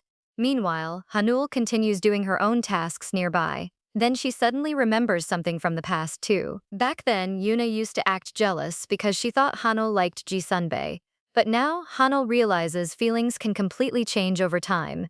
That thought immediately makes her remember Mitchell again. The memory of that terrible evening instantly ruins her mood. Hanul quickly scolds herself for thinking about him again. According to her, she absolutely should not keep remembering those moments. But right then, Yuna suddenly interrupts her thoughts. She asks if Hanul can cover tomorrow's shift because another worker got sick. Hanul grabs her phone to check her schedule. At first, she does not remember having any important plans tomorrow. But the moment she notices the date on the screen, everything changes instantly. Her entire expression suddenly goes blank with confusion. Then Hanul unexpectedly drops down to her knees. The girl looks completely shaken because she somehow forgot something important. Seeing that reaction immediately scares Yuna badly. Hanul suddenly looks like a frightened animal trapped in panic. Still trembling, Hanul quickly apologizes and agrees to take tomorrow's shift, but she also says she needs to leave work early today. Yuna reassures her that everything is completely fine and tells her to hurry home. Then Hanul immediately rushes outside while apologizing over and over again. On her way back home, Hanul stops at a small nearby shop. There, she quietly sits alone at a tiny table. In front of her rests a small box filled with chocolate cookies, and while staring sadly at the box, the girl slowly falls silent. Hanul quietly sticks a tiny birthday candle into one of the chocolate cookies. Then she lets out a heavy sigh while staring at the small flame. This is her first birthday as an adult, but things feel painfully empty because Mitchell is not there beside her anymore. At that exact same moment, somewhere else, Mitchell is doing the same thing. Our boy lights the exact same kind of candle on the exact same cookie. Then he silently watches the flame flicker inside his dark room. The lonely atmosphere immediately makes him remember the past. Turns out, Mitchell and Hanul celebrated every single birthday together for as long as they could remember. Last year, they sat together in front of the same kind of cookie again. While staring at the candle, Mitchell casually asked if she already made a birthday wish. Right after midnight passed, Hanul happily congratulated Mitchell on his birthday first. Mitchell immediately congratulated her back too. Then the two of them blew out the candle together like always. It was their small yearly tradition. Back then, Hanul looked incredibly happy about finally turning 19. According to her, next year's birthday would become even more special because she would officially be an adult. But surprisingly, Mitchell stayed completely calm while listening to her excitement. This guy simply asked what was supposed to make next year so special. According to him, she was probably rushing things again like always, but Hanul only smiled warmly back at him instead. Then a playful sparkle suddenly appeared in her eyes. She reminded him that midnight had already passed, and because of that, he already knew exactly what it meant. Mitchell quietly smiled back at her after hearing those words. Then our boy gently gave her the same answer he always did. He calmly told her to ask for anything she wanted. After all, she was his princess. A few years earlier, little Mikhail wakes up early in the morning and reads a note from his mom. She leaves for work again and says she will come home late. She also leaves him some money for food because today is his birthday. Our boy quietly stares at the note and wonders what he should buy for himself. As soon as Mikhail walks outside, he hears a cheerful voice behind him. Turns out it is his friend Hanul wishing him a happy birthday. The girl quickly asks where he is going and tells him to wait for her. A few moments later, she runs downstairs completely out of breath but still smiling. Mikhail asks where she wants to go so early in the morning. Hanul happily explains that she is going to buy a birthday cake. This surprises Mikhail because she is going alone, but Hanul proudly says her mom trusts her now because she is old enough. The girl then invites Mikhail to come with her. Our boy agrees and the two kids head toward the store together. Hanul stays excited the entire walk and keeps talking nonstop. Then she suddenly asks what kind of cake Mikhail eats yesterday for his birthday. Mikhail immediately goes quiet after hearing that question. He simply squeezes the bill inside his pocket and avoids answering. Before things get awkward, Hanul points at the traffic light turning green. The two kids quickly hurry across the street together. Mikhail decides to stay silent because he does not want to ruin her good mood. After all, Hanul's birthday is coming very soon too. Once they arrive at the store, the girl carefully picks a beautiful box of pastries with different fillings. She looks unbelievably happy while carrying it. Hanul walks around like she just wins the greatest prize in the world. The smile never leaves her face for even a second. She practically dances while holding the box. Mikhail warns her to be careful before she drops everything, but Hanul confidently says nothing bad will happen. Then suddenly, the girl freezes in place while staring ahead. Turns out there is a brand new playground nearby. Hanul instantly grabs Mikhail and insists they go play right now. Mikhail tries to stop her because the pastries might melt if they stay too long. He suggests taking the box home first and returning later. But this girl refuses to listen. She explains there is dry ice inside the box, so everything will stay fine. Mikhail still looks worried, but he knows arguing with her is useless now. So the two friends spend the whole afternoon playing together. They slide down slides, swing around, and fool around nonstop. Time passes so quickly that neither of them notices the sun starting to set. Once Hanul finally checks the time, she completely panics. She says her mom is definitely going to scold her for being late. The girl quickly grabs the box with her birthday treats. But the moment she lifts it up, she suddenly hears a squishy sound. Hanul quickly opens the pastry box to check the damage. The moment she unties the ribbon, her face completely drops. Turns out the pastries melt into a messy pile. The girl instantly declares her birthday ruined. Mikkel has no idea how to cheer her up at first. Then our boy suddenly remembers the money his mom gives him earlier. He finally knows what he wants to buy with it. Instead of food for himself, he spends the money on chocolate cookies for Hanul. When they return home, Hanul's mom is already upset. She does not even know what to scold the girl for first. Hanul disappears all day, ruins the birthday pastries, and even uses Mikkel's money on cookies. But things calm down after the woman hears the full story. Hanul's mom thanks Mikkel for helping her daughter. She even invites him to stay for dinner. Our boy politely agrees and says it is really no problem. He simply wants to help Hanul feel better. Then the woman suddenly remembers that yesterday is Mikkel's birthday too. She smiles and asks if his birthday cake tastes good, but surprisingly, Mikkel quietly admits he never gets one. His mom stays busy with work, one brother studies at university, and the other prepares for entrance exams. Mikkel casually says he does not mind not having a cake, but hearing this leaves Hanul and her mom completely shocked.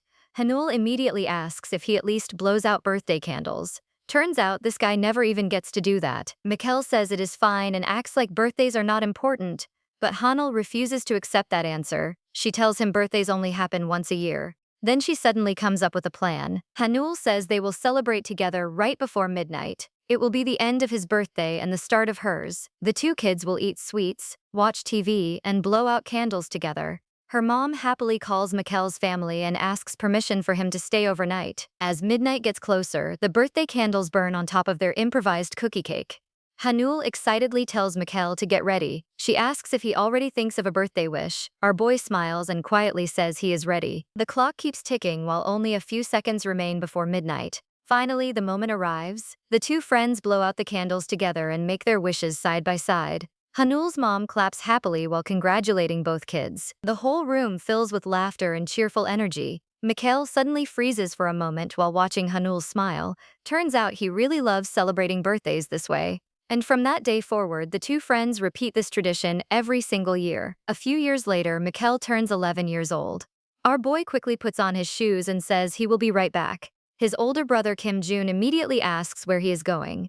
Mikkel casually answers that he is heading over to see Hanul. Jun then looks at his younger brother and starts teasing him. He asks if Mikkel even realizes how weird his hair color looks. Miel immediately says there is nothing wrong with his hair color. He even points out that Hanul has the exact same color. Jun starts laughing and asks if his little brother notices how similar they both look, but Miel lets out a tired sigh because he already hears this joke too many times. Instead of arguing, our boy fires back at his older brother. He tells Jun to worry more about studying because he hears his grades are getting worse. Jun instantly gets annoyed and wonders how this little brat even knows that. But before he can say anything else, Miel already walks out the door. Jun watches his younger brother leave and shakes his head.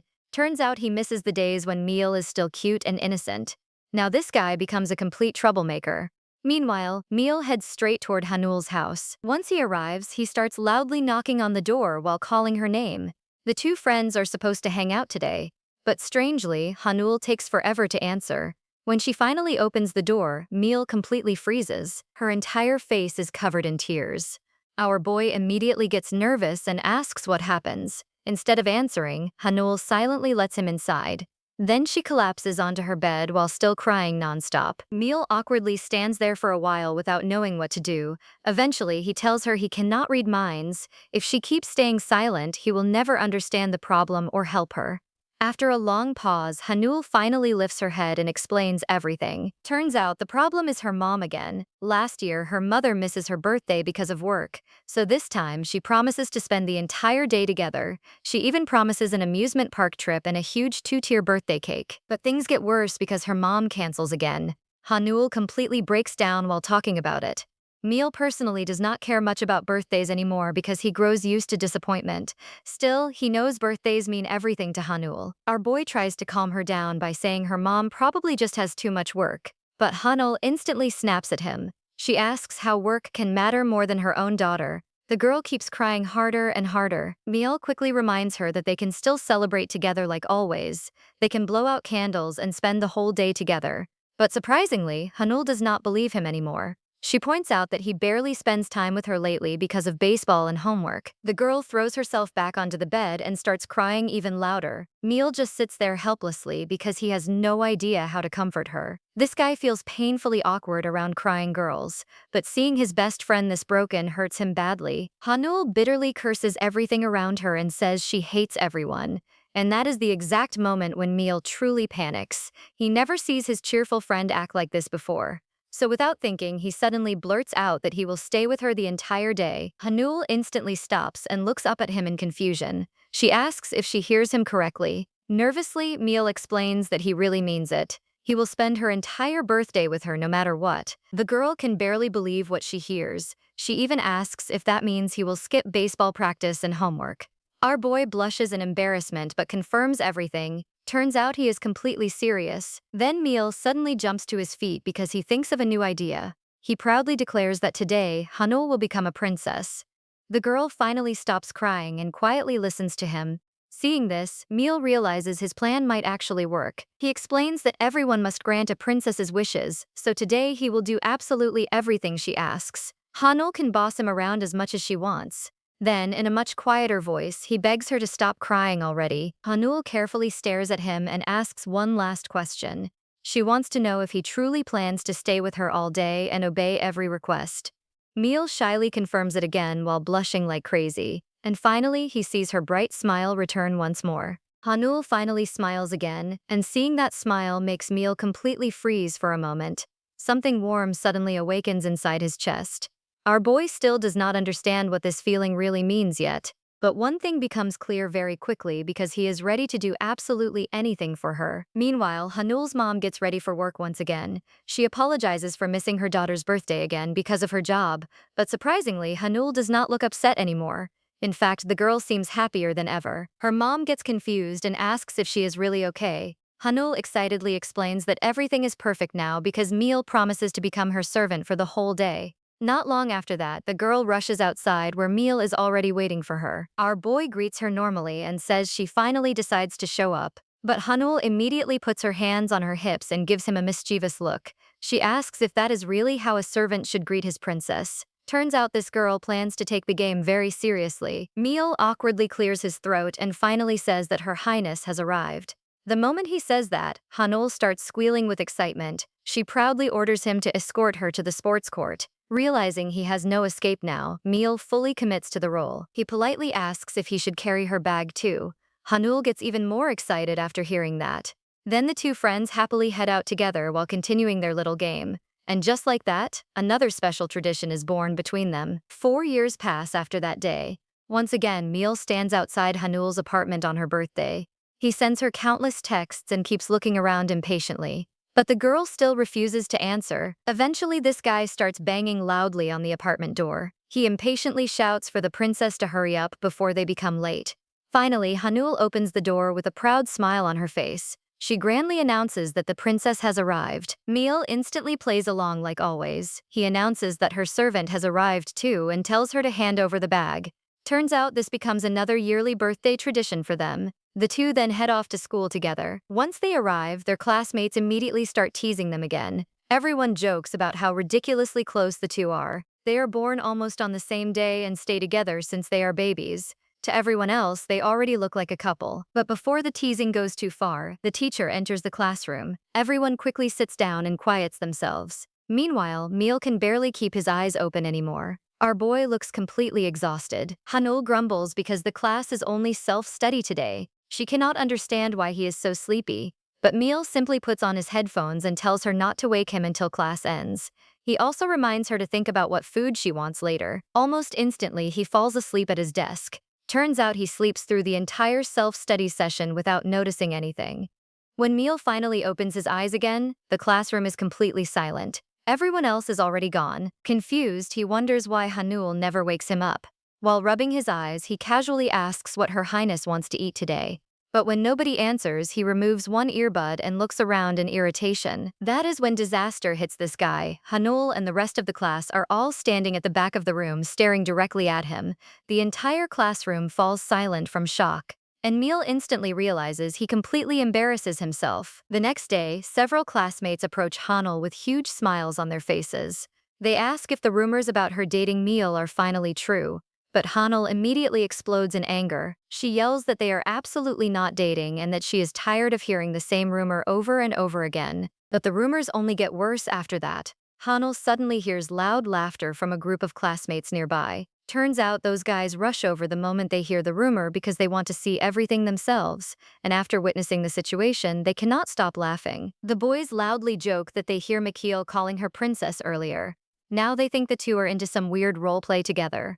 Hanul immediately tries explaining that it is only a silly childhood habit, but nobody seems willing to believe her anymore. Things become even more annoying because students stop her during every single break. Everyone keeps asking about the same ridiculous rumor non-stop. Meanwhile, the actual culprit casually goes off to play basketball without worrying at all. This guy does not even realize how bad the situation becomes for her. Hanul angrily glares at the boys and tells them to stop saying weird things. But the guys simply laugh harder because the two already act exactly like a couple. Surprisingly, both Hanul and Mikhail still handle the chaos pretty calmly. Hanul keeps insisting she does not care because none of the rumors are true anyway. But according to Hanul, Mikhail almost dies after getting home later. And honestly, it is completely his own fault. The rumors start because of his embarrassing behavior in class. Meanwhile, Hanul wraps a pretty light blue scarf around her shoulders and prepares to leave. One of the boys suddenly notices the scarf and compliments it. Then he asks if Mikhail gives it to her as a gift. Hanul immediately smiles proudly and confirms it. Surprisingly, the boys admit Mikhail is actually more thoughtful than they expect. Then they ask what Hanul gives him for his birthday. The girl happily explains that she buys him pain relief patches. The boys instantly freeze in complete disbelief. They seriously cannot believe she gives birthday patches as a present. Hanul gets confused because she thinks the gift makes perfect sense. Mikhail complains about shoulder pain from sports, so she buys many different kinds for him. She proudly explains everything while the boys stare at her in shock.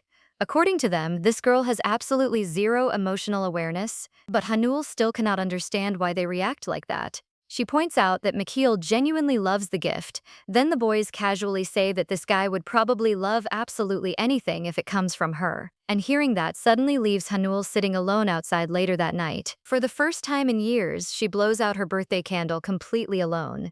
The girl quietly admits she misses Mikhail badly. She cannot even remember a single birthday she spends without him before this. And because of that, tears keep streaming down her face non-stop. Hanul feels completely miserable and lost. She keeps wondering why Mikhail has to act like such an idiot. Because of him, she feels like she might cry forever now. Meanwhile, another girl named Miji sits quietly on her bed while checking her phone. Turns out Miji remembers that it is Hanul's birthday today. She worries Hanul is still upset about something earlier, so she sends her a birthday message and asks if they should meet tomorrow. She simply hopes she can cheer her friend up a little. Meanwhile, Hanul finally eats her small birthday cookie alone. Her eyes stay swollen from all the crying. She lowers her head while feeling completely miserable. More than anything, she misses Meal badly. Eventually, the girl forces herself to stand up and head home. Sitting around sadly is not going to fix anything, but while waiting at a crosswalk, her stomach suddenly growls loudly. The girls quickly run away before making her even angrier. Hanul suddenly realizes a single cookie is not enough food for the whole night. While standing near the crosswalk, she looks around for something to eat. Then she suddenly notices movement across the street. Turns out Jai Sunbi is standing there with his friends. Hanul hesitates because she is not sure if she should greet him. But then Jai suddenly looks directly at her like he senses her staring. Automatically, the girl raises her hand and waves at him. But surprisingly, Jai gives absolutely no reaction. Instead, this guy simply turns away and keeps walking with his friends. Hanul instantly freezes in confusion. At first, she wonders if he just fails to recognize her, but turns out Jay sees her perfectly fine and intentionally ignores her. Not long before this moment, Jai spends time playing doctor with his little niece. The little girl pretends to examine him seriously while asking about his symptoms. After thinking quietly for a moment, Jai finally starts describing his condition. He explains there is someone he cannot stop thinking about lately. That person appears in his mind the second he wakes up and right before sleeping. Even while eating or studying, random thoughts about them suddenly interrupt everything. And because of that, this guy feels constantly annoyed with himself. Meanwhile, his niece keeps listening carefully while pretending to use a toy stethoscope. Jai continues complaining that he cannot even control these thoughts anymore. After finishing her examination, the little girl proudly announces she is ready with the diagnosis. Then she calmly tells him he is in love. Jai immediately stares at her in complete disbelief. He seriously cannot understand how this tiny kid even knows something like that. But things get worse because the girl suddenly asks if the other person feels the same way too. The moment Jai awkwardly admits no, his niece changes the diagnosis instantly. According to her, his illness is actually unrequited love. Jai bursts into a short laugh because he never expects that answer from a child. He falls back onto the couch while his niece continues explaining how serious the condition looks. Surprisingly, her words hit him much harder than expected. As Jai quietly thinks about everything, Hanul's embarrassed face suddenly appears in his mind. That is when he realizes his niece is completely right. Turns out he really does have feelings for Hanul, but instead of feeling happy about it, this scumbag absolutely hates it. Most people around Kim Jai always wonder what goes on inside his head. Sometimes he acts incredibly caring toward others, but at the same time, he never truly lets anyone get close to him. Because of that, people assume he must have some tragic past. But surprisingly, Jay never experiences any tragedy at all. He grows up wealthy, handsome, and privileged. This guy basically has everything he could ever want in life, and because of that, life eventually becomes painfully boring for him. Jay never experiences longing or desire before. There is never anything he truly cannot have. But then Hanul suddenly appears and completely ruins that balance. For the first time in his life, someone takes over his thoughts without permission. That is exactly why he decides to ignore her earlier that evening. At first, he finds these emotions interesting and even exciting, but eventually, the intensity of those feelings starts frustrating him badly. He hates the fact that one girl can affect him this much. One of his friends suddenly snaps him out of his thoughts. The guy asks if Jai plans to hang out with them tonight. Lately, he keeps refusing every invitation. Then another friend jokingly asks if Jai finally gets himself a serious girlfriend. When Jai finally agrees to join his friends for a late-night outing, everyone gets excited immediately. The guys are happy because their friend finally acts normal again, and with Jai around, finding pretty girls suddenly becomes effortless. Turns out this guy attracts attention everywhere he goes. Meanwhile, Jai convinces himself this is the right decision. He believes he simply needs fresh air and distractions. If he keeps hanging out and having fun, Hanul will eventually disappear from his mind. At least, that is what he hopes. The next day, Hanul meets up with her friend Miji. The girl warmly wishes her a happy birthday and hands her a small present. Inside the box is an adorable bracelet. Hanul instantly lights up with happiness after seeing it. Miji proudly explains that the bracelet is waterproof too. Hanul can even wear it inside the shower.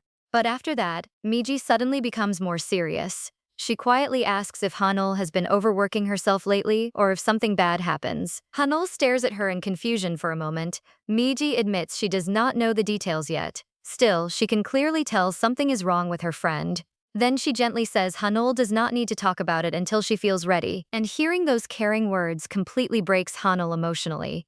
Tears immediately start filling her eyes again. She gets so touched that she cannot hold herself together anymore.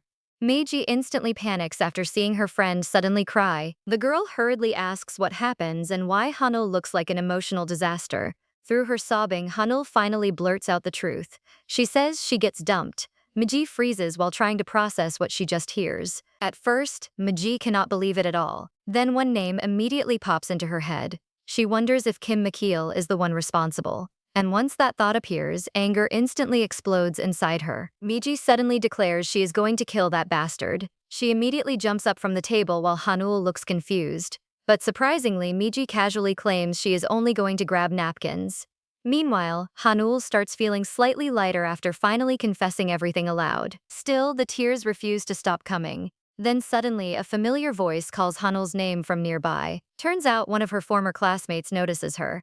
The girl happily approaches and says she is excited about the unexpected reunion. Meanwhile, 12 hours earlier, inside the Kim household, another important conversation happens. Kim Ho-jun sends McKeel a chicken gift voucher for his delayed birthday gift. Our boy quickly thanks his older brother for it. Then Ho-jun casually brings up Hanul's birthday. He asks if McKeel plans to congratulate her today. McKeel quietly grabs an apple and admits he cannot bring himself to do it. Hearing that answer immediately frustrates Ho-jun. According to him, watching his younger brother lately feels absolutely painful. Ho-jun points out the obvious problem immediately. McKeel clearly likes Hanul, but he keeps avoiding her anyway. At the same time, this guy still worries about her constantly. Even his own brother cannot understand what he actually wants anymore. Mikhail quietly admits that he simply wants things to return to normal. More than anything, he wants to become Hanul's closest friend again. But then Hojun asks him one brutal question. Would friendship alone really satisfy him? Hojun tells him to imagine Hanul eventually finding a boyfriend. Then maybe she gets married and builds a family with someone else someday. He asks if Mikhail could truly accept that situation peacefully. And suddenly, one image instantly flashes through Mikhail's mind. Turns out the person beside Hanul in that image is Jai. The moment our boy imagines those two together, pure rage immediately shoots through him. Hojun's words hit Mikhail so hard that our boy accidentally crushes the apple in his hand. Juice instantly spills everywhere while he glares at his older brother. But Hojun calmly points out that he is not the one destroying fruit right now. Then he asks the same question again. Would Mikhail really be okay watching Hanul end up with someone else? Hojun says his younger brother's biggest problem is overthinking everything. According to him, Mikhail spends too much time inside his own head. And honestly, Hojun sometimes jokes that Mikhail and Kim Jun must switch personalities at birth. Turns out Jun barely thinks at all before acting. In fact, that guy already heads off to Seoul just to have fun because he feels trapped at home for too long. Hojun even compares him to a horse finally escaping its leash. Meanwhile, somewhere in Seoul, Jun suspiciously watches Jai lighting a cigarette nearby. Back at home, Hojun continues giving advice to Mikhail. He tells our boy to stop overthinking and simply call Hanul already. According to him, if Mikhail honestly opens his heart, Hanul will probably respond the same way. Sometimes things are much simpler than people make them, but Mikhail still looks completely stressed out. He keeps wondering if listening to his brother will really fix everything. Maybe meeting Hanul again could actually go better than expected. Still, this guy feels terrified of finding out the truth. Then 17 hours after that conversation, everything suddenly changes. The universe unexpectedly gives Mikhail the answer to every question inside his head. Somehow, both he and Hanul end up alone together inside a bathroom completely soaked in water. Water droplets slowly slide down Mikhail's bare shoulders while he trembles slightly. Meanwhile, Hanul stands directly beneath him, just as drenched and tense. The two stare at each other from unbelievably close distance. And before either of them realizes it, they become closer than they ever expect possible. A sudden voice pulls this girl Han out of her thoughts. She turns around and sees Sohee standing there. This girl looks shocked but also excited. She starts talking non-stop and calls this meeting pure fate. Han keeps it calm and explains she is waiting for her friend Miji. That friend just stepped out for a moment. She politely asks Sohee to sit down. Sohee happily takes the seat without hesitation. After sitting, Sohee suddenly remembers something important. Turns out she saw a reminder earlier today. It is Han's birthday. She starts panicking because she has no gift ready. This girl quickly digs into her bag. She apologizes while searching for anything she can give. Then she pulls out a small ninja keychain. It is something Han actually likes a lot. Han refuses at first and tries to be polite. But Sohee insists and keeps pushing it toward her. She really wants Han to have it. In the end, Han accepts it with a bright smile. Sohee watches her with a warm and satisfied look. Everything feels light for a moment, but then Han asks one simple question. And just like that, the mood completely shifts. She asks about Mitchell. Sohee pauses and looks confused. She mentions how those two were always together, especially on birthdays. Something clearly feels off now. Han hesitates and struggles to respond. She tries to hide the truth and keep her composure. But Sohee's expression slowly turns serious. Turns out she knows something already. Sohee reveals she once saw something unpleasant. Back then, she accidentally witnessed a moment between Han and Mitchell. It was not meant to be seen. She explains she was delivering ice cream at that time. But before leaving, she overhears everything.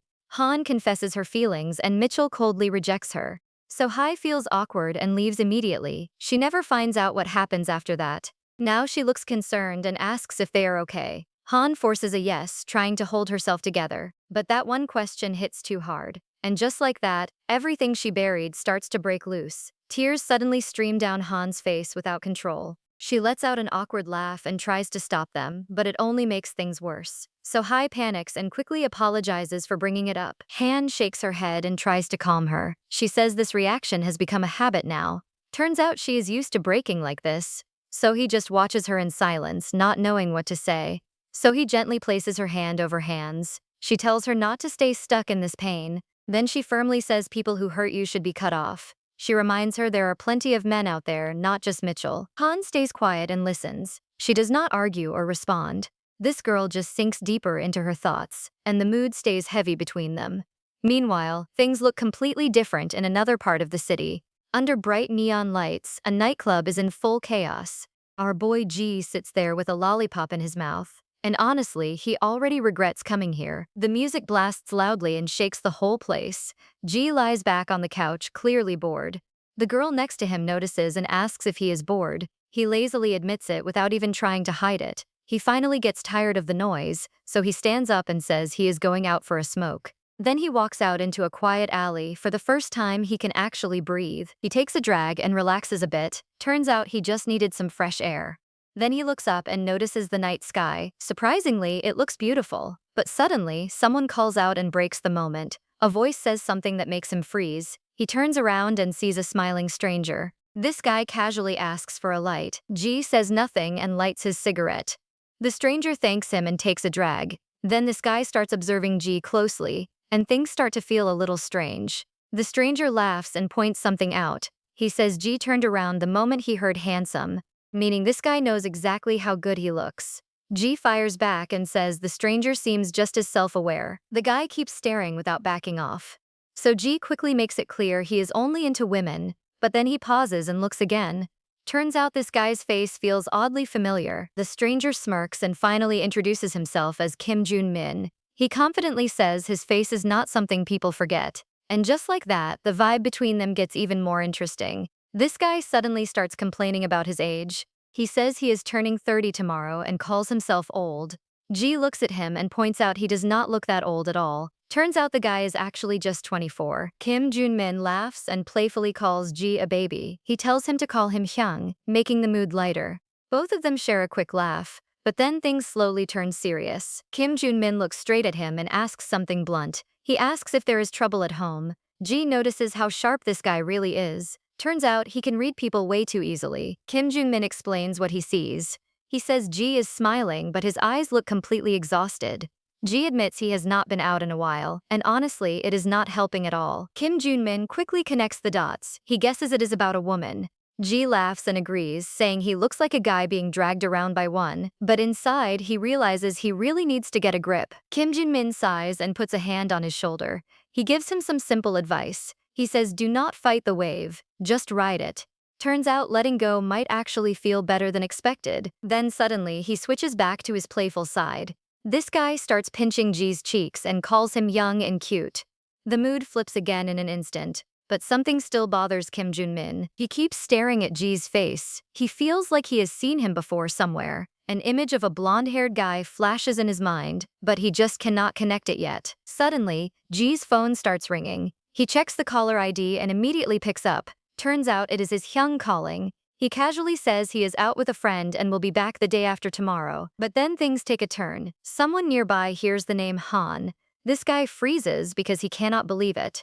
On the other end, his brother Hojun asks about Han's birthday. Ji responds without hesitation. He says he might forget anyone else's birthday but never hers. Turns out he even called her at midnight but she did not pick up.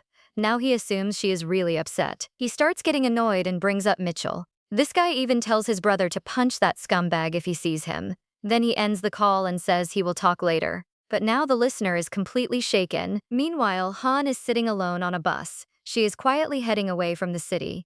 Sohee's words keep echoing in her mind. There are plenty of people in the world, but things get complicated. Even with billions of people, she can only think of one person. This girl realizes she is completely stuck on him.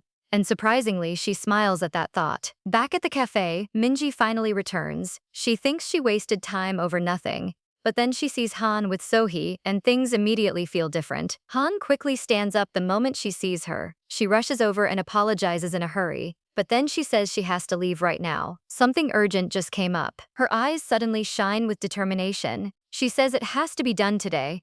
Minji looks at her and notices the change. Turns out she has not seen Han like this in a long time. So Minji decides to help her. She lies and says she also has plans. Han feels relieved hearing that. She quickly thanks her and promises to treat her next time. Then our girl bolts out of the cafe. She waves goodbye while running. Minji calls out and tells her to be careful. And just like that, Han disappears with a clear goal in mind. Ji's phone suddenly starts buzzing. Jun-min notices it right away. Turns out it is his niece Hwan asking for sherbet ice cream. Ji answers shortly and says he will bring it soon. After hanging up, Junmin gets curious. He assumes it was Ji's girlfriend, but Ji corrects him and says it is his niece. This immediately grabs Junmin's attention. Junmin asks to see a picture. Ji shows him a photo of a cute little girl in a hat. And just like that, this guy melts instantly. Ji notices it and points out he must like kids. Junmin confirms it without hesitation. He says he has a cute one at home too. Then he casually reveals her name is Hanul. And this is where things start to shift. Ji suddenly tenses up. He thinks it might just be a coincidence. But Junmin keeps talking and clears things up. Turns out she is not his niece, but the girl next door. He explains they have known each other since she was born. That makes them even closer than family. He adds that she is all grown up now, but to him, she is still that cute kid. Junmin then shows another photo. It shows him playfully squishing Hanul's cheeks while she looks annoyed in her school uniform. And for Ji, this is the final confirmation. This guy realizes the world is way too small. Junmin keeps scrolling through old pictures. He keeps smiling while looking at them. Ji forces himself to react normally and agrees she looks cute. But something inside him starts breaking. Suddenly, Ji covers his face with his hand. Junmin gets concerned and asks what is wrong, but Ji quickly apologizes and says he has to leave. And just like that, he rushes off. Junmin stands there confused. They did not even properly introduce themselves. He cannot understand why Ji left so suddenly, but our boy is already gone. Ji walks alone through the night streets. His emotions start hitting all at once. He stops and grabs his head while taking a deep breath. Turns out this is way harder than he expected. He cannot believe what just happened. If moving on were that easy, no one would suffer. And now he realizes something important. This is his first real love. Meanwhile, Han suddenly shows up at her brother's house. Her mother is completely shocked to see her. This girl clearly arrives without thinking things through, and now she has to improvise. Han quickly makes up an excuse. She says she ran out of clothes and came to pick them up. Her mother scolds her for not calling first. She even says she would have prepared something special for her birthday. Han tries to avoid staying for dinner. She wants to find Mitchell as soon as possible. But then her mother drops some news. Hojin is coming, but Mitchell will not be there. Her mother mentions she already scolded that scumbag earlier. Han immediately gets interested. She asks what he is doing right now. Turns out he said he was tired and stayed home. A sly smile appears on Han's face. She says she will grab her things and leave soon. Her mother believes her and wishes her a safe trip. And just like that, Han is left alone. She pulls out her phone and waits. She gives it 10 minutes for her mother to leave. The moment the time is up, she moves into action. This girl is fully ready now. Han rushes to the elevator like a bullet. She quickly reaches upstairs without wasting time. Then she quietly slips into the apartment. Everything is silent around her. She suddenly throws open the living room door, but surprisingly, no one is there. Without stopping, she moves straight ahead. Then she swings open Mitchell's bedroom door. The room is completely empty. She pauses for a second, confused, but then she hears a noise. A sharp clatter comes from the bathroom. Han instantly understands. She slowly moves toward the sound. Another crash echoes from inside, and now she is sure. A sly smile spreads across her face. This girl knows exactly what is going on. She quietly claims she has found him. And inside the bathroom, a soaked and startled Mitchell freezes in shock. Meanwhile, Han suddenly throws the bathroom door open. But surprisingly, the bathroom is empty even though the light is on. She rushes in and loudly declares no one is there. But she completely misses Mitchell hiding behind the door in just his boxers. This guy freezes and curses his luck. The noise earlier gave away his position at the worst time. Han steps back into the hallway, confused. Then she notices clothes scattered all over the floor. She quickly connects everything. Turns out there is no way she is wrong about this. Meanwhile, Mitchell stays completely still. He hopes she will just leave, but things go in the opposite direction. The door suddenly slams into him. It pins him hard against the wall, and just like that, Han's anger explodes. She throws her weight against the door. She yells and refuses to let him hide. Mitchell struggles to hold it back. He is shocked by how strong she suddenly is. At the same time, Ji is somewhere else, lost in thought. He sits alone with a cigarette in his hand. He stares at his phone, trying to type a birthday message. But nothing feels right. He stops and questions himself. He knows he needs to get a grip, but thoughts of Han just will not leave him. This guy is completely stuck. Memories start flashing in his mind. He remembers things about her, even small details. Then he recalls that she hates the smell of cigarettes. And that is when it hits him. Ji realizes he has already lost. He takes one last drag and exhales slowly. Then he walks to the trash and throws away the pack. Quietly, he wishes her a happy birthday. Back in the bathroom, chaos continues. Han keeps pushing and attacking the door. Mitchell is barely holding on at this point, and surprisingly, she even starts enjoying his panic. Suddenly, a click is heard. Mitchell locks the door from inside. Han's face twists with anger. She starts pounding even harder and demands he open it. Mitchell shouts for her to stop. He admits he is completely naked.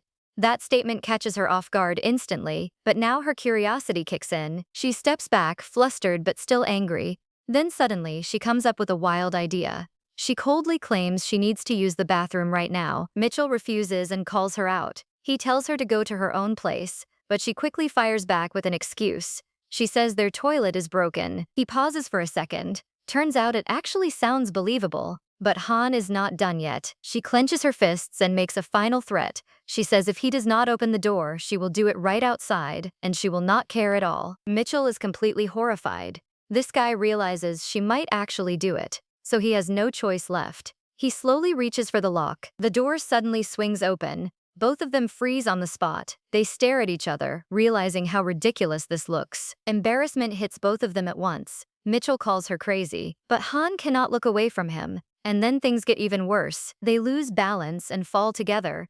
Han lands right on top of him. She is pressed against his body in an awkward position, and the situation becomes even more tense. Mitchell warns her to stop making a scene. He says this could end badly, but she just quietly apologizes. The energy between them suddenly shifts. He tells her to get off and do what she came for. He plans to leave right after. But then he calls out her lie. Han confidently admits it. She asks if he really believed her excuse. Their eyes meet again, and just like that, all the anger fades away. Han looks up at him, and her anger suddenly disappears. Her expression softens into something warm. She gently says his name with a bright smile. Turns out she is just happy to see him again. She leans closer and presses against his torso. This girl starts giggling shyly. She says it feels warm and real. Meanwhile, Mitchell completely freezes in shock. His face turns red instantly. He cannot believe what is happening right now. And once again, they are stuck alone in a very awkward position. The tension between them starts rising fast. Meanwhile, in another part of the city, Yuna walks down a quiet street at night. She is focused on her phone, typing something carefully. Turns out she just found out it is Hanul's birthday, and she really wants to send a message. She walks beside Lee Yohan while explaining it. Even though it is late, she still wants to congratulate her, but Yohan responds with little interest. He casually mentions he already sent a gift earlier. His gift turns out to be just a simple card, but suddenly he grabs her shoulders. He stops her in place without warning, and in that exact moment, a motorcycle speeds past them. The bike rushes by at high speed. Yuna gets startled and moves closer to him. Both of them glare at the reckless rider. The mood instantly turns serious. Yohan reacts with irritation. He talks about how reckless people only learn the hard way.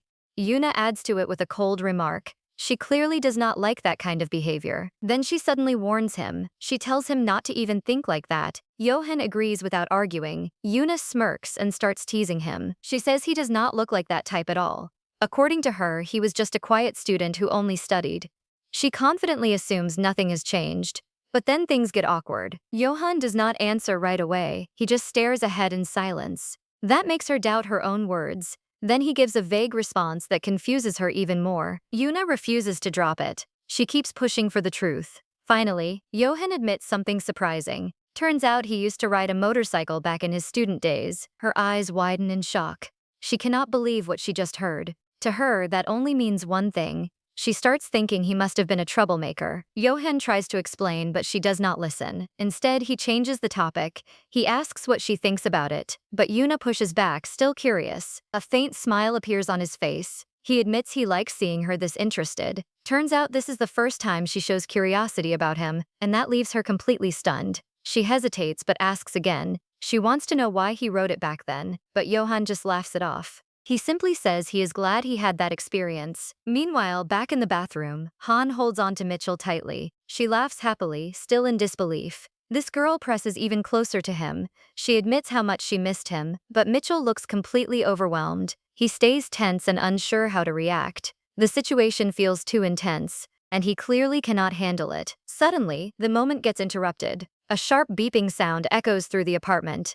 It comes from the front door lock, and just like that, everything is about to change. Someone keeps trying to unlock the apartment door. The code is entered again and again but keeps failing. Turns out it is just a stranger at the wrong place. After getting flustered and apologizing, this guy finally leaves. The hallway goes silent again. Inside the bathroom, Mitchell lets out a deep sigh. He thought his family had returned, but then he notices something strange. Han is no longer where she was before. She just disappears in seconds. Mitchell looks around, confused. Then he pulls the curtain aside, and there she is. Han is sitting inside the empty bathtub. She is curled up and covering her mouth in fear. Mitchell cannot help but chuckle. This girl suddenly looks adorable in this moment.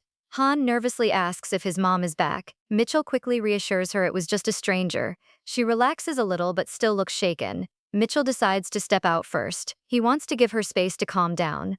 But Han suddenly stops him. She fidgets nervously and looks embarrassed. Then she stretches her hands toward him. This girl asks him to help her get up. Mitchell is confused by this request. She is fully capable yet asking for help. But Han insists her legs feel weak. Turns out the shock drained all her strength. She keeps urging him to hurry, so he reluctantly reaches out. She grabs his hands but her body stays limp. She claims she is not doing it on purpose. Then she asks him to come closer. She wants him to hold her by the waist. Mitchell complains but steps in anyway. He moves into the tub to help her, but things suddenly change. Han wraps her arms around his neck. She presses herself close to him. Mitchell sighs, calling her a handful, but then she tightens her grip. Suddenly, she pulls him down with force. And just like that, this guy loses balance. He falls right on top of her. Han smiles with satisfaction. Turns out she planned this all along. Mitchell tells her to let go, but she wraps her legs around him. Now he is completely trapped. He gets flustered and embarrassed. Meanwhile, Han looks up at him with a soft smile, and then she reveals what she wants. She asks for a kiss. Mitchell freezes instantly. This request catches him off guard. He questions her, clearly shocked. But Han does not back down. She tightens her hold and asks why he refuses. There is a hint of hurt in her tone. That makes things even more intense. Mitchell starts losing his composure. He tells her to stop and let him go, but she refuses again. This girl demands at least a small kiss. Then she reminds him of something important. It is her birthday, and the day is not over yet. She calls him her servant in a playful way, and now she wants her gift. She looks straight into his eyes, waiting. Mitchell stays silent. A storm of emotions builds inside him, and this moment feels like it is about to change everything. Mitchell tries to calm himself down. This guy feels like he is being pushed to his limit. He knows if he loses control now, things will go too far. So he asks for a moment and tells her to let go. But Han does the opposite. She hugs him even tighter.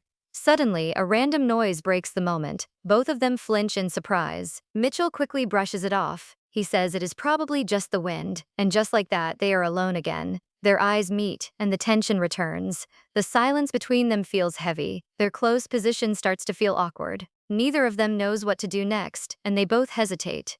Then Han breaks the silence. She urges him to hurry. She reminds him again about the kiss. This girl is not backing down. Mitchell reaches his limit. His control starts slipping, and in that moment, he gives in. He leans in and kisses her. Everything pauses for a second. The tension finally releases. All those bottled emotions come out at once, and neither of them pulls away. Meanwhile, inside his head, things get chaotic. Two sides of him start arguing. One side questions what he is doing. The other side pushes forward confidently. It tells him to stop overthinking. They go back and forth, unable to agree. They argue about the past, about mistakes and missed chances. Turns out he has been holding himself back for too long. Both sides blame each other. One calls him a coward. The other says he always complicates things. But then something changes. They both remember Han's demand. That simple request becomes the turning point. The hesitation slowly fades away. Even his cautious side starts giving in. Because right now, everything feels different. In the end, both sides agree on one thing. He has been overthinking this too much, and now he finally stops holding back. Mitchell gets frustrated and almost gives up. He has no idea what to do next. But in the moment, he leans in and kisses her anyway. His hand tightens on her waist as things heat up. He remembers that they were supposed to stay just friends. Still, it feels too good to stop. So he suddenly pulls away. His face shows all his confusion. Han notices this change instantly. Her smile disappears and turns into disappointment. She grabs him by the throat and calls him annoying. He pushes her away, and now she snaps at him. She accuses him of acting like he dumped her but still kissing like a pro. They argue while standing forehead to forehead. She calls him out for always acting distant but still caring. This guy keeps doing everything for her yet runs away when it matters. She begs him to stop acting sweet if he plans to push her away. He says nothing, completely stuck. She gets overwhelmed and clenches her fists. Then she breaks down and admits he drives her crazy. And finally, she yells that she likes him so much it makes her angry. Mitchell feels guilty seeing her cry. He curses under his breath. She questions how many times she has cried because of him. He looks confused, not understanding where this is going. Then she explodes and demands he figure it out. She turns away, trying to wipe her tears. He just stands there, helpless. Not knowing what to do, he pulls her into a tight hug. He buries his face in her hair and quietly begs her to stop crying. In that moment, he realizes something. Our boy is completely lost. Whenever she starts crying, this guy panics. He keeps whispering apologies again and again. He begs her to stop, holding her tightly, but instead of pulling away, he hugs her even closer. Han freezes in his arms, surprised by his reaction. She feels the warmth from his body and gently places her hand on his back. She asks him to let her go for a second, but he refuses and holds on tighter. She tells him she is not going anywhere. Then she asks him to look at her. As she lifts his face, she notices something shocking. Turns out he is crying too. Tears run down his cheeks without stopping. She calls him an idiot for always crying when she cries. She tells him to look at her properly. This time, it is not a command but a request. Han begs him to be honest with her. She asks him if he hates her. He immediately says no without hesitation. Then comes the real question. She asks if he likes her. And suddenly, everything goes silent. His silence says more than any words ever could. She waits, staring at him. This moment feels like it could change everything. Finally, he squeezes her hand and quietly admits that he likes her. Her face lights up despite the tears. She smiles, finally hearing what she waited so long for. But strangely, that happiness does not last. Her smile fades almost instantly. Something feels off. Even after getting her answer, she does not feel happy. A heavy feeling builds in her chest. She questions why he walked away before when she confessed. He tries to respond, but suddenly they hear a sound. The electronic lock beeps. And just like that, the moment gets interrupted. Kim Hoo-jun walks into the apartment. He looks surprised at the situation. He sees Mitchell quickly putting on a t-shirt. Suspicious, he asks what is going on. Mitchell lies and says he just came out of the shower, but his brother is not convinced. He questions why Mitchell is sweating. Mitchell brushes it off, saying it is just water. But things get worse. A small sound comes from the bathroom. Han is hiding inside. Mitchell nervously asks where their mom is. His brother says she is out at a cafe and he came back early. Mitchell feels a bit relieved, but his brother notices him acting strange near the door, trying to get him to leave. Mitchell says he urgently needs the bathroom. His brother shrugs at first, but then he suddenly calls out Han's name, and just like that, everything freezes. Han flinches inside the bathroom. Mitchell stands there in pure horror. His brother smirks, clearly enjoying this. He asks if Han does not want to greet her appa. No one moves for a second. Then slowly, the bathroom door creaks open. A terrified Han peeks out. She nervously greets him and admits it has been a while. The brother smiles and agrees. He says he has many questions, but surprisingly, he decides not to ask them. Both Mitchell and Han feel relieved for a moment. Han quickly says she should leave since it is getting late, but the brother immediately offers to walk her home. This makes her panic even more. She starts making excuses. She says she needs to go back to school and only came to pick something up. In reality, she just wants to escape. But then the brother points something out.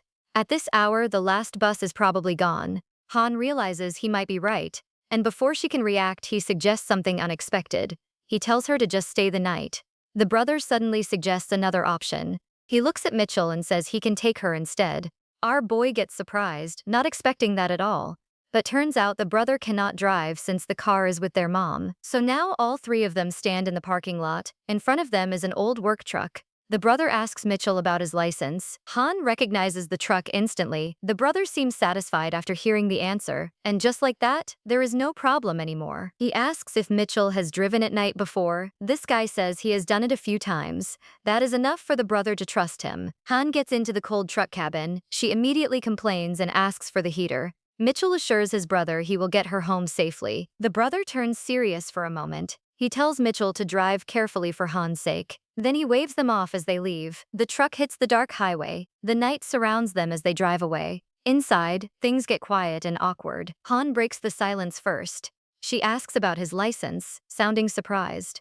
Mitchell fires back, reminding her he drove her all summer. She defends herself quickly. Turns out her mind was somewhere else back then, and that makes things even more awkward. Trying to change the mood, she suggests music, but suddenly she sneezes from the cold. She starts complaining about the freezing air. Mitchell says he already turned on the heater, but something feels off. He checks it and notices only strange noises coming out. Both of them realize the problem. The heater is not working at all, and just like that, things get worse. Mitchell blames himself for not checking earlier. Meanwhile, Han starts shivering inside her coat. The cold keeps getting stronger. Then Mitchell remembers something. He says there should be a blanket in the back, and maybe some hot packs in the glove box. Han quickly searches and finds one. She wraps herself in the blanket and holds the hot pack tight. Slowly, she starts feeling a bit better. But then she notices something. Mitchell's hands on the wheel are completely red. Yet this guy insists he is not cold. He tries to brush it off as nothing, but she does not buy it. Instead, she scolds him for being slow to react. She even offers to drive, but instead she takes the hot pack and presses it against his hand. Then she grabs his hand and intertwines their fingers. Mitchell gets confused and asks what she is doing. She tells him his hands look too cold. She even worries if it is affecting his driving. He says it is fine, but admits it does feel warmer now. The moment becomes softer despite the cold. Han asks how much longer the drive is. He tells her it is a little over 3 hours. She nods quietly after hearing that. She tries to bring back their earlier conversation, but Mitchell stops her and apologizes. He says the road is unfamiliar and he needs to focus. She understands and agrees. She tightens her grip on his hand and the hot pack. This girl decides to wait until they arrive. She smiles, thinking 3 hours will pass quickly. They plan to talk later. For now, she just keeps holding his hand. But things do not go as expected. Turns out, reality hits differently. Soon, they are standing in front of a motel. Han now stands inside a motel room. She holds a love kit in her hands and looks completely confused. She cannot understand how they ended up here. Meanwhile, Mitchell stands nearby, staring at women's underwear like a lost kid. To understand this mess, we go back 1 hour. Han sits in the truck wrapped in a blanket. Her face looks painful and tense. Mitchell notices it instantly. This guy realizes she needs a bathroom urgently. He even jokes that she looks like a desperate puppy. He quickly checks the navigation. Turns out there is a rest stop just 10 minutes away, so he drives straight there without wasting time. On the way, he notices something strange. He wonders if rain was expected tonight, but then he brushes it off, thinking it is nothing. The moment they park, Han jumps out. She runs off in panic, yelling for help. Mitchell shouts after her, telling her not to run. Left alone, he sits on a bench. The night drive starts catching up to him. He feels tired and slightly drained. He looks around for food, but everything is already closed. The place feels empty and quiet. He exhales into the cold air. A cloud of breath forms in front of him, and above him, the sky is completely covered with clouds. After a while, Han comes back. She looks surprised and asks if he used the bathroom too. Mitchell explains he followed her to make sure she did not get lost. She quietly thanks him.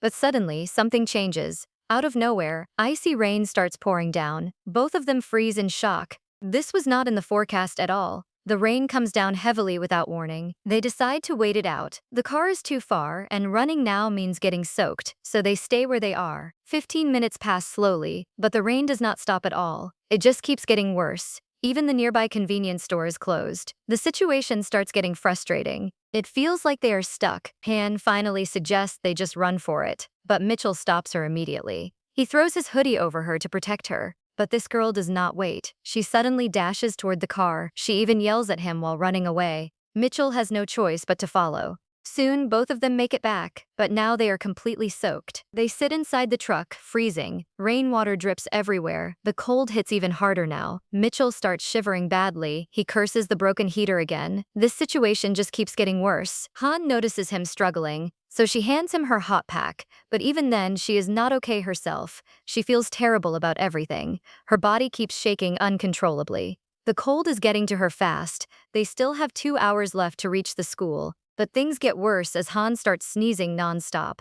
Mitchell immediately realizes the danger. If they stay in this cold any longer, she will definitely get sick. He decides they cannot continue like this. Han argues they cannot just stop in the middle of nowhere. But this guy shuts it down and starts the car. He turns off the highway without hesitation. Their new destination becomes a roadside motel, and soon, they finally arrive there. Han walks into the room and looks around. Mitchell notices her reaction and starts teasing her. He calls her bold for coming here with him. She quickly brushes it off. Turns out she just wants to get warm. Then she asks where he is going next. Mitchell says he is heading to a nearby store. He asks if she needs anything. Han hesitates, then asks for new underwear since her clothes are soaked. This guy agrees without making it awkward. Then he leaves her alone in the room. And now things start getting tense. Han looks around carefully. She finds a small amenities kit in the room. Surprisingly, it contains a condom. She freezes in embarrassment. Then she sits on the floor, completely flustered. The situation suddenly feels way more serious. Her mind goes back to earlier. Mitchell had just confessed his feelings. That changes everything between them. Now she starts questioning things. Does this mean they are together now, or is something still unclear between them? She remembers his expression during the confession, and then she recalls the kiss. Something about it does not sit right with her. Turns out, she has seen that look before. It is the same face he makes when he is scared, and now she starts wondering what he is afraid of. She realizes this might be the key. If she understands this, everything might make sense, but things also feel risky now, because if she finds the truth and it still fails, everything will fall apart. They might not become a couple at all, they might just stay as friends, and that thought hits hard. She cannot accept that outcome. The tension keeps building inside her. Just then, Mitchell comes back. He brings everything she asked for. He even buys some extra t-shirts. Han thanks him quietly, then things get awkward again. She nervously asks who will shower first. Mitchell does not hesitate. He tells her to go first, because otherwise, she will definitely catch a cold. Soon, their wet clothes start drying inside the room. Hanu comes out of the shower and realizes the t-shirt she bought is too small. So she steps out wearing a robe and notices this guy McCool standing still in the middle of the room. She asks why he is not moving, and turns out he is staring at the single bed. They both quickly realize the situation is awkward. There is only one bed, and things feel tense. She tries to ease it by saying she will not do anything and asks if he trusts her. But our boy honestly says no, making things even more uncomfortable. He sighs and decides to escape the moment by going to take a shower. Left alone, he removes his t-shirt while his mind keeps racing. Turns out both of them know they still need to finish that unfinished conversation, but neither of them knows how to start. Han lies on the bed and wonders what happens if she gets rejected. Meanwhile, this guy McCall also struggles because he can no longer pretend he does not like her. Surprisingly, both of them realize they are just scared of what comes next. After the shower, he comes back and sees her lying on the bed. He casually asks if she wants to watch a movie. She agrees and asks him to turn on the light, trying to act normal. They sit together on the same bed, but the silence feels heavy. He keeps wondering why she is not bringing up what he said earlier. But she also stays quiet, and the awkwardness just keeps growing. Eventually, exhaustion takes over and both of them fall asleep. Han wakes up first and slowly rubs her sleepy eyes. She notices Mitchell is still fast asleep, and the long drive must have drained him completely. She carefully moves closer to him and gently brushes the hair off his face, but suddenly he turns away in his sleep. She freezes for a moment, then pouts, feeling slightly annoyed even though he is not awake. So she decides to take a little revenge. She starts poking his back with her finger. Then this girl begins tracing letters on his back, slowly spelling out the word idiot while continuing her playful act. Meanwhile, this guy Mikhail suddenly feels a ticklish sensation and wakes up. He does not fully understand what is happening, but he decides to stay still and pretend to be asleep. At first, it feels like something crawling on his back, but then he realizes Hanula is the one doing it. Turns out she is still awake and busy tracing something. The girl keeps moving her finger across his back without stopping. Our boy stays quiet, curious about what she is writing. She starts forming words like you, then adds a bunch of silly insults like imbecile and more. But things take a turn when she finally writes that she likes him a lot. After that, Hanul softly admits her feelings, thinking he is asleep. But then she suddenly realizes what she is doing and feels embarrassed. She turns away, deciding to just sleep and forget everything. But things get worse when a strong hand suddenly grabs her. Micho pulls her closer and wraps his arms around her. She gets shocked, realizing he has been awake. He points out that there is no way he would not wake up from all that tickling. She laughs awkwardly, admitting he is right, and the tension starts to ease. He smiles, and she notices it has been a long time since she has seen that. The mood slowly softens between them. He moves a little closer, and they both hesitate for a moment, unsure but comfortable. She asks him to hold her properly, wanting reassurance despite the confusion between them. He pulls her closer, and they both relax a bit in each other's presence. Turns out, even without solving their problems, they just want to stay close. After some time, they calm down and just stay there quietly. The moment feels peaceful and important for both of them. She feels happy being with him and does not want it to end. Finally, Mikkel gets up and hands her the t-shirt. He tells her to get dressed so she does not catch a cold. The moment ends, but the connection between them clearly changes. Turns out, he gets up because he needs to go to the bathroom. But something about his posture feels off, and Hanu notices it immediately. She watches him walk away and realizes she is tired of being scared of something that has not even happened.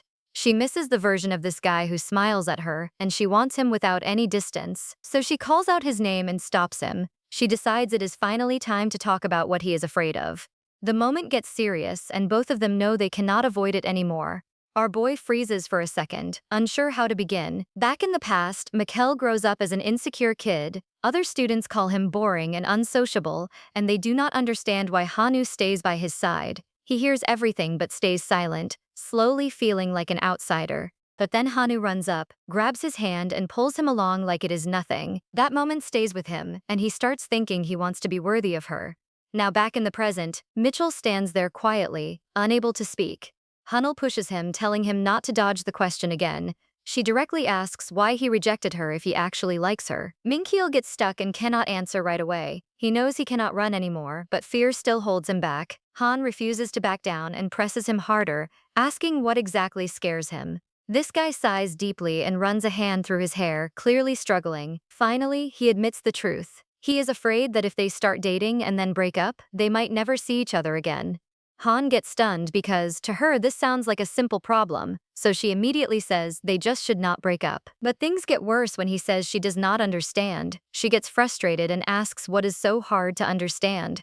After knowing each other for 20 years, she cannot believe he thinks she would let him go that easily. He tells her not to take it so lightly. He remembers a time when she said she was fine but later broke down when no one was watching. Turns out, he believes feelings can change anytime depending on the situation. Han goes quiet for a moment, trying to process everything. She apologizes and says she is not arguing, she just genuinely does not understand, so she asks him to give at least one real example. He says that if they date, he might become obsessive. Surprisingly, she immediately tells him to go ahead. He continues, saying he might control what she wears or who she talks to, but she does not back off and says she is fine with that too. She even points out he already acts like that sometimes. He then explains that eventually she will get tired of it, and that is what truly scares him. She suddenly shouts that she will not change her mind. The girl points out that his fears sound too controlling. This guy quickly says he is not planning to act like that. He explains that a relationship is different from friendship because people see each other at their lowest, but surprisingly, Hanu takes it positively and says that would only bring them closer. That is where things explode between them. He raises his voice, saying he is serious, and she fires back just as strongly. The tension builds fast, and neither of them backs down. She gets frustrated because she thought he was afraid of something serious. Turns out, he is just scared of a possible breakup. She reacts strongly, unable to believe this is the real reason. Mikkel gets completely stunned by her reaction. He argues back, saying he has been struggling with this for a long time. He cannot accept that she calls his fears pointless. But things get worse as she accuses him of always avoiding the conversation. She demands to know if there is anything else he is hiding. The girl gets overwhelmed and grabs a pillow. She starts hitting him repeatedly while shouting that they should solve things together instead of staying silent. Our boy tries to defend himself, saying he cannot talk like this. But she keeps going, asking if he thinks she is the problem. Then she says something that hits even harder. She points out that he does not want a relationship but still crossed emotional boundaries with her. That accusation leaves him completely flustered. He struggles to respond, but nothing comes out properly. In the end, he can only say a quiet apology. That single word shocks her completely. She freezes, unsure if she even heard it right. Before he can react further, she lashes out again. She kicks him with all her strength, and he falls to the floor from the impact. Meanwhile, the girl stands there, breathing heavily, letting all her anger and pain explode at once. She looks at him and finally reaches her limit. The girl asks if he really thinks she has no self-respect. Then she decides she is done chasing him and will do exactly what he wants. She ends it by calling him her stupid friend, making the situation even more painful. The next morning, this guy Mikkel returns home early. His brother notices the time and feels something is off. He asks why he is back so soon, but our boy avoids the question. He walks straight to his room, shutting everything out. His brother sighs, realizing all his efforts went to waste. Meanwhile, Menshel collapses onto his bed, completely exhausted. The argument keeps replaying in his head again and again. He feels stuck and overwhelmed by everything. He remembers her question and cannot escape it. Then he recalls moments where she hid her pain but broke down when alone. Turns out, he cannot stand the thought of her crying. That memory only makes him feel worse. He also remembers how strongly she wanted things to work. But then his mind jumps to the worst possible outcome. He imagines her leaving him, and that fear completely takes over. Even though he knows these thoughts are pointless, he cannot stop them. He does not want to lose her, but ironically, he is the one pushing her away. This guy realizes he is contradicting himself at every step. He starts blaming himself for everything that happened between them. He thinks he should have stopped things earlier before they got complicated, but deep down he knows that is just an excuse. The truth hits him hard. He likes her too much and cannot let go of those moments they shared. Every time they are close, he ignores everything else and just goes along with it. And because of that, he keeps hurting her again and again. Her final words echo in his head, calling him a stupid friend. He starts insulting himself, feeling completely worthless. But surprisingly, one thing still gives him a small sense of relief. She still called them friends. That tiny detail keeps him holding on. Then he remembers she was leaving early and starts worrying about her.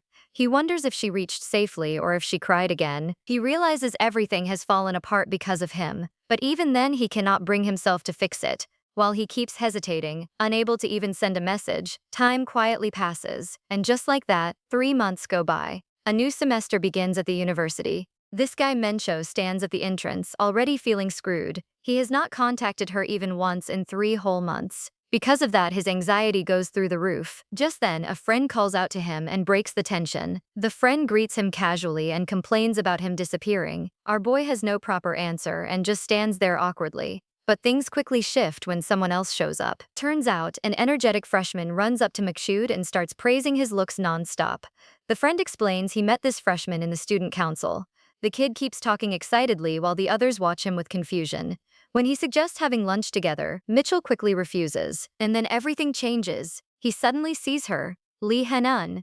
Our boy freezes on the spot, unable to believe his eyes. She looks completely different now. Her hair is longer and she feels more mature than before. He cannot stop staring as she walks straight toward them.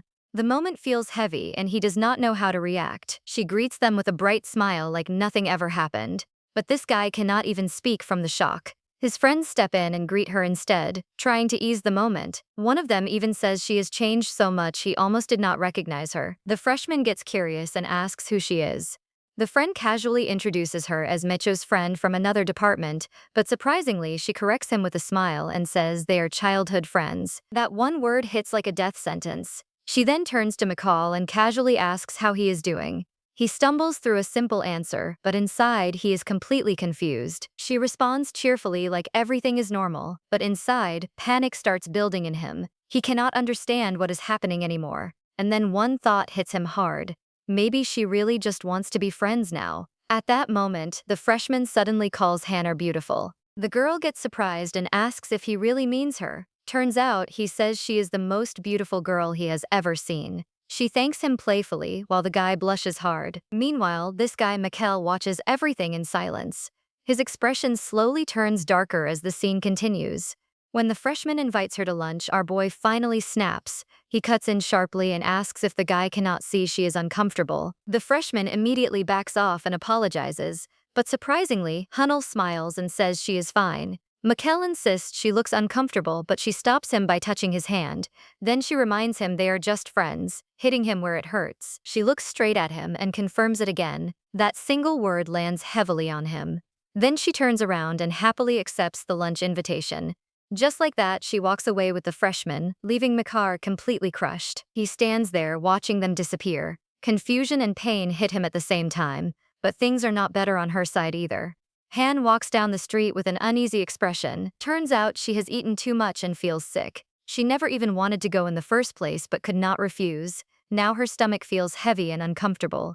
The day starts going downhill fast. Exhausted, she sits on a bench to rest. But things get worse because of her new shoes. They rub her heels badly, leaving painful blisters. She just sits there, staring into the distance.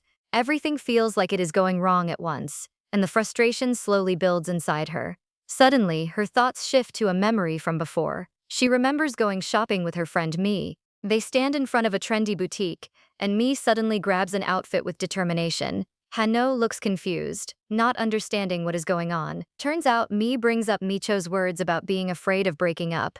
Hain confirms it, and Mi immediately smiles brightly. She says her wish has finally come true. That reaction surprises Hanel even more. Mai reveals her plan without hesitation. With the new semester coming, Hanel needs a complete transformation. She says Hanel is already out of his league, but now she will become completely untouchable. Then she hands her a stylish outfit and pushes her forward. Hanner tries to resist shyly, but Mi does not back down. She explains that guys avoided her only because this guy Michan was always around. But now, everything will change. She insists that once people see her true beauty, they will be shocked. Han slowly touches her longer hair and suggests cutting it. But surprisingly, Mi immediately stops her.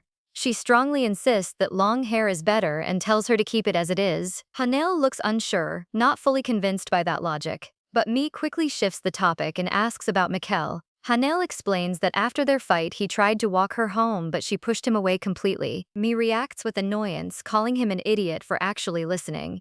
Then she goes right back to her plan. She starts grabbing clothes one after another, building a pile in Hanel's arms. Before Hanel can react, she is sent straight to the fitting room. Meanwhile, Mi becomes even more determined. She wants to make that idiot Mikkel realize exactly what he has lost. But deep down, she knows something else. Even if she tells her to move on and find someone new, it would not change anything, because some feelings are not that easy to replace. At that moment, Han peeks out of the fitting room. The new top fits perfectly, but she shyly says it feels a bit small. Miji pauses and carefully looks at her. Then she quickly says it looks pretty but might attract too much attention, so she suggests something looser. Back in the present, Hanu sits on the bench and remembers everything. She recalls the shocked look on this guy Mench's face when he saw her new style. Turns out her friend's plan actually worked. Slowly, she starts realizing that Mi might have been right all along. Meanwhile, in the student council office, a girl in a tracksuit greets a guy sarcastically. This guy G walks in looking tired and worn out. She asks about his meeting with the freshmen. He replies shortly but clearly has something else on his mind. He suddenly asks if he can step down from being president. Turns out, he thinks the election process was unfair, but the girl just laughs and reminds him it is too late now. Our boy G slumps into a chair, completely defeated. He keeps complaining about how hard everything is, especially dealing with professors. But things get worse when he gets new bad news. One of the council members quits after getting a job. Now he is stuck finding a replacement. With no escape left, G heads outside for a break. He decides he needs a smoke to calm down. But then he suddenly notices someone familiar sitting alone on a bench. That person is Hanel. She has just put band-aids on her injured heels and her feet finally feel better. Suddenly, a shadow appears in front of her. She looks up in surprise and sees G standing there. She immediately greets him warmly, saying it has been a long time. He explains that he was passing by but kept staring because she looked different. Then he notices her long hair and compliments it. That instantly makes her blush. She thanks him, realizing her friend's advice actually worked. But surprisingly, he repeats the compliment again, making her even more flustered. She quickly shifts the topic to avoid the awkwardness. She brings up his new role as student president. He confirms it with a tired expression, ready to complain again, but she cuts him off and congratulates him sincerely. Her excitement catches him off guard. He did not expect that kind of reaction at all. So he sits down next to her, still trying to process what just happened. He tells her he got elected almost unanimously. She gets impressed again and promises to cheer for him. Her genuine support hits him hard, and something warm builds inside him. This guy softly calls her name, unable to hide it. Then he points at himself and proudly says he quit smoking. He looks at her like a kid waiting for praise and asks if he did well. Her eyes instantly light up with excitement. Turns out she is genuinely happy hearing this. She praises him, saying quitting is really hard. She admits she was worried because he used to smoke a lot.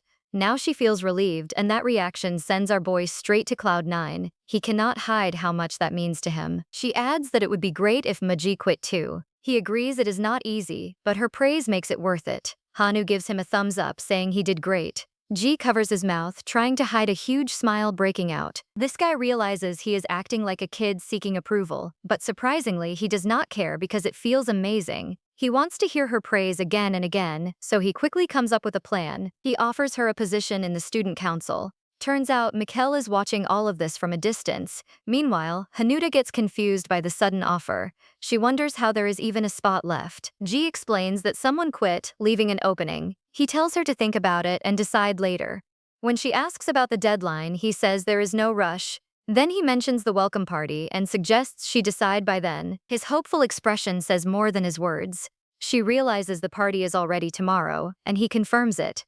The next day arrives, and the lecture hall is full of energy. Mitchell sits at his desk when his friend calls him. Two freshman girls approach and ask about the welcome party. His friend confirms he will attend as a mentor, making them excited. Then they nervously ask if Mikkel will come too. Without hesitation, his friend answers yes for him. The girls get thrilled, thank him, and quickly leave. The guy sighs, thinking looks matter more than anything. He remembers how hard he tried during orientation, but all the attention went to someone else. He turns to Mikkel and asks if he heard what the girls said, but our boy replies coldly that he does not care at all. His friend gets annoyed and calls him a spoiled brat.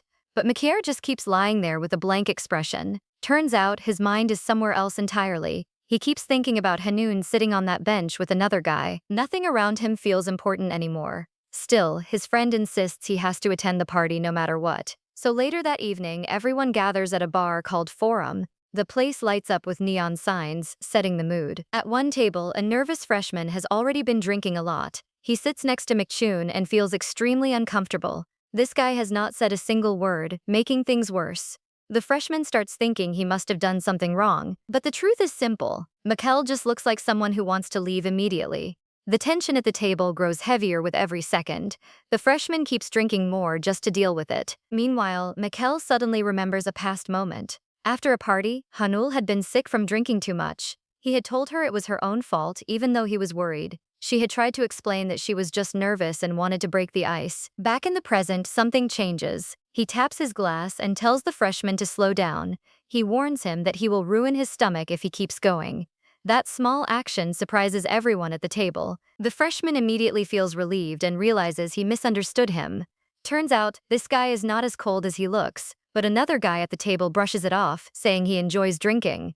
That is when things suddenly get loud. One energetic guy stands up and starts shouting. He complains that everyone is too stiff even after multiple drinks. Then he turns to the president and asks him to mix things up. The president agrees, deciding to shake things up. Through all of this, Macho keeps drinking quietly, completely detached. Then suddenly, Hanu walks into the bar. She looks calm and relaxed, completely different from before. Nearby, Ji's friend approaches him and jokes about watching him act like a real president. Ji responds modestly, saying it just happened. Then the conversation shifts to the bar itself. Turns out, Ji used to work there part-time before his military service. They casually talk about their groups and the party atmosphere.